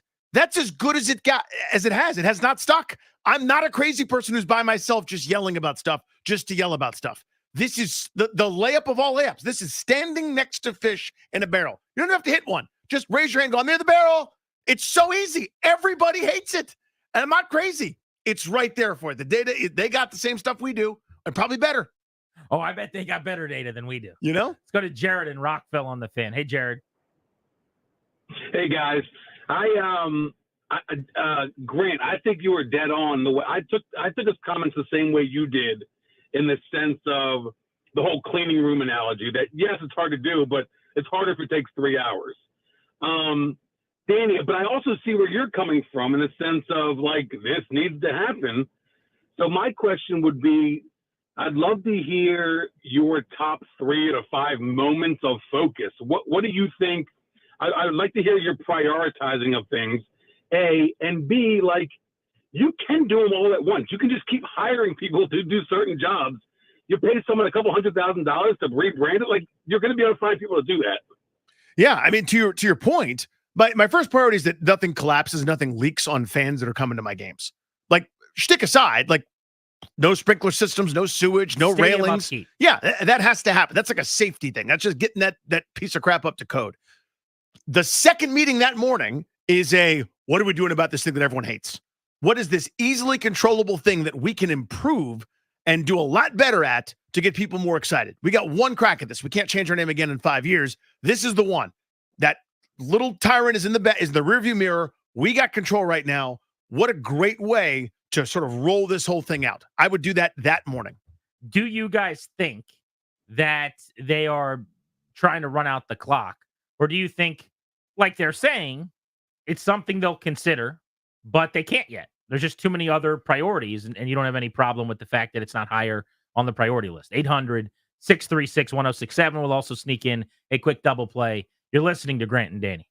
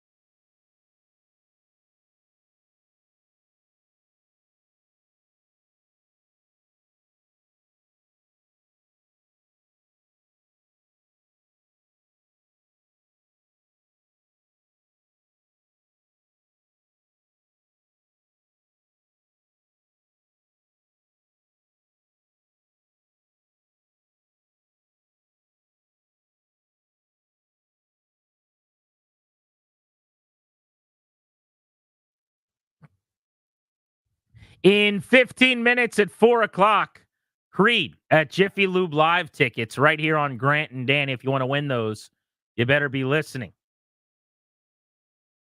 It is time for our double play, driven to you by your local Washington area Honda dealers.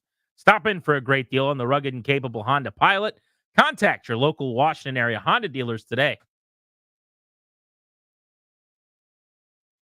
House of the Dragon continues to hit bombs. I haven't seen one episode of it yet. God, it's good. It's so good. This is in its prime Game of Thrones before the showrunners. This is what actually went down. The showrunners got a Disney thing to write a big Star Wars movie show or something like that. And so okay, we got to wrap this up. So what should have taken years, they tried to do in like 3 or 4 months, rushed everything, screwed it up. So the ending took it away from kind of the public zeitgeist. Every Monday, that's all everyone talked about, was the Game of Thrones from the previous night. 30, 40, 50 million people a week were watching it at, during or after the fact or whatever. It went away. House of the Dragon doesn't have the same attention that Game of Thrones does. It's getting ridiculous numbers, obviously, on a weekly basis on a paid TV channel, but still, it doesn't have the same sort of cachet. I'm telling you, they've got this vibe that Game of Thrones had, and once it's got its feet wet, like end of season 1, season 2, season 3, right in there. It's so good. And because Game of Thrones walked at first so that everyone else can run, they got a big enough budget now where it's not like one shot at the end of season 1 where you can see a dragon. This is now sort of like their routine. They're part of the furniture. It's like, hey, there's a sheep. There's a low peasant who's hawking carrots at the town market. There's a dragon flying overhead. They can do all of it. It is so good. It is can't miss television. That's what I got for you. Why do you think it is that when a show is away for a long time? I think this one was away for almost 2 years. Maybe it was a year and a half or something. Let me look. But even when I'm super in, I fall out and it's hard to get back in. I was watching, you had me watching House of the Dragon. I watched the first season. I got all in. I was hooked when it aired live. What is it? Sunday nights at 9 p.m. or whatever. I would have to watch it, so I didn't have to go grab it later. Really enjoyed it. But I have not been able to really motivate myself to reinvest for this second season, even though if I could have just watched the second season as soon as season 1 ended, I would have just gone through and binged it in 2 days. And here I am, however long later, just kind of going, maybe I'll get around to it. Yeah, season 1, summer 22, season 2, summer 24. And too much time has elapsed for you. I'm telling you. Do I have TV ADHD? To get you into a television show, there's got to be the perfect sweet spot, man. The wind can't be blowing from the west. You're like early career Steven Strasberg. You know what I mean? Like, is there icy hot in your jock? Is there a show? Is there too many episodes? Are there too few? Do they come out too far apart? Is it available on a service that you know your password for? It is hard to get you in, man. All they do is turn out excellent content. I know I would enjoy it, but there's a lot of other things right now that are really good. That's true. That are more timely for me. Giants offseason, Hard Knocks. Another episode dropping tomorrow night. Receivers on Netflix has been bangerang. Very good. Really enjoying that. So when those two end, baseball every night's kind of fun. We got baseball every single night. Like the Nats are off tonight. Tonight's going to be a really good receivers night. And knock out the final couple episodes with the wife. The Boys finale just happened with a jaw drop in there at the end, I would say. Speaking of shows that I loved initially, but have never gotten back. I just don't get it. Did I watch 1 season or 2 seasons of I think I watched the first season, and then I've never gotten back. What I can't imagine, the thing where you and I differ probably the most about anything, is I love this. I had a great time. Here's more of it. No. Something else, like too many minutes have passed or something, or too many. I'm sitting there going, dude, it comes out tomorrow. It comes out tomorrow. You're like, yeah, but I've run out of any kind of desire or emotion for it. It goes away for you. I also kind of forget a little bit some things, and I'm like, it's kind of a chore. Do I want to look it up and reread about it, or they do the little previously? I was going to say they do previously. They get you the whole season in a minute and a half. I don't know if it gives you everything you really need. It gives you enough for full enjoyment. It is time for my double play. In-N-Out, thought of by Californians as having the best fast food burger in the United States, is no longer the #1 seed in the burger conversations. In fact, In-N-Out lost its best fast food burger title in a surprising, apparently, new poll that came out. Whoa. I'm going to read from the Daily Mail. The apparent champion of grab-and-go burgers is the Habit Burger Grill, which has 380 restaurants based primarily on the West Coast with a smattering locations of East Coast chain. Any file? The Habit Burger. You know about this? I've never heard of that in my life. If that's how it's said, Habit Burger Grill. Yeah, there's actually one in Waldorf. I've been to a few times. It's pretty good. There's one right here in Wardolph. Yeah. Mm-hmm. Would you say you've it's been the there? best burger of any fast food chain in America? Ooh, that's tough. It's definitely really good. It's hard to compare it to. I don't know. I was going to say, really like, hard. what are we? Is it like a McDonald's burger? What, No. It's definitely more of like a restaurant style burger, or served even out a window? No, it's not. See, this is the problem I have with these polls. So you go in and get it like a Five Guys. Yeah, like a Five Guys, exactly. And Or that's like not- an elevation burger or something. To me, that is not fast food. That is fast casual. Mm. Fast food, I sit in my car and you hand it to me through a window. In-N-Out is fast food. Well, you sit it in and out too. They come and bring it to you. Okay, but I can also go through a drive-through at In-N-Out, correct? Yeah, I've done the drive-through in and out. If it is a drive, like compare a burger that's a drive-through operation Uh-huh. to an in-house sitting at a restaurant experience is not fair. That's like saying he doesn't have as many knockouts when he weighs 40 pounds less as a boxer or something. So some of the burger chains on this list, I'm looking. I think I got the same list as you do. In and Out, Five Guys, Whataburger, Culver's, which all of you comfortably sleep on. By You the don't way, get to do that. Rodney Culver's is silly. I told you about Culver's. You didn't. You hadn't had it until recently. You didn't tell me.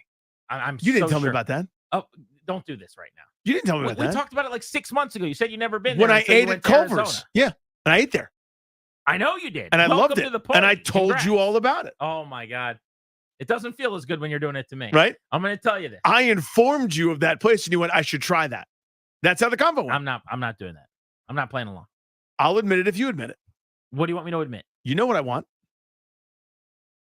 Give me what I want. I don't know what you want. Do it first, and I'll do it right back. I'm not going to do it. Okay.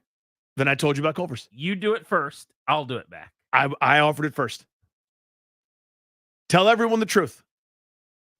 About Drive to Survive? Yes. Tell everyone the truth. The F1 TV show? Yes. That I got Danny to watch it. I'm so glad you now know about Culver's. Courtesy of me. Oh, this It stings, doesn't it? This is Whatever. bad. The point of that dude's story is you walk up to the counter, everyone's so pleasant, you order and you sit down and they bring it over to you. A little butter. A little Yeah. butter bun So burger. it's not exactly like you're sitting at the counter at McDonald's or Burger King Not or the Wendy's. It's not the same, but it's faster than sit down order from the server, but it's slower than kind of your more traditional fast food. It's very simple. People botch this. Fast food is a drive-through chain. Fast casual, you go in and you eat. That's Chipotle. That's Five Guys. That is a different category. So I'm glad you bring this to my attention, Darius, because I wiped that off of any fast food list at that point.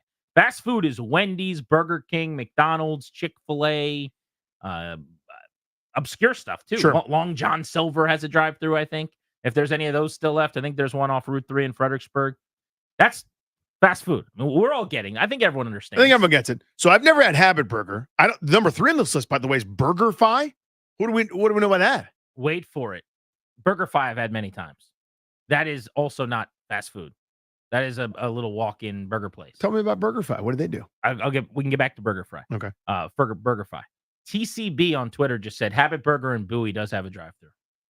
This could change everything. Oh man, Darius, how sure are you that the Habit Burger in Wardolph does not have one? 100% sure. I've been to the Habit Burger in Waldorf many times. You got me messing up Waldorf now. Waldorf. How do you say it? Waldorf? Wardolph. Yeah. It's a good bit.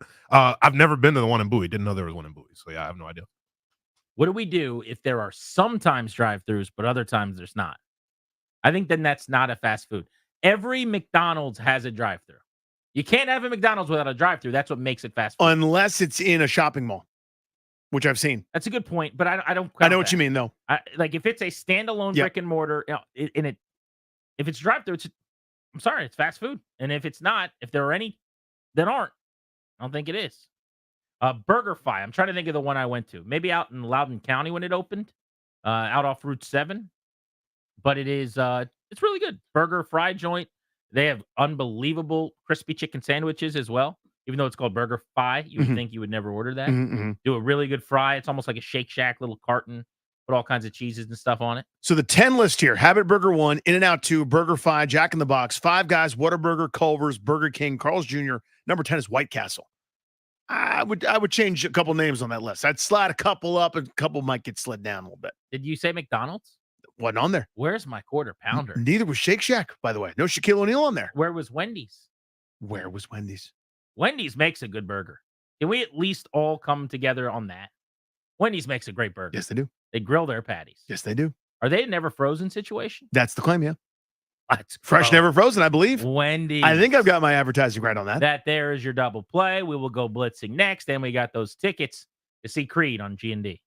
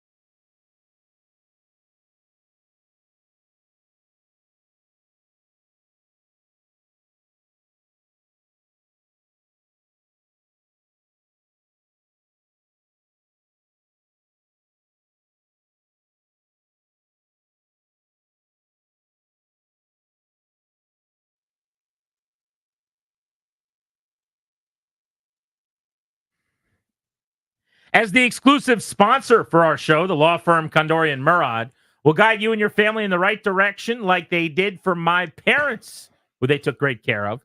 They'll help you draft a will, set up a trust, and create a healthcare power of attorney. Schedule a free consultation with their estate planning attorneys at kmlawyers.com. Be sure to tell them Grant and Danny sent you. Score yourself a great discount. That's kmlawyers.com. Right now, caller number 10 at 800-636-1067. Congrats, you're going to win 2 tickets to see Creed's Summer 99 tour this Friday, July 26th at Jiffy Lube Live. Special guest, 3 Doors Down, Finger 11. Damn, that's an awesome show. That's really cool. That's big time. Tickets are on sale now. For tickets and more event information, go to thefandc.com/events, courtesy of Live Nation. Congrats to whoever is winning those tickets. On our Beltway Blitz, it's time to get things started. Let's do it. And we will begin with our buddy Craig Heist, who covers the Nats for us at 106.7 The Fan. Hi, Star. I was at the ballpark yesterday with my son, and I wanted to see James Wood do something cool. We saw him hit 3 balls over 105, 4 balls 100, and a 3-run home run to win the game in the 8th. Not a bad day for the kid. No, not really. And I'll tell you, the first week he was up here, Grant, when he got called up, very, very impressive. Then I thought some teams started to figure him out a little bit. He started to chase a little bit, swinging at balls he normally doesn't. But yesterday hit a couple of balls in the air, but the one he hit the opposite way for the 3-run homer was a shot, and comes off the first pitch from Wilson, who they brought in specifically to face him. So he wasted little time, and that was just a great series and a sweep for the Nationals. And now they'll see what they do against the Padres. Heisty, Kyle Finnegan threw for 3 straight days. I know there was a layoff there coming up to from the All-Star break, but that makes me very nervous. I don't love that sort of thing, especially for a team that's not in contention. I know they want to win the ones that they can to help reinforce it for the kids, but I do not love that. Your thoughts? I don't have a problem with it. They're trying to win games. That's the whole object of the thing. And I've got no problem with Kyle going 3 straight days in a row. Now, you have the off day today, and we discussed this a little bit on the post-game show yesterday, is depending on what the game looks like tomorrow night against the Padres, would Davey be hesitant to use him? What would be 4 straight days? But you also had the day off in between. I just think it depends on the situation of the game. But I really don't have a problem with using Kyle Finnegan in save situations in 3 straight games. And yesterday, it was a 5-pitch inning, Danny. I mean, the Reds swung at everything on the first pitch, and he was out of the inning quickly. 2-parter, sticking with the Finnegan theme. Number 1, do you think he gets traded at the deadline? Because even though he's 32, he's having a great year, he could get them something decent back. And then number 2, who is the other closer? Like, it would have been Hunter Harvey on a day like yesterday, probably, to avoid him and not have him pitch a 3rd straight day. Now that Harvey's gone, who might that be so that he doesn't get overworked? Well, 2 of the guys that worked yesterday, certainly a possibility. And I just think overall, you look at the effort of the bullpen a couple of nights ago when Mackenzie Gore couldn't go more than 2 innings. They covered 7 innings, and the last 6 were scoreless. So, I mean, you look at Floro, you look at, other guys that Davey has in that bullpen. I think it's possible, that somebody could step up. I mean, they're not going to be Kyle Finnegan, but my point is, if you look at the trade deadline, it's Finnegan and Lane Thomas. Those are the 2 big names that could be dealt. But Mike Rizzo said over the weekend to us all, he said, not going to do that unless I get something that really makes sense for this club and our team.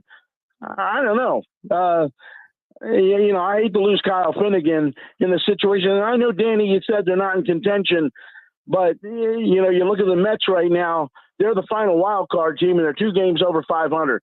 Nationals are 4.5 games behind them.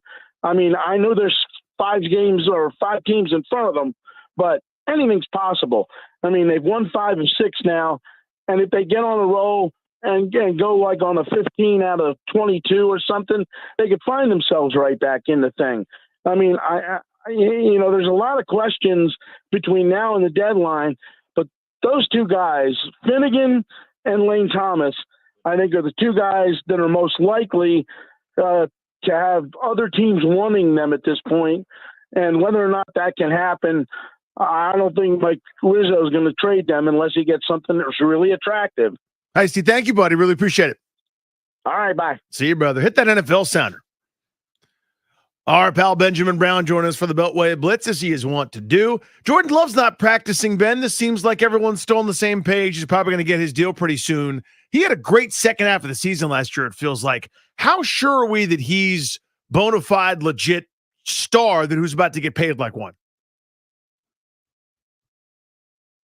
I don't want to say the jury is still all the way out, but like these are the types of questions that you have to have, especially when you go for like a prolonged absence of sitting a guy. Like answering these sort of questions becomes more and more difficult the more time they wait and sit on the bench. And to me, I very much think you can feel confidence in him. But the question that we're kind of headed into the 2024 season is like guys like CJ Stroud, guys like Jordan Love, like, are they the next bona fide candidate to really enter into, being a legitimate star? And I think the jury's still very much out on that. That can be a small sample size thing in the first year, and defenses do kind of get, a secondary look in the offseason at some of these guys. So this year two, sort of output for both those guys is going to be very key to the long-term trajectory if they are going to be, the next NFL stars at the quarterback position. But I still think that is, much more of an even type proposition than what even like the betting market's projecting right now for Jordan Love in his particular case.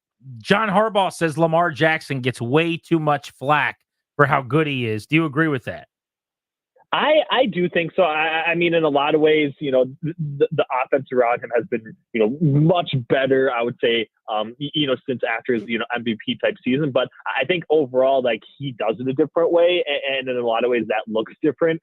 And maybe some of the Gotti type plays do come from a rushing perspective, but I still think there is a legitimate superstar in there. And it does seem like, the pecking order of starting quarterbacks, he does seem to always be a little bit further on down the list than what he actually has, I would say, showcased. So to me, I do think he gets a little bit too much pushback. And I very much think that, when you're building a team right now, he is one of, the 3 or 4 quarterbacks you'd really want to start that franchise with. If we agreed that San Francisco, on paper right now here in July, is the best team in the NFC, who's the second best?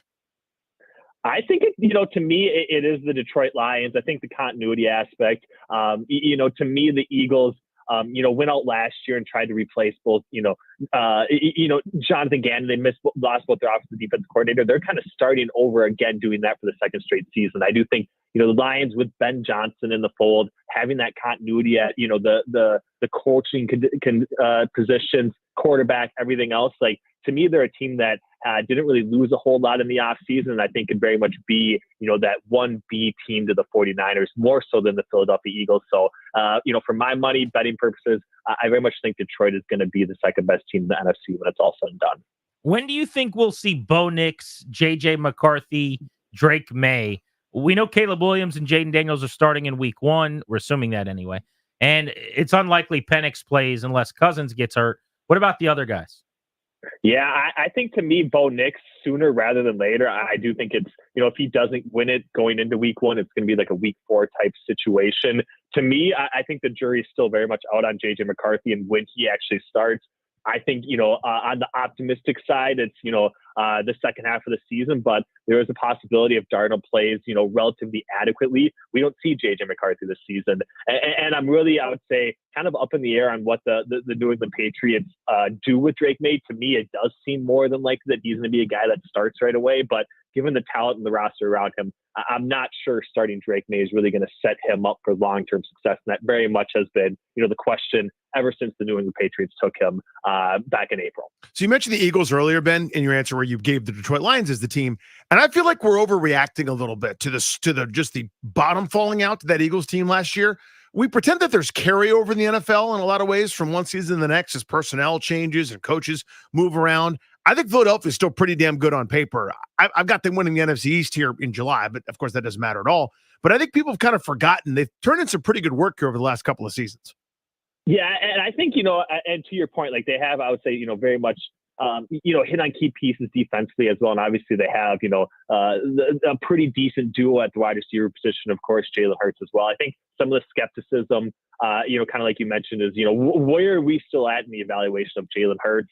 and how do all these pieces kind of come together, I would say, with the offensive defensive coordinator. But to me, I don't hate it, but I still think when it's all said and done, if those two teams are playing in the playoffs, the Detroit Lions is probably the side that I'd still be on from a betting perspective for sure. Ben, thanks, buddy. We appreciate you.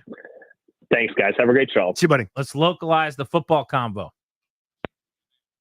Nick Ackridge of PFF, data analyst on the Commanders, joining us here on Grant and Danny. Nick, we were talking earlier about Warren Sharp's positional rankings, kind of group by group. I'm really worried about cornerback. I don't think it gets talked about enough. Benjamin St-Juste as the number one is a guy I like with this coaching staff. But behind him, there's a lot of questions. Why are they so confident in their corners, and are you? Yeah, the first one's a good question. It's tough to be confident in this group, like you said. I mean, as St-Juste as the number one corner right now, it's tough to really get fully bought into that. He had a rough season last year, but there's some flashes there with St-Juste. Love the wingspan and the versatility there, and yeah, it's just a lot of unproven guys after that. I mean, you got Jarquavius Martin, Emmanuel Forbes, and you don't really know what they're going to do in year two. Obviously, you're hoping for a massive bounce back from Forbes, and then you bring in Sanders still, and it's tough. It's a lot of questions. So I'm still definitely concerned about that. I mean, it was probably the weakest spot on their defense last year, and I don't know if they did much to really improve it. Nick, so Grant and I have disagreed about this a ton. We agreed that the secondary is not good. I think now it sounds like all three of us are in agreement. I'm less concerned about that. They might give up some points. Okay, they'll lose some games. To me, they have a young quarterback, and the offensive line is ranked 27th, and the receivers are ranked 21st. That's the part that I'm really concerned about. I think that is the 5-alarm fire. I'd love for the defense to be better. That'd be nice, but I need the weapons and protection around Jaden Daniels to be better than they are. Again, who's right here? Yeah, no, I kind of agree. I mean, I agree with both there. I think that, for me, I think more towards the defense being something that they kind of really needed to fix more in the secondary in particular. But, as far as the offensive line, I wasn't so far down on it last year. I know there were some problems with the left and right tackle, but I think they're just fine enough that you can kind of get by with it. The big problems last year were left guard and center, and I think they did a decent job at, upgrading that. And then, wide receiver, I still think is a big question as well. I would have liked to see them kind of go out there and really solidify, maybe a third option. So you're not just kind of entirely hoping on, Dotson having a bounce back season. So yeah, for me, I think weapons are my kind of biggest concern in terms of the offense.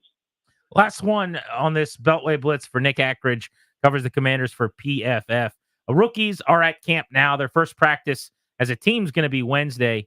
Other than Jaden Daniels, which rookie could you see having a huge first season? Yeah, it kind of goes back to who I mentioned earlier, Sanders. So I think, I think he can kind of step in right away and play slot. That's what he played really well at Michigan. I think he was a great pick. I just love the attitude. I love everything he kind of brings on a football field, and I think he's got a shot to kind of play early. So that would kind of be my pick there. Nick, thank you as always, buddy. Have a great week. Yep, you too, guys. Be good. There's Nick Ackridge. Check him out. PFF doing some data analysis on the Commanders. Speaking of Washington football, Daryl Green is having his jersey retired this year. We knew that. We now know which game that ceremony is going to take place. You can get your tickets to be there for that. We want to dive in on some of the great Washington players ever on the gridiron. We'll do that next on The Fan.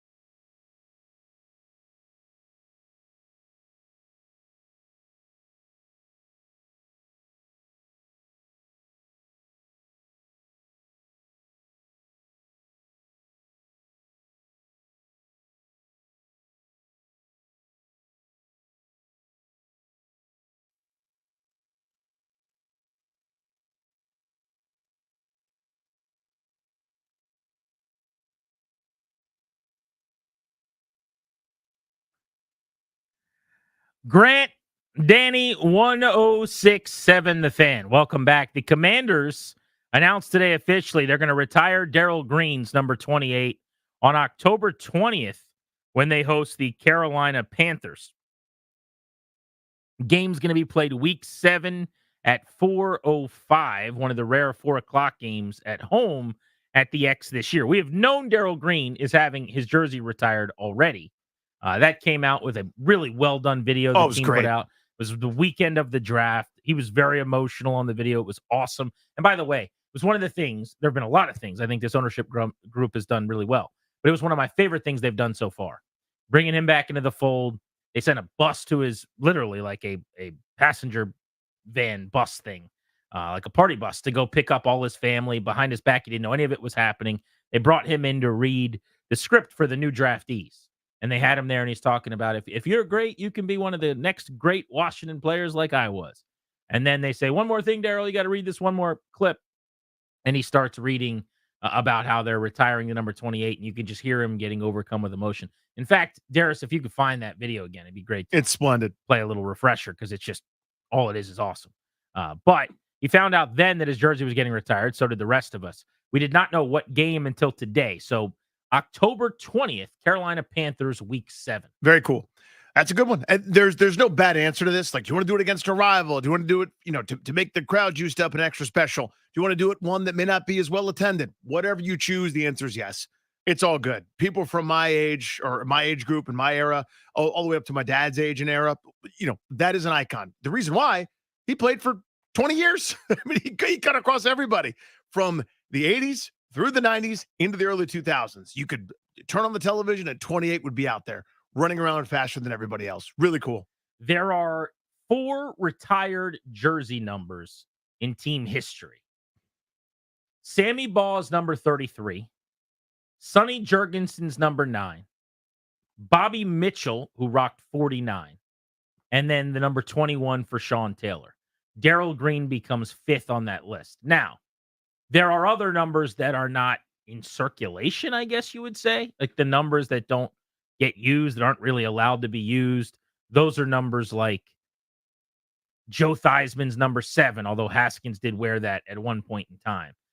But Art Monk, I believe, at points that 81, wasn't used. Nobody wears 44, John Riggins. You don't see anybody wearing 42, Charlie Taylor, as an example. Like those are a couple that jump out. I think 70 because of Sam Huff is on that list. But long story short, 5th player, jersey retired, team history, Daryl Green, and he was the obvious next choice, wasn't he? I would say so. This to me was a no-brainer that had to be done, I thought. Yeah, he's in that group with Riggins and Art Monk and Dave Butts and Joe Jacoby, just the icons from that era where they were more successful than anybody except for the 49ers. Like literally, if you go through that period from 1980 through 1992, 1993, if Washington or San Francisco didn't do it, the team that did basically had to go through them to get there. You had one of the great teams of all time in the 85 Chicago Bears, the 86 Giants, who were incredible. Other than that, it's pretty much then Redskins and Niners that bring up the rest of the decade. Sorry about it. Like they were unbelievably good. So guys from that era are and should be now getting their flowers. I don't want to speak out of school because I don't know that this was solely the issue. I know it did not help the relationship. And I don't know that this was even Daryl Green who had this issue, but it became a problem with a lot of former players. And it's a tenuous thing to talk about. I don't think any of the great legends were bothered by Sean Taylor being honored or getting his flowers posthumously after the tragedy that unfolded. But I've talked about this on the show. When Washington retired his jersey, it fractured relationships with some of the legends organizationally.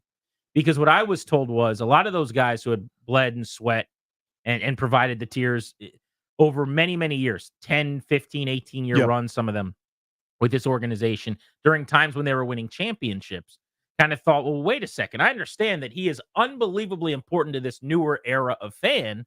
And over the last 20 plus years, there's a relationship with Taylor because of how his life tragically ended that no other player really had with the fan base. But the idea that you would retire his jersey after sadly, tragically, only a few seasons with the team before you would, just going through some of the names like a John Riggins or a Joe Theismann or a Daryl Green or some of these others. I think with a lot of the former players, and I'm not even gonna say former players, the greats, the legends, it was an issue. And they made that known to the team. But remember, Sean Taylor's jersey was not really supposed to be retired until they just kind of last second. That was a thing they did. What were they doing a distraction from? Do you remember? I don't remember which one it was. How that happened? But because there was something. It Yes. was some bad news came out, and they're already going to honor Was it the a old Washington Post story? It might have been about harassment or something. It could be. It was definitely a look over here moment where they were doing a Sean Taylor ceremony, and then all of a sudden it became a jersey retirement. And everyone's like, "Wait, it is? We didn't know that." And we had his brother on, remember, who was a college safety. He's like, "Oh yeah, we found out like 2 days before that it was going to be his jersey retirement." We're like, "All right, well, now we know what we need to know." That pretty much confirms our speculation. Because they're already doing like these guys are here from each decade. How cool is this 50s and 60s and 70s? And, they just had this kind of shoddily, poorly produced thing that led to the porta potty pictures and Jackson Mahomes doing TikToks right on top of the painting on the field. And the whole thing was thrown together and everyone knew it. But my point is, I think in just trying to like do something quickly as a distraction, they really aggravated a lot of the most important people in the team's history, to be honest with you. Yeah. Because there's kind of like a line that you're in, especially for a team that's never retired jerseys. They just do this, you can't wear them thing. Right. Had they done the normal, and we talked about this with I hate to bring it up, but the posthumous Dwayne Haskins, it put Joe Theismann in an awkward spot because they didn't have this jersey retirement thing. Had they been doing that steadily, hanging up the jerseys of, Charlie Taylor and Bobby Mitchell and then Daryl Green and all the guys, they should have. But they started. But then it would have been less of a deal. Right. But now because you jumped the queue to go to this guy. The new group led by Jason Wright correctly said, well, this is weird. This puts them in a terrible spot. There's no real reason. Either the jerseys are retired or they're not. Let's retire them. But you're not going to have a class where you just retire 8. I guess they could have done that. But it's smart to kind of do this one at a time. And what they had been doing is basically one a season. Mm-hmm. So Bobby Mitchell, 49, got the first one. Sonny Jurgensen, 9, got the second one. I don't know if they were going by like when you played or how they did it or whatever, but it makes sense, right? Sonny, at his age, getting him there is difficult. Travel can be hard. So then who's next? And there's this feeling, I think, with a lot of those players, like, okay, there is basically a pecking order, so to speak. So who's next? Is it going to be Daryl or Riggins or Theismann? And then it was Taylor from the 2004 draft. And basically my era, the people like me who are under 40 who have never seen the team be good, he was our guy, which was a very cool thing, but it made them feel a certain type of way. But they have righted a lot of the wrongs, including Green being back in the fold and now retiring his jersey, which was not part of him coming back. He was already in the building reading what they wanted him to for the draft picks, not knowing his jersey was being retired. I'm not suggesting he needed his jersey retired to be part of the organization again, but I think it is a really nice kind of mea culpa. The owners didn't do anything wrong, but they're just, as they've been doing pretty much since they got here, trying to clean up after other people's messes. But just a trip down memory lane here. This was Daryl Green finding out they're retiring his number 28 this spring. Good luck. We'll be watching. All right. That was perfect. We actually have a different version. All right. Just the last couple lines are a little different. That's it right there. Good. Of all the players who have donned the burgundy and gold, only a select few have earned the highest honor of having a number retired. And now, one more. Oh my gosh. Y'all gotta be kidding me. Oh, what? Y'all are a trip. Oh my God. This is where they bring in his entire family here. Man, y'all are really messed up, man. Man. Oh my God. Surprise. Man, this is too crazy. This is too crazy. Whose idea was this? Oh my gosh. I'm gonna kill somebody. So I always say this, and I sound like such a cheeseball when I do, but with kids now, when I see that video would have been cool 2 years ago, 5 years ago, 10 years ago, but seeing all his kids and their kids and Grandpa Daryl and like knowing what it must mean to him to have had one of the great careers ever, but that forever now, like the family gets It's to immortalized, man. Yeah. I mean, it's just like I'm getting chills thinking about it. And he did. As the clip goes on, he gets emotional and he's crying and he's thanking them for what it means. It was so beautifully done. It So was classy. perfect. I mean, I just to try to quantify it, when you set it up with my family and Coach Richie from GW, when he called in to tell me I was going to the GW Athletic Hall of Fame, and all of a sudden I turn around and both my boys are there. It's like, you're filming me. I'm like, I'm fine. Everything's fine. The sky is up high and the ground is lower, and today is the day. So that's goodbye, everyone. Yeah, like that, and that's nothing compared to what Daryl Green, what he meant to millions of people for more than 2 decades. So well done, so classy, so perfect. Yeah, and so well deserved. Yes, Obvious. exactly. You know what I mean? Exactly. Just obvious. At some point, we should discuss on the phones. I don't want to take calls on this, but maybe you and I could just volley real quick. Who should be next, in your opinion, to get their jersey retired? If this is Daryl Green's year, who should be next? Easy answer is probably Riggins. Just because the popularity, 4th and 1, that first Super Bowl, right? That one that they won, where it all comes down, the whole world knows it's coming, and the poor Miami Dolphins defender got his finger broken, trying to hold on to the diesel, rumbling for a touchdown, changing everything. That's probably the easiest one. There are other unbelievable players, whether it's Joe Jacoby, Art Monk, from that era, obviously, that stand out that are, one is a Hall of Famer, one should be a Hall of Famer. But to me, probably the easiest answer is Riggins. I think that's probably right. I mean, that's the name to me that I think of that stands out that should be next. But I think there's options, and the fact Definitely that are. they're doing it now is the correct way to do it. But here's, I think, what we should do on the phones. MGM National Harbor listener lines. Let's open them back up at 800-636-1067. Daryl Green was arguably the greatest player in team history. Who was the greatest Redskin football teamer, maybe, commander, possibly, although it might be tough, that you ever saw in your lifetime, whatever span that is, of being a fan? So for you, Danny, when did you start your fandom? As a 3-year-old, 1982, 83. Okay. Pretty good time to do it. So 80, your first memories are mid-80s? Yes. On. For me, my earliest memories are mid to late, I'd say late 90s, like 97-ish, really, on. My guy is going to be different than your guy. And Daryl Green's in the conversation, but Daryl Green was at the very end of his career. Which just speaks to it, by the way, that he played for that long. He was that good for that long. Unbelievable. Who was the greatest football player? I won't go through all the names again, but in DC that you actually saw play. And is it Daryl Green, perhaps? 800-636-1067 on Grant and Danny here on The Fan.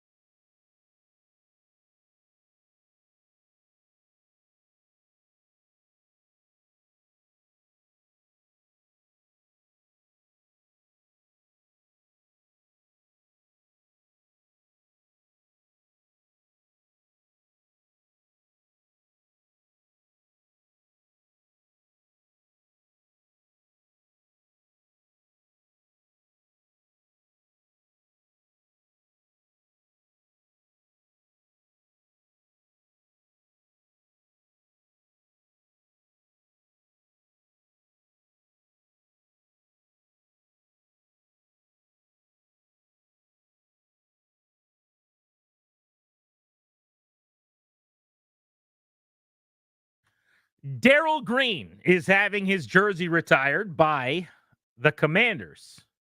Former Commanders great, Daryl Green. And it just always pops. Yeah, it's just not. What do you want me to do? I don't know. Played for the Redskins. Sorry about your luck. Former Redskins great Daryl Green, jersey retired by the Commanders. And now we know when. It's going to be week 7, 4:00 game, Carolina Panthers. Excited about that. Late October, a little before Halloween. We want to know who the greatest Redskin or Commander or football teamer, team history, Washington football, greatest player you actually saw with your own 2 eyes. So I think this is going to be age-related maybe in some cases. We'll hit the phones on this. There's a couple lines open. Looks like a lot of diversity in answers, too, which is awesome, yeah. 800-636-1067, 800-636-1067.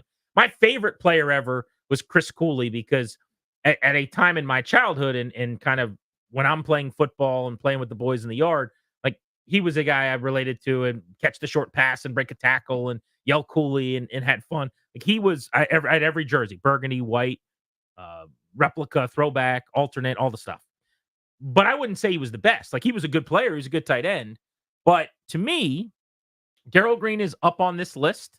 I just saw him at the very, very end. And this was 40-year-old Daryl Green. You know, my memories of him are in his upper 30s, 40, and he was an undersized corner who still made a bunch of plays. And it's crazy that he was able to do it at that level. But it wasn't quite like special Hall of Fame Daryl Green. Trent Williams comes to mind for me. I covered him. He was one of my favorite players I ever covered. So I was not only still around the team as, you know, watching them every weekend, but I traveled every game. I was in the locker room. I got to know him very well. And from 2010 through 2013, covering him every single day, that's a Hall of Famer. That's a first ballot Hall of Famer. Yeah. I do think he probably got better is not the right word.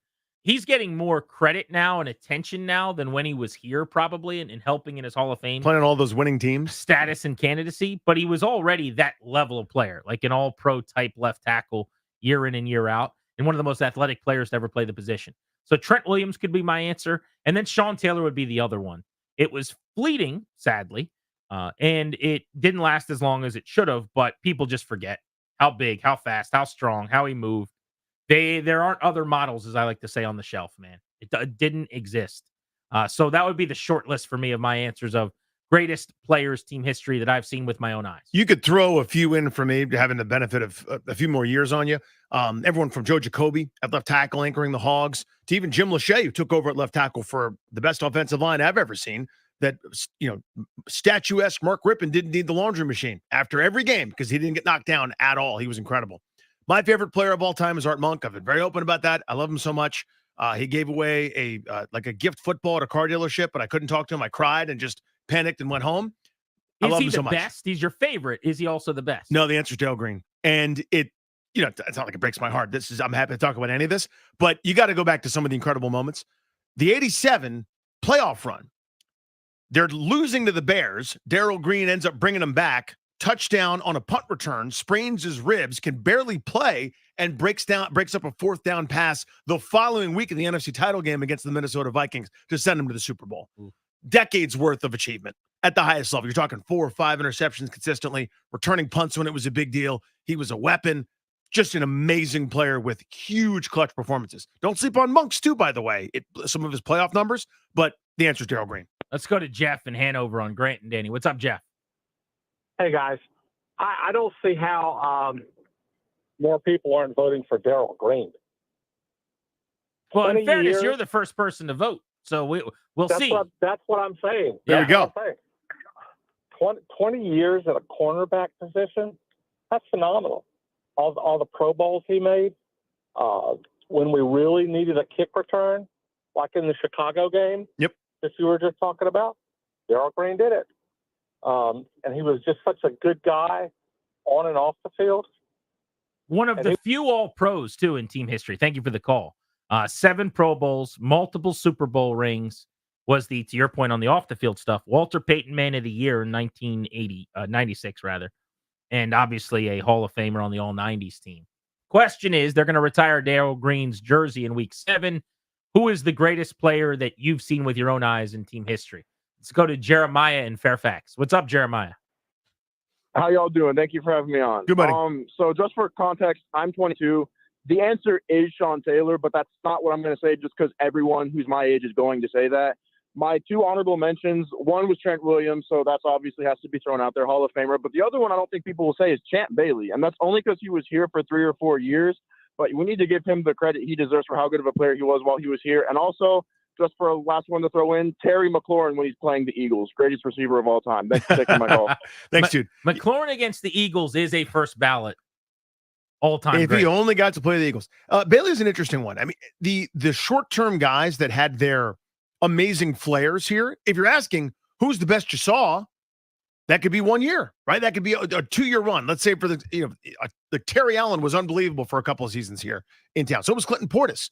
But we don't think of them that way as like the best players in team history because they didn't have all the longevity. But dude, I mean, if that's the question doesn't matter. We didn't specify the time frame. Who's the best you saw? Champ Bailey is a Hall of Famer in his own right. That's a pretty good answer. That's a great answer. That's a really good call because I hadn't even thought of Champ, who was one of my favorite players of my childhood. Did you have a dog named Champ? I had a puppy.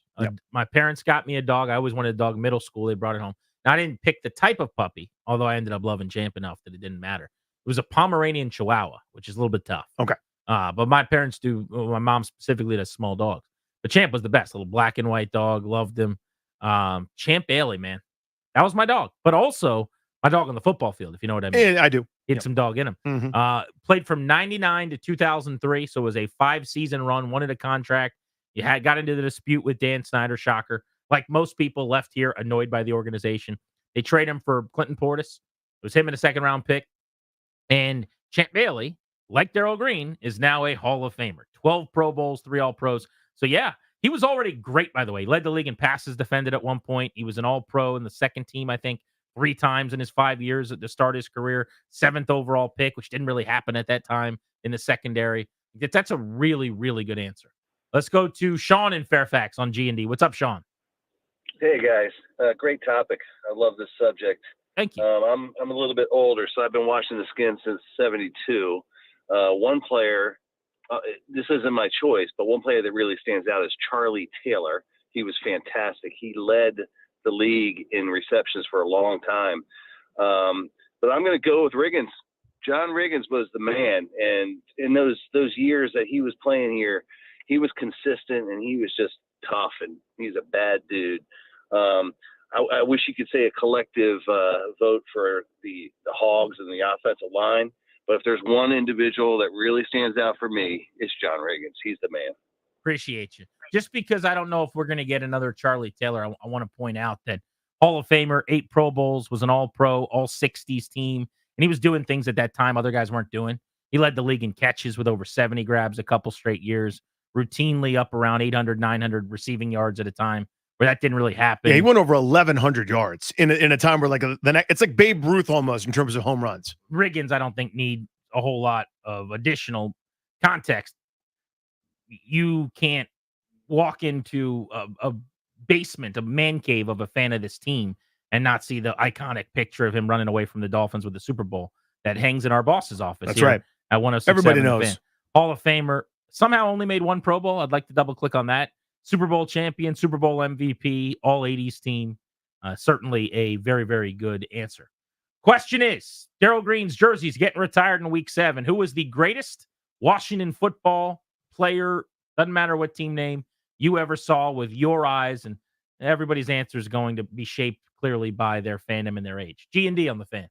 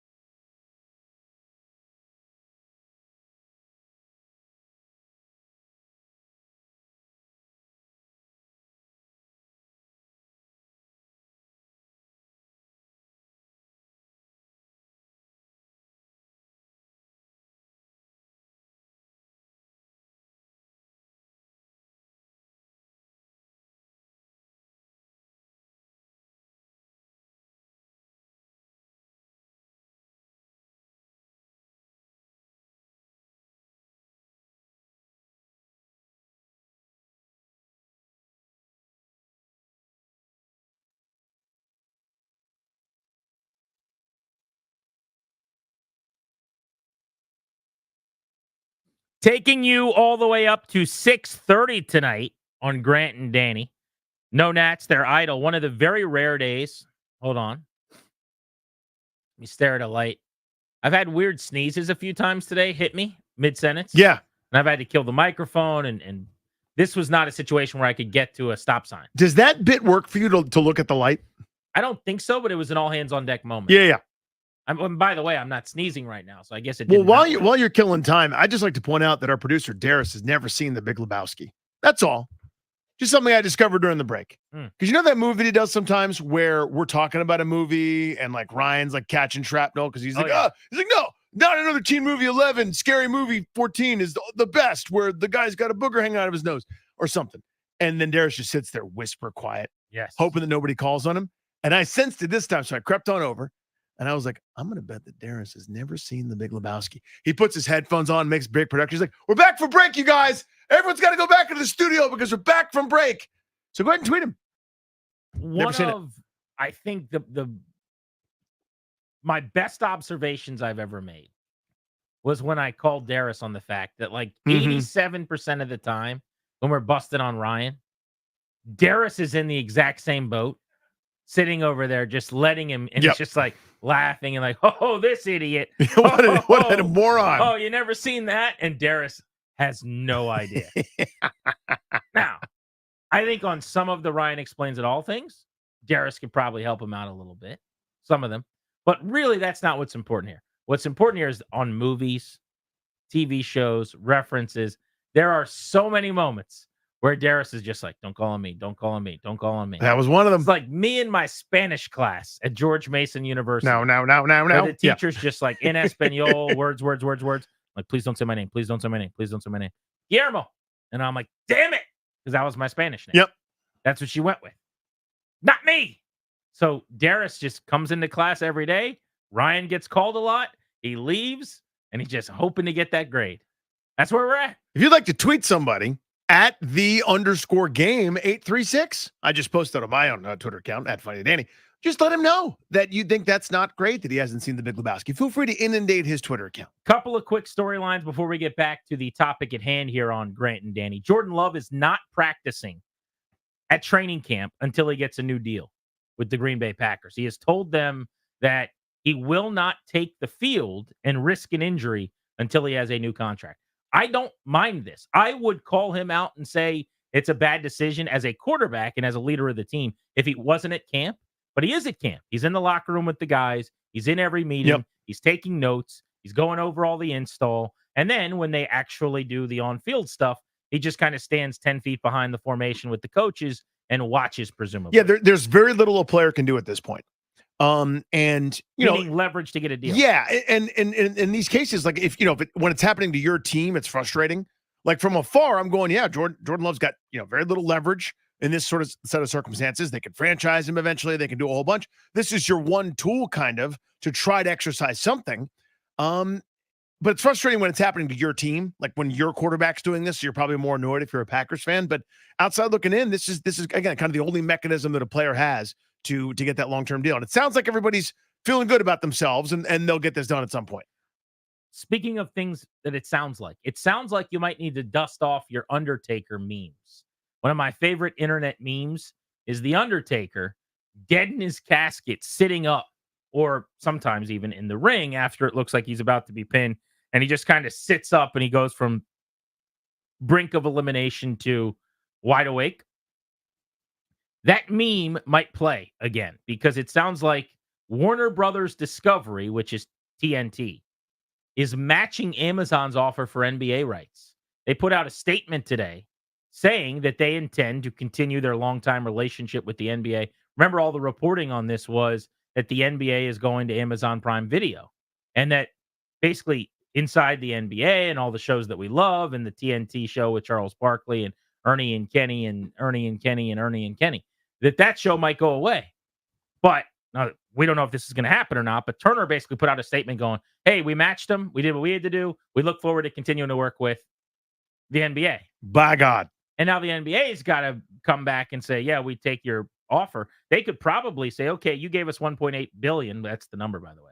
Amazon Prime is going to now give us $2 billion. Do you want to meet them again? But it sounds like they were told maybe the way they're acting. If you meet it, you get to stick with us. TNT has been with the association since 1984. Games have been on TNT since 1988, year I was born. Man. 35 years ago. That seems crazy. I would have guessed way later than that because cable wasn't still totally ubiquitous for everybody even at that point. Right? I mean, Turner Network Television wasn't really in the mainstream at all by then. I guess it was. Barkley announced he's going to retire. I wonder if that show still exists, if Charles Barkley is going to hang. Well, I also wonder if he's, still going to retire if they actually get the NBA back. That's what I just asked. No, but like you saying, I thought you were saying he's going to retire anyway, and if the show still goes on. I mean, if he's still going to get to do the show, would he still retire? Isn't that different questions, or am I an idiot? I think you're asking what I just asked, yeah. Unless I worded it weird. What I'm saying is if TNT still has his show with Kenny the Jet and Ernie, would he still retire? Or is that just because they were losing that show? Yeah, that's what I was asking. So it is the same. Guys, can we mark that down? It was the same. Just worded different. It was the same. And I messed it up. Thank you very much. That's all for me. But I do have one more question. Yeah. Unrelated to those two. Okay. Do you think he'll retire? Not retire. Yeah, not retire now. Yep. If the show is back. I don't understand the question, Ernie. I'm going to try to salvage it by doing an impression and hoping that there are no more follow-ups from you, Grant. Back to you, Kenny. That's really what I was aiming for. That's the whole time? To get you to do it. Just to set it up? That's what the whole Dan point Routier. was. All right, to the phones we go. We'll put a bow on this. 800-636-1067 in honor of Daryl Green's jersey being retired in Week 7. News came out today when it's happening, October 20th against the Panthers. We're asking you guys who the best player DC football you ever saw was with your own eyes. I'm going to go with Trent Williams. That's going to be my answer. I've got other guys that are close, but that would be, again, from about 97 to now, the guy I'll go with. Yeah, plenty of nominees here, certainly from my era of absolute greatness from 80 through the early 90s, but Daryl Green's the answer. Just the playoff performances, the longevity, the excellence year over year. He's amazing. Let's go to Dean in St. Mary's on Grant and Danny. What's up, Dean? What's going on, Grant? How are you, buddy? I'm good. How are you doing? Doing well, thank you. All right, so me and you are right around the same age, 36, 37. I'm 37. Okay. I was born in 88, so yeah, right there. Okay. All right. So best, yes, would be Trent Williams, but there's one guy that's not talked about, and that's Alfred Morris. Short run, but his rookie season. Consistent. Yeah, unreal. His rookie season was absolutely remarkable. 1,600 yards for his first year in the NFL. Now, the problem for him is not only lack of longevity, but also each year was like a staircase going down. 1,600, 1,200, 1,000, 750, and then he was gone. But first 3 years, 3 1,000-yard years, if you're looking for running back production over a 3-year span, his 12 to 14 stacks up with anybody. I would never have said, though, he was like the best player in the league or even one of the top 2 or 3 running backs, probably. Maybe in 2012, certainly based on the numbers he made a couple Pro Bowl appearances. But if we're saying, again, he's young, he's mid-30s, so it's not like he saw a lot of the greats. We're saying the best Redskin player you've ever seen, he's not going to be near the top of my list. Just to give you an idea, he's 5th all-time in Redskins rushing history. That's crazy. 5th. Just because after Riggins and Portis, you don't have a lot of longevity. It's the nature of the position, but he hit a 4-year run as a full-time starter in 3 years where he was unbelievable. Portis, Larry Brown, Stephen Davis, Alfred Morris. There's your top 5. I would not have had him that high on the list. Let's go to Bill and Lorton on Grant and Danny. Best player team history you've seen with your own eyes. Hey, Grant. Hey, Funny Danny. How you doing? Hey, buddy. In honor of him, I'm going with Daryl Green. And also, fellas, he was the fastest man in the NFL because I was there and saw him run down Tony Dorsett at the 1-yard line. Daryl Green. Appreciate it. Save the world. Hopefully you get a ticket. You're there. You get to see him inducted. Well, I guess it wouldn't be an induction as much as the jersey retired. Mm-hmm. And you get to see them unfurl that. Let's go to Frank in Mechanicsville. Hey, Frank. Grant and Danny, how you doing, fellas? Good, buddy. Doing very well. I'm right in the same age range. I'm 30. And for me personally, it'll always be Chris Cooley. the point where when I played football growing up, I switched to tight end. 8th grade year, got to choose your jersey number. I asked for 47. Closest they had was 44, so I rocked the big 4-4. And outside of him, also growing up with Sean Taylor, that dude lit up the NFL and is the prototype of what you want an NFL safety to be. And no one will ever live up to the quality of a player that he was. Do you remember the 99 team at all or no? I'm trying to get a feel for Nah. Okay. So what was your sick. earliest memory of the team? About 2002, 2003. Okay. Yeah, then I think that Then makes that's your a window. lot of sense. I mean, you've got to go Taylor, Cooley, Portis, Moss. Yeah, his introduction's like Rod Gardner. Yeah. You're not going to get me to run down my guy, Chris Cooley. Again, he was my favorite player ever. But a lot of what he said sounded more like he was my favorite than he was best. Mhm. Now, Cooley was excellent. I mean, outstanding. I remember getting into knockdown, drag-out, screaming arguments with my buddy, who was a big San Francisco fan, comparing who was their tight end at the time? Was it Vernon Davis, I think, versus Chris Cooley? His dad was a big Giants fan. We would talk Jeremy Shockey versus Chris Cooley. Like I would always, my Cowboys buddies with Jason Witten, I would just stand on the table for Cooley all the time. But Trent Williams is going to be a first ballot Hall of Fame. Yep. And you saw his whole career too, if you're 30 years old. But think about the difference in the fall off we're talking about. That's right. Like all the Hall of Famers you could rattle off that you saw one after another, or guys like Jacoby who should be in the Hall. And then with us, it's just some guys that made a couple Pro Bowls, like for my age, Mhm. or if you're a little younger than me, even like that guy. Let's go to Jason in Leesburg. Best player team history you saw. Grant, Danny first, Big Lebowski. Come on, man. One of the I know, best right? Ever. Exactly right. Yeah. Second stage, Daryl Green, no doubt. John Riggins is going to be my choice. That guy, you just hand him the ball, and he always got the first down. It just seemed like that guy was so reliable. But everybody is sleeping on one that I got to tell you that I think belongs in the ring, retired. This guy played 12 years for the Skins, most valuable player, won a Super Bowl, one of the 80 greatest Redskins of all time, and the only kicker to win an MVP, Mark Mosley. That's the MVP. That did happen. Different time. B, he brought us 5 guys. Extra bonus points. Post career achievement. Him bringing us 5 guys, more impressive than winning the MVP as a kicker. Still holds the team record for points. Mark Mosley. One of like the 10, like if I had a time machine and I go back to 10 moments in history, there'd be some like real huge political moments or historical significant things. I'd want to go back to 1982 and talk to some people that were voting and be like, what? What's happening? You guys. Football's a game that's won in the trenches, but sometimes there's a man who puts foot to the ball. He's extra valuable when it goes through those uprights there at a 70% clip. But again, you will not get me to run down one of the greatest to ever do it.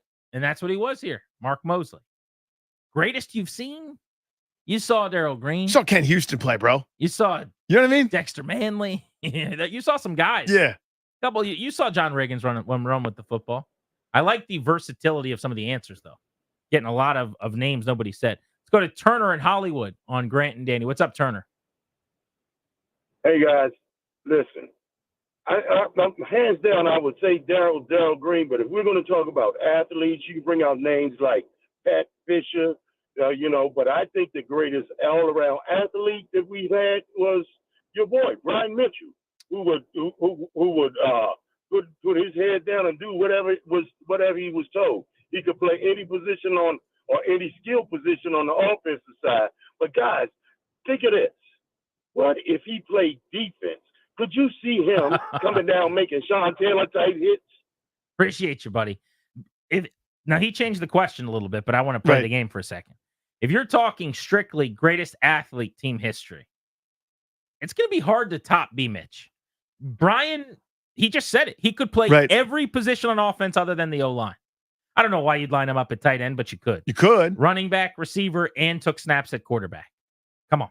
College quarterback. A little box safety action for Brian Mitchell. You could see him do it, right? Come downhill. I'm not even talking about what he could have potentially done. I'm saying he actually did all those things. Yeah.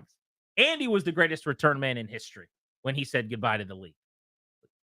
You want to talk athletes? How about that? Yeah. I mean, that's different.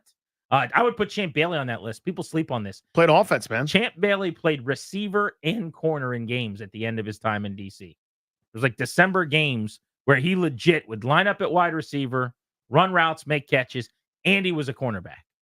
Ho-hum. Right. Yeah, as you do normally. Let's go to Matt in Linden. Where's Linden? What does that mean? Out by Front Royal, man. Oh, all right. That's where I went to 4-H camp. Yeah. Hey, I want to stop real quick and thank you guys, man. You guys had me set the bar real high for my son. I threw the first pitch out to that Nats game last year when you guys had that question. Oh, throughout the first pitch. Oh, nice. Were we down on the field with you? You were, yeah. Okay, because I don't remember the specifics as much other than that you threw a strike, didn't you? I think it was a strike, yeah. That was a borderline. Was it like a little, Angel Hernandez strike, or was it a real one? Probably 71 miles an hour, split the plate in half. Nah, I don't think so. But 77. It's like you caught a fish. I'm telling you, it's a little bigger than it was. That's all. Yeah, but anyways, Mr. Iron Man, man, London Fletcher. Ooh, one of the that's a great answer. Middle linebackers, underrated, should have been a first ballot Hall of Famer. In his era, like recently here, if you're like a 25, 28-year-old fan, something like that, I think that plays. He should absolutely be in the Hall of Fame, by the way. I think eventually he will. Some of the metrics that are bad metrics don't help him. Like the fact that he only made 4 Pro Bowls. That guy should have been in 8 or 9 Pro Bowls. He was never a Pro Bowl before his 3rd season in Washington. They signed him having already led the NFL in tackles a bunch and averaging 140, 150 tackles per year in Buffalo. He obviously started as a special teamer in St. Louis, small school, John Carroll. London Fletcher, over the if we're talking 2010 plus, like the last 15 years of football, right at the top of the list, maybe. I mean, compares not favorably, but right in line with Ray Lewis, who is, obviously as gregarious and outgoing as anybody's ever been, drew a lot of attention to himself and was an excellent player. Some of those same metrics are right. London Fletcher's right there in terms of those things, whether it's tackles for loss, overall approximate value, a number of things that measure that stuff. He just didn't do a pregame ceremony where he ate grass and danced real loud and yelled at reporters or whatever. Just whisper quiet, going about his business, thumping skulls. Thanks for celebrating Daryl Green with us with that convo. Tip of the cap to 28. They will retire his jersey. We found out today officially. It's going to be October 20th, week 7, 4:05 game. Next on Grant and Danny here on The Fan, ESPN ranked every team 1 to 32 for their power rankings over the next 3 years based on how they're currently built. Where did Washington come in? We'll tell you on G&D.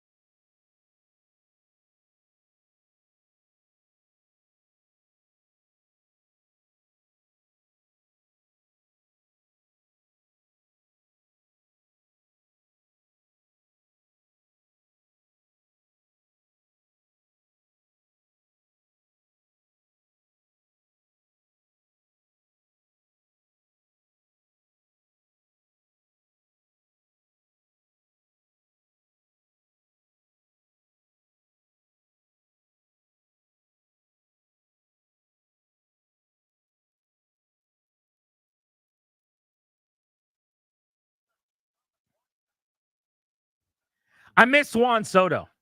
And every now and then I'm reminded of how much I miss Juan Soto. Today was one of those days. Not because he homered twice, which is cool, but because I think Juan Soto is just awesome.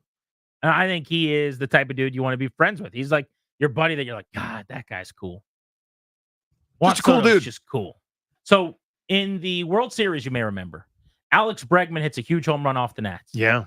He takes his bat all the way down to first base. And as he's approaching the first base bag, he kind of drops it, right? But he carried it over 2/3 of the way down the line, and then he just kind of drops the bat on the ground. Juan Soto subsequently hit a monster, mammoth, prodigious home run, went further than Bregman's. And he carries the bat to mock him and mimic him all the way down to first and basically drops it at the feet of his first base coach Timmy Bogart as he's rounding first base, right? Davey was livid. We don't do that. That's not how we operate, blah, blah, blah. Today, the Yankees are beating the Rays. They're trying to salvage a split in a 4-game series. Jose Siri, who's hitting a couple hundred, hits a home run while down. I think it was 4-0, made it 4-1. Maybe it was 4-1, made it 4-2, something like that. But he's a Rays player, not having a good year. Hits a home run, gets out. He admires it from home plate, like for a really long time. And then he took a really slow jog around the base paths to the point that it draws the ire of all of the Yankees. Now, I don't personally have much of an issue with celebrations. In fact, I don't have any issue with celebrations. I think there's a line you can't cross, which is as long as you're doing things toward your own dugout, not toward the opponent, you're not talking S, then it's fine. And that's where like Jerks and Profar with the Padres as an example, when the Nats got upset at him, I think rightfully went over the line. But even in this case, even though it was ridiculous, Siri is like basically walking. Like, look what he does here. Have you seen this? I'm not, no. From this afternoon. So he gets to third base and he basically stops and he like makes a bunch of motions to his teammates. Again, this guy's hitting 200. The team's down by a few runs. It was a solo home run. It was a wall scraper. And like he's stopping almost completely. Yeah. He's like touching his head. I don't know what he's doing. Michael K wasn't happy about it either. Yeah, on the but broadcast. It was off. He was really? going off. Yeah. Get me that audio. Yes. So it's like, again, everybody has like a routine now. Everyone has to do everything. But this one seems to include you almost stop to a stutter step, kind of like you're barely walking, gesture to the dugout, then pick your speed back up again, touch third base, whatever handshake you've got. Now you go home. Now you got to go in the dugout and get whatever headdress or helmet on or special themed magical ride. Here is why I bring it up. I wouldn't have cared enough to tell our DC audience about it, except that I love Juan Soto. Okay. So Juan Soto hits another home run. He had 2 today, but he hits a home run to right, and he took 37 seconds to get back to home plate. That's hard to do. A normal home run time, like if you're really booking it, a little over 20 seconds. Like when you're upper 20s, it's like a really, really long trot. Like, what were you doing? He took 37 seconds. And then he was asked about it after the game. He said, I don't know what Jose Siri was doing, actually. I just don't know. For me, I just, it's hot weather. It was a tough day. I tried to save the hammies and make sure I go nice and easy. But, like, you don't get one over on Juan Soto. He is not here to let you embarrass him or his teammates. And God forbid, right after you do something to try to rub his face in it, he will rub yours. You better hope he doesn't have another at bat coming. I'll say that. Let's hear what Michael K had to say about Siri. I just you're losing. I mean, celebrate when you win it. Yeah. I mean, they're acting like it's Mardi Gras in that dugout. You're losing the game. What a line. Mardi Gras. I mean, I don't agree with the take that much because, like, again, I like fun and baseball's entertainment. But what a great, if you're going to be an old man, like, make me laugh. Lean in. Amen, Michael K. That's a wacky bit. Because listen, if you're excited because you tied the game or it's like a dramatic moment, get excited. Exciting things are exciting. To their point, they're getting smashed in that one. I guess it was 4-1. But still, it's like, isn't there a time and a place? Like LaRon Landry flexing on a ball carrier after a 25-yard gain when his team's down 4 touchdowns in the fourth quarter. You're kind of going, dude, don't you know it looks dumb? It looks embarrassing, right? How cool is Juan Soto? Very. He's just the coolest, man. I want him to remain with the Yankees after this season. Here's why. Whoa. Yeah, here's why. Okay. Here's why. All right. Wait for it. I think there are 2 teams that Juan Soto could play for next year. The way that I see it. They're both in New York. I think he's either going to be a Yankee or a Met. There are people with delusions in D.C. that think he could come back here. That's adorable. I don't see that one. Does he cost any money? Do you have to spend money to get him? Might be tough. I don't know who else can afford him. I don't think the Dodgers could. I'd be fine with that. Just send him to the other coast. I don't have to see him that much. Doesn't have to play the Nats a whole lot. A la San Diego when he was with the Padres. But I think it's Yankees or Mets. It's either Steve Torre. Is that the right name? Am I making that up? I don't know. Owner of the Mets. Cohen? Steve Cohen. Thank you. Yeah, I was like, who's Steve Torre? I don't know. I think he's like a radio guy in New York. Well, there's Guy Torre, who's the comedian. Yeah. Then there's Joe Torre. Steve Cohen. Steve Cohen's he's the one guy that just could wake up in the morning and go, you know what? I'm not losing. I'll write you the check, Boris. We need to do something. Here's my something. So I can see that. But I think he could also just stick with the Yankees. And that's way less painful to me. I would love one of those dark horse American League teams. Like, give me the Rangers. Just laying in the weeds. You know, like Detroit hasn't spent money on a player in 15 years. What about the Angels? Like an Artie Moreno? Great. Like, let's give him the that. Vernon Wells, Pujols type thing. Maybe. What I don't want is it's like the Braves for some reason and the Mets and the Phillies all of a sudden like fighting over him. And then he's like, I'll play for all three of you at the same time against the Nets somehow. I just feel like we've had enough, and it's cute. Everyone had their fun.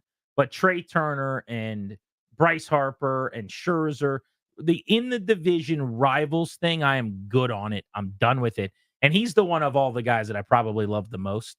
It would hurt the most to have him in the division. Like him wearing Mets gear, I don't think this is even an option, but Braves or something. Right. That would just not be okay. I don't think it's realistic. I'm going to throw something else at you. It's not really what we're talking about, but just you and me having a conversation. It's kind of what we're doing here. Read an article. It theorized that a team laying in the weeds on Juan Soto with new ownership looking to make a giant splash to put them over the top. The Baltimore Orioles. This would be the first of its kind. This is, a player that costs money that's not homegrown from a farm system as a result of 15 years of losing. This is not that. This would be their first one of these. What would you do? So I'm going to play your game. First, I'm going to say this will never happen and makes no sense. But now that I got that out of the way, oh boy. Wait, what is this envelope that says season tickets? Hun, what is this about? What? I don't know how these got here. There's some mistake. It says we have a condo in Baltimore now, honey. What is that? Why are we going to Camden Yards 81 times? 81, really? What does that mean? Yeah, that would be pretty neat. I'm in on that. I should update you, Danny, because we have not told you yet, that the lads did make it out to see Twisters on Friday night. Oh, congrats, fellas. The last time we were talking to you on the show, we told you that it was going to be a show field trip. So you didn't see me come in? You were invited. I actually did, Darius. I don't even think you know this because you might not have walked in yet. I called Danny right as like the lights were going down. Totally true. I did, by the way.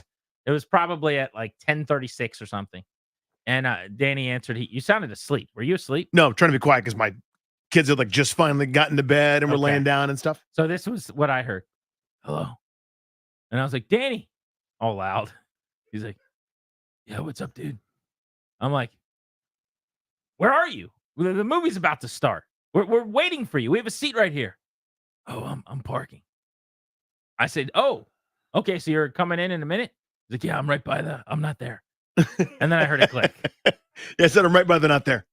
Were you louder when you were doing that phone call with Danny in the theater? Were you louder than the couple that was sitting behind us? I hate them. I hate those people. Hate them. Wait, wasn't the theater empty? And to quote the Plain White Tees, one of my bands that I liked at one point, hate is a strong word, but I really, really, really don't like them. Nope, hate them.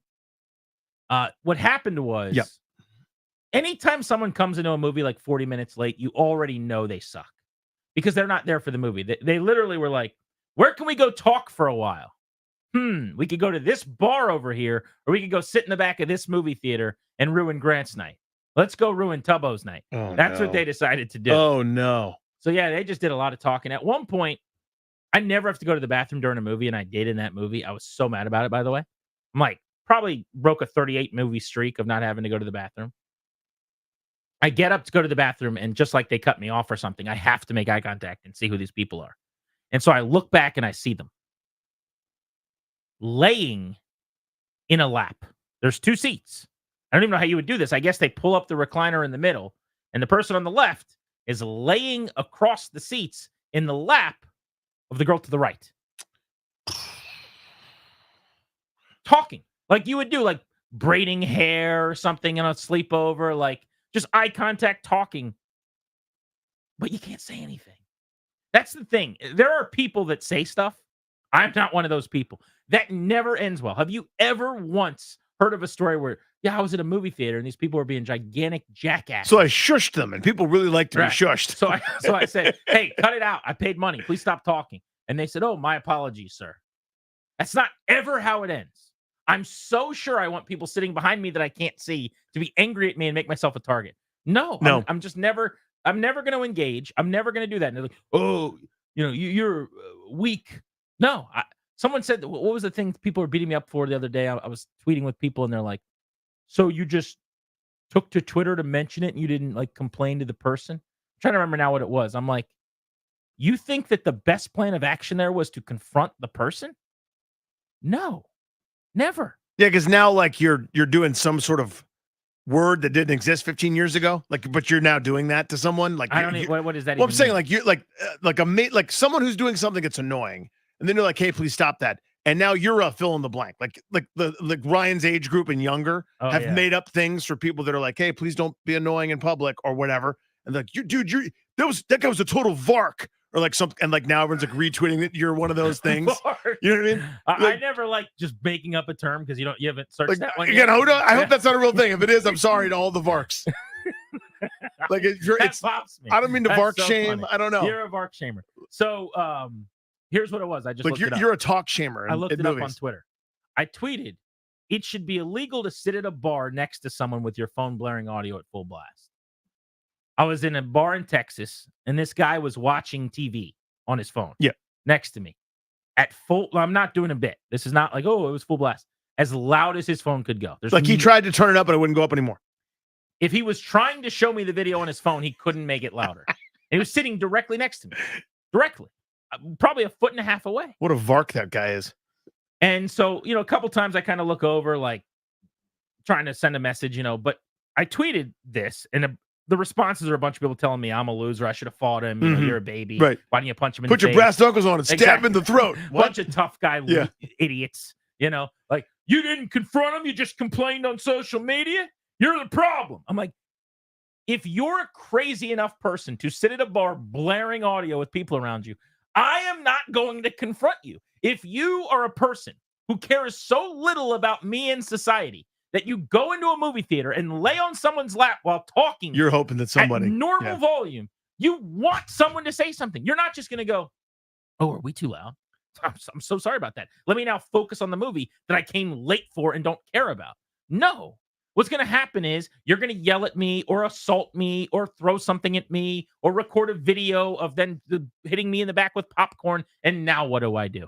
I'm a baby. Oh, tough guy. You should fight him. Yeah, I'm sure I should. Nope. I'm just going to be assaulted or yelled at and treated like crap by a stranger in society until I go home and they ruin my time. So what I'd rather do is, rather than being yelled at or hit or thrown at, is just let them annoy me and complain about it. That's what I chose to do. But anyway, I had a good time with my friends.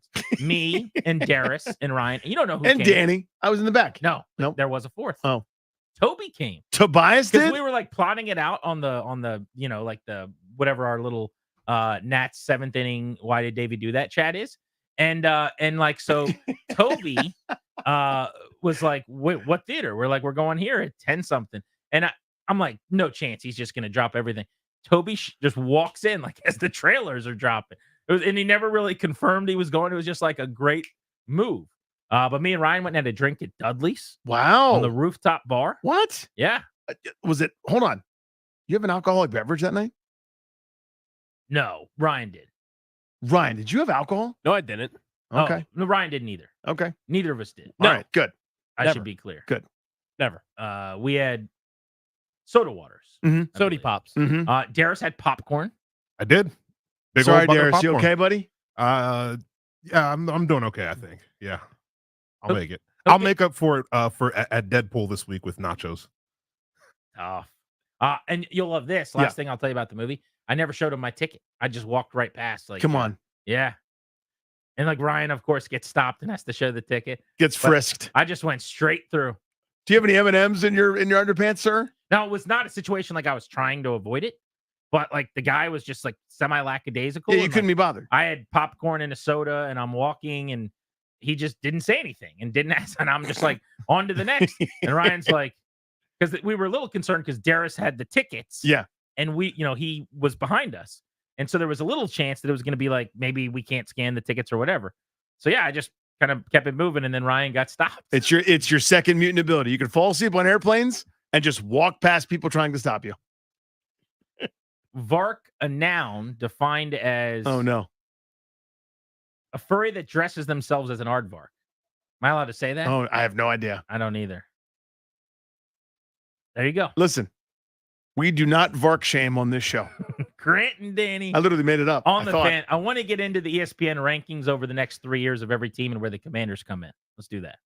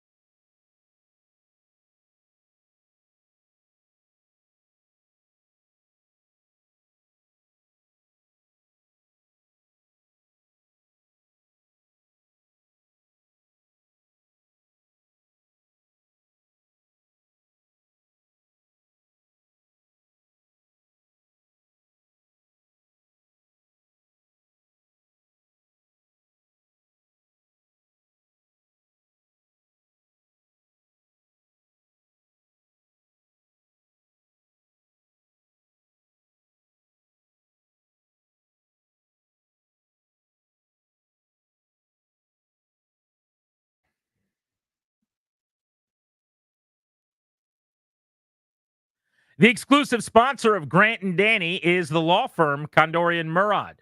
They'll guide you and your family in the right direction by helping you draft a will, set up a trust, or create a healthcare power of attorney.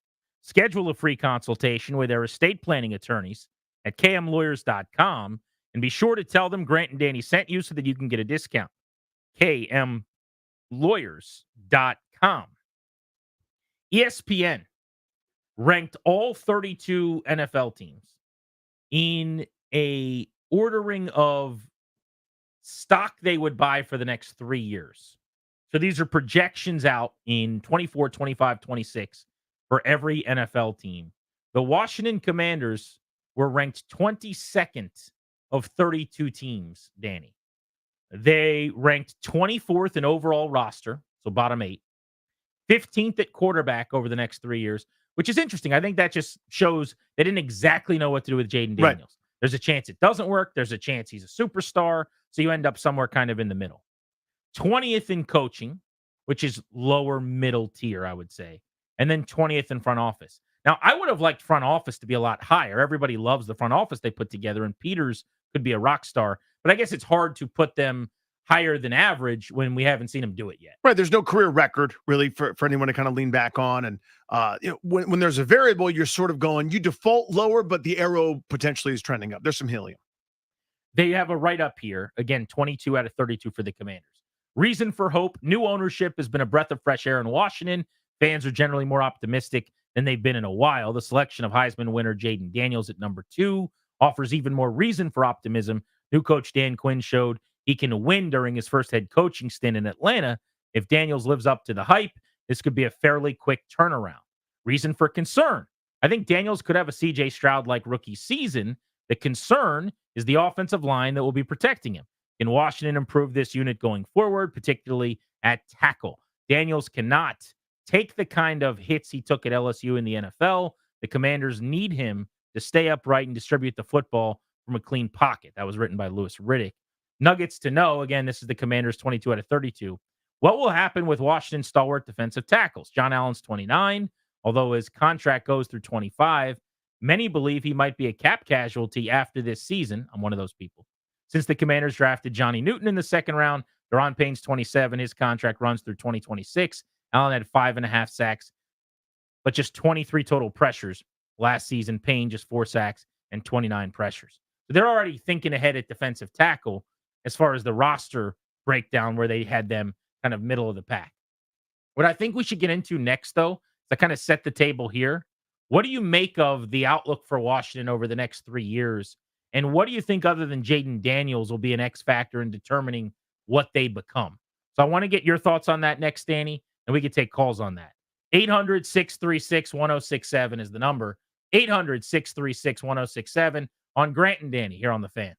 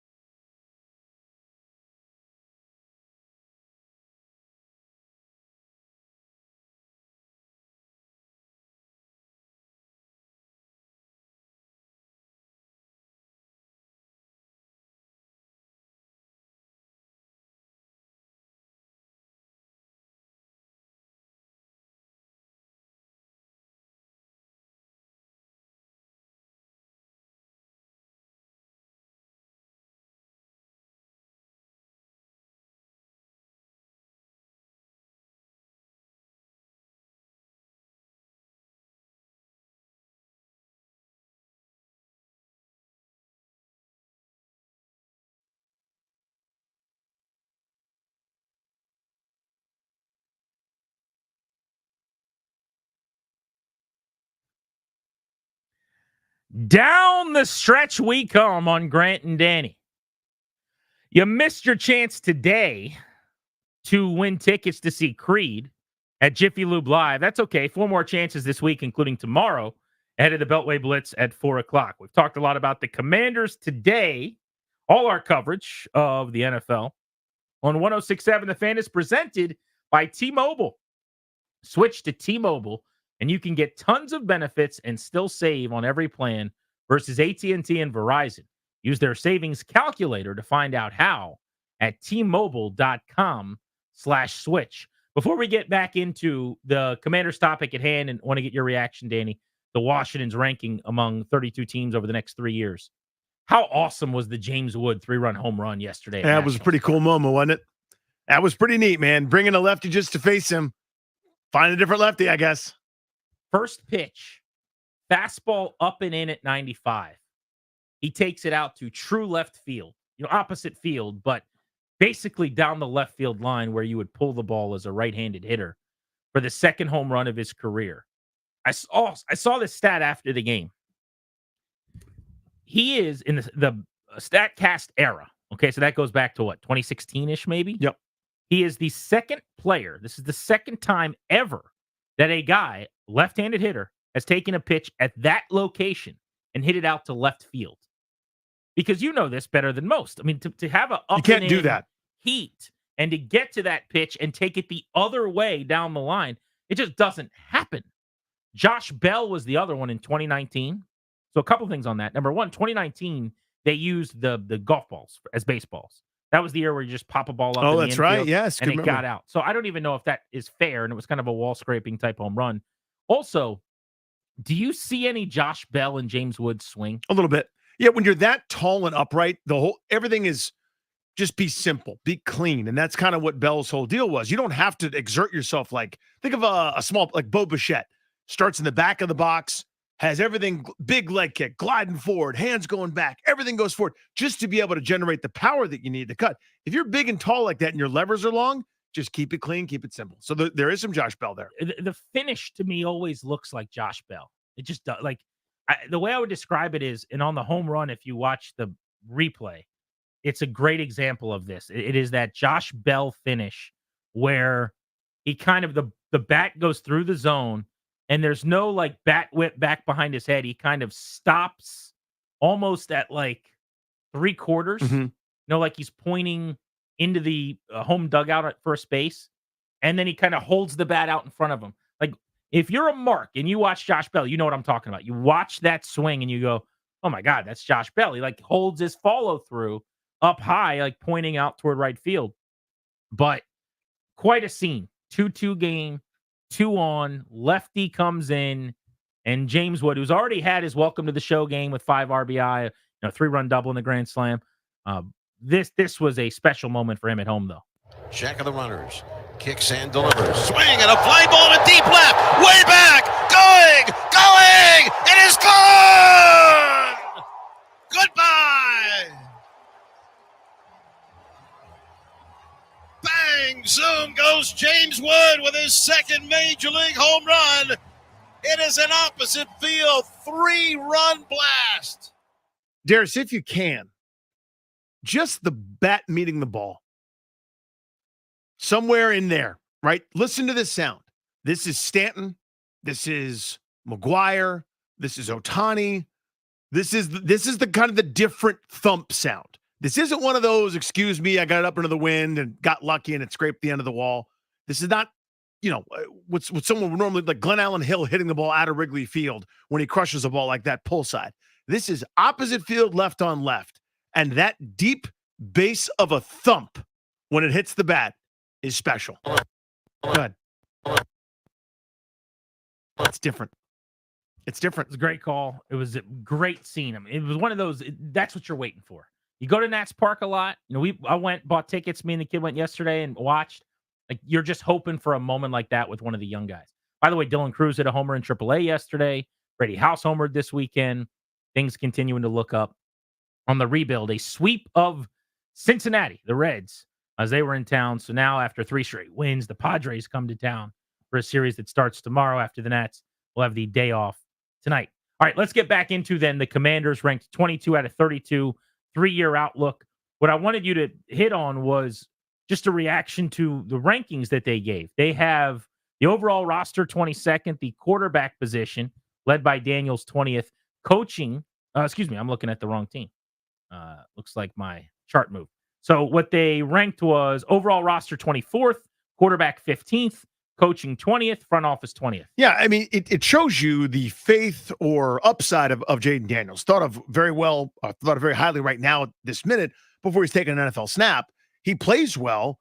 That number goes up. Kind of everybody else goes up too, right? Dan Quinn looks a lot smarter. So does Cliff Kingsbury. So does Joe Witt. I mean, if Jaden Daniels hits, we all know the level of game changer. We've gone through it. We've seen it. We know what happens, right?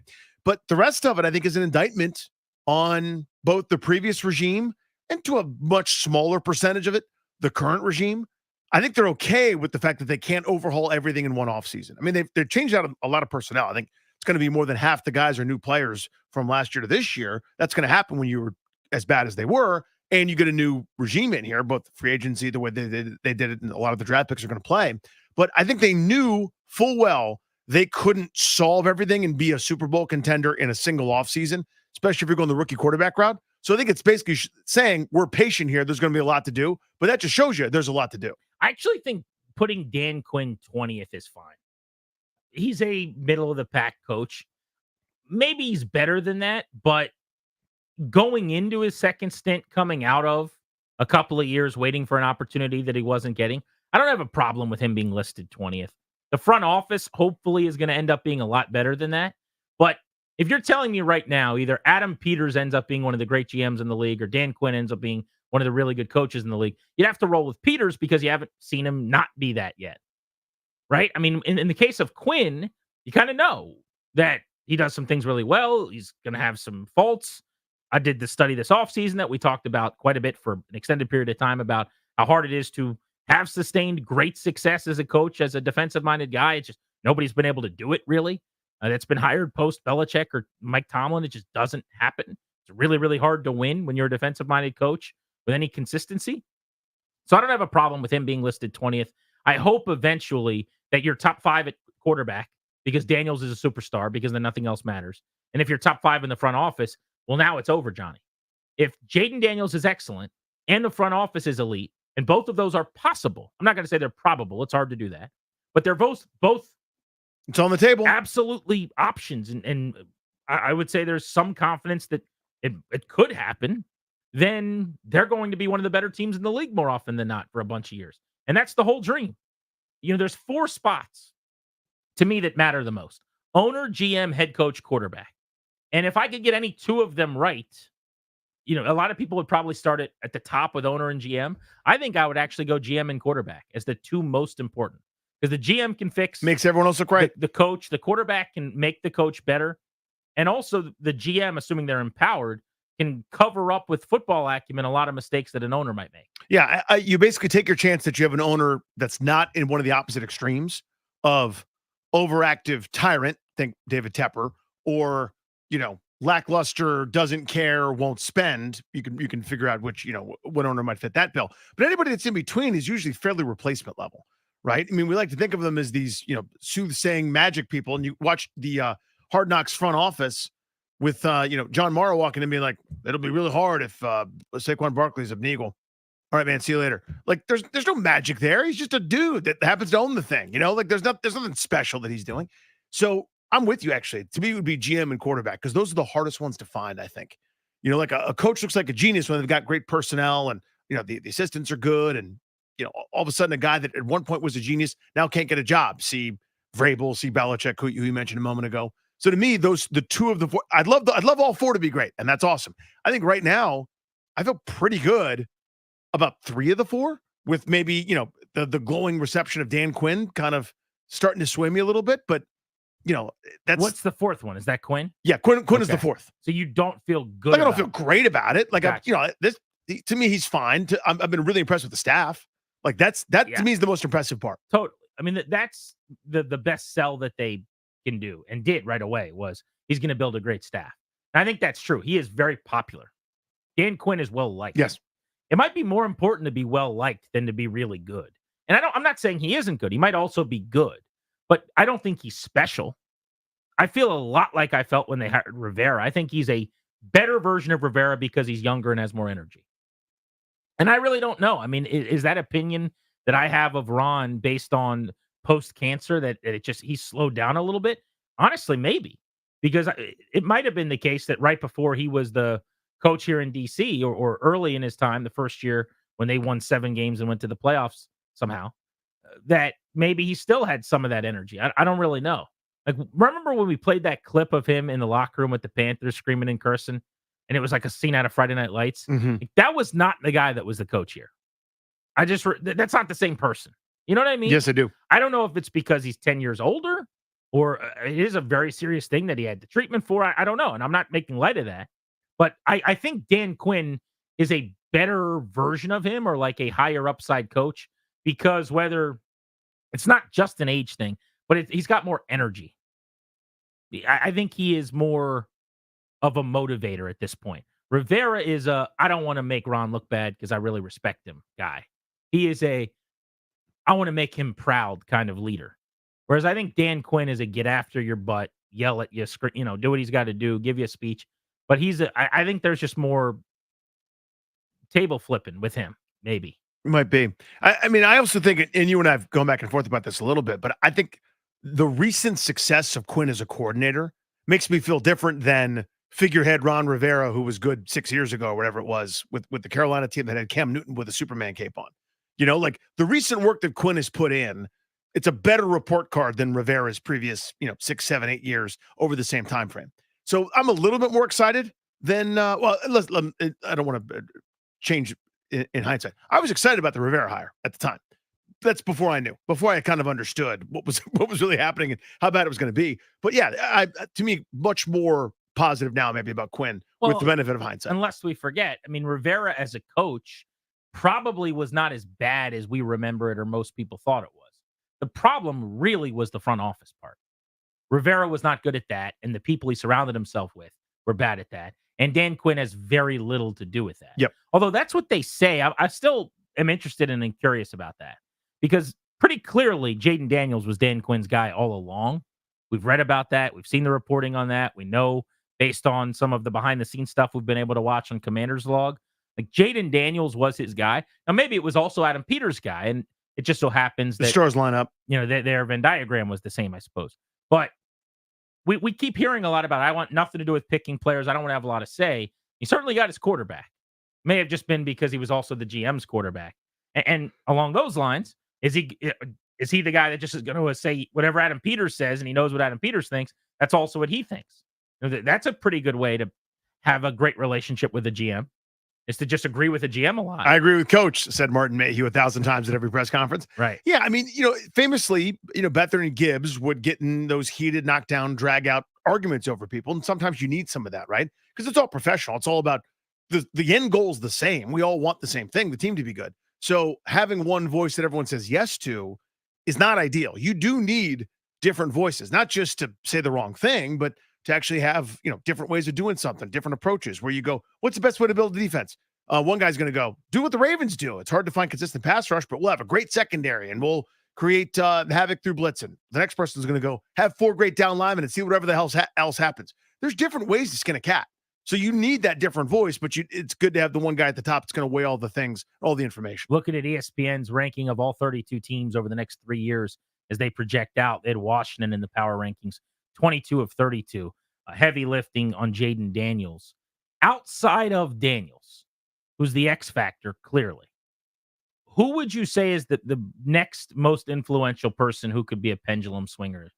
Someone who, like, if you're filling in the blank, non-Daniels, if blank, then they are able to make a playoff run 2-3 years from now. So the name that jumps into my mind, it might be, this might sound stupid, it might look stupid, but Brandon Coleman is the name that comes to mind here.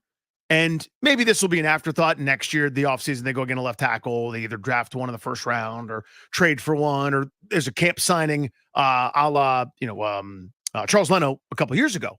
But they seemed so comfortable and so calm and so complacent with a swing tackle and a guy they took in the 3rd round that half the league doesn't think is a tackle.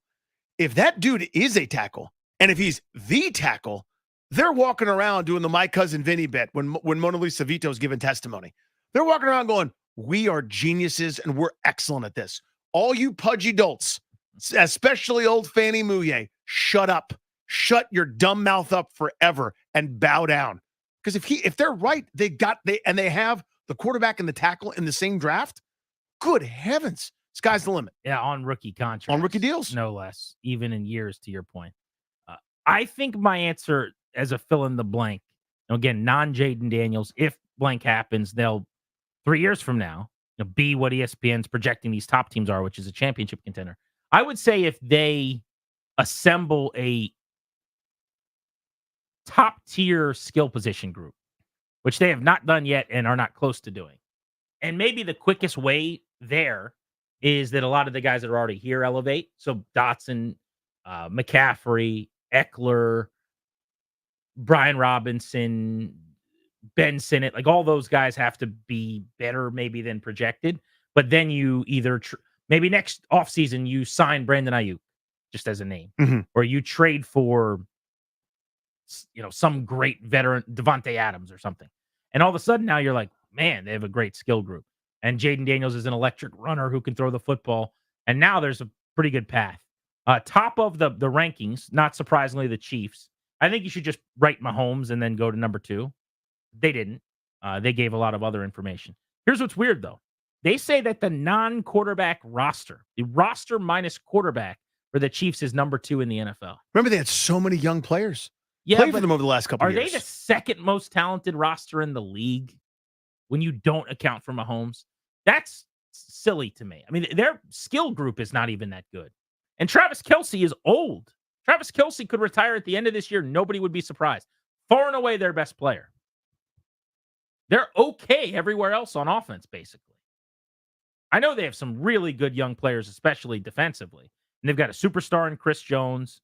But like their receiver room, it's Hollywood Brown and Xavier Worthy. I don't even know if Rashee Rice is playing in the first half of the year.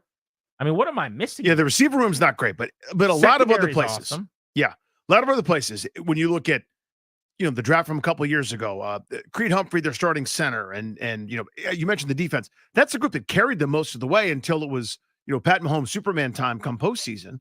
Right? Was their defense was keeping them in games as their offense with a bunch of neophyte receivers and way too much Kadarius Toney or Mecole Hardman was trying to do something to get up to speed when they were kind of teetering middle of the year. I don't know. I mean, like, I'm with you. The 2 is aggressive, but yeah, you add up like I would say back end top 10, top of my head. But to your point on Humphrey, 99% win rate as a pass blocker last year. Is that pretty good? That seems good. Trey Smith, 96.6%. So that's second and fourth overall in pass block win rate among interior offensive linemen. They have the Ravens second, which stands to reason because you got Jackson, a really good front office. They ranked quarterback situation 4th. Obviously, Mahomes in Kansas City was 1. Overall roster minus quarterback for the Ravens 4th. Coaching 5th, front office 3rd. It's just a really healthy organization. It's a machine, man. And they do what I like about them is they have no problem going on the 1 or 2 year deal that turns into a 1 year deal with veterans like Derrick Henry when they need to.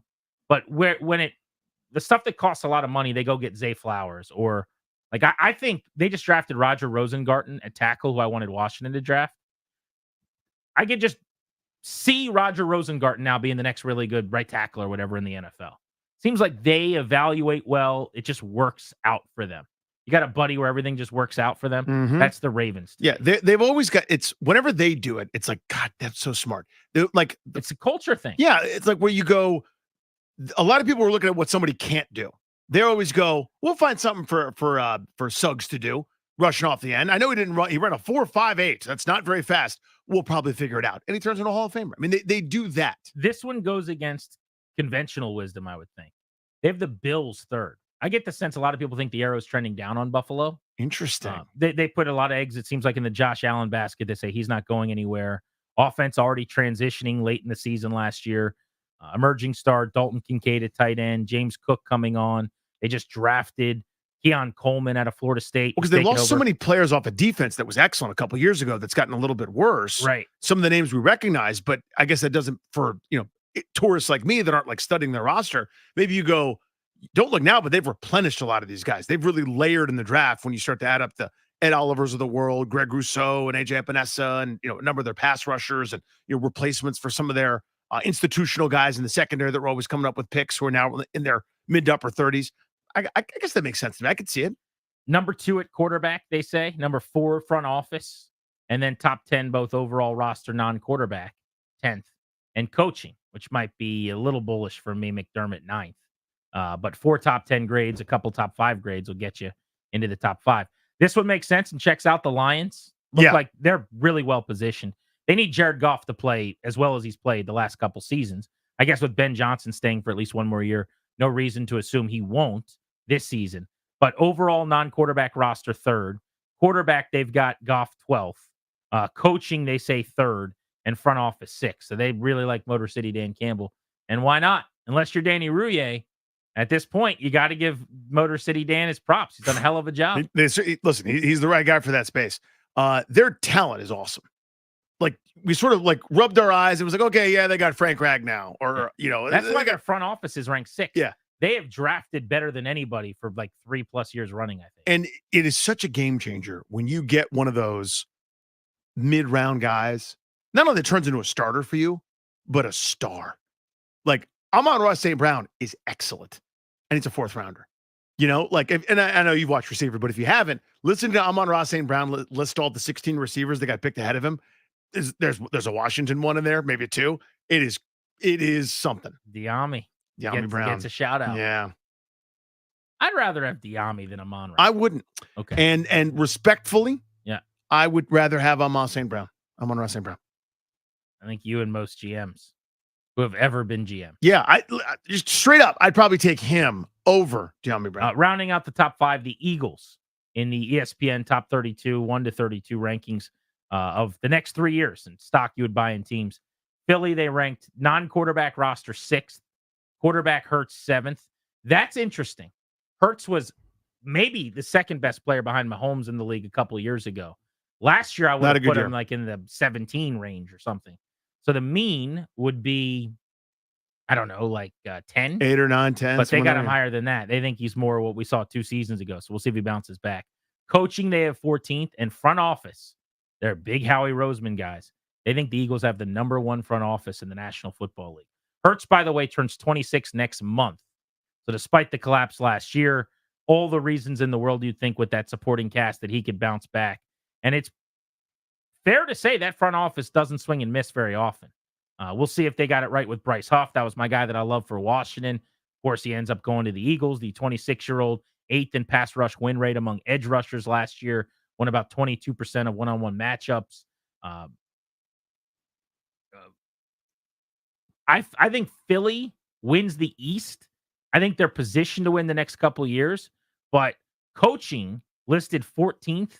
They might fire their coach halfway through this season if things go bad. Isn't that wild? So if it's not 14th, it's like late 20s.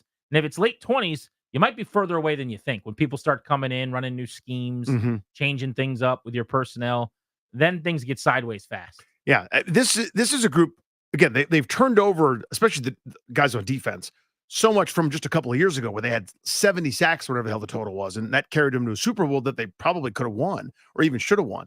But now it's a lot of new names, a lot of different things. They've kind of turned that over, and that's a Howie Roseman special, where you sort of do something the year early before you're too late, and you're always kind of layering, and you look up and you go, wait a minute, that was the guy that slipped.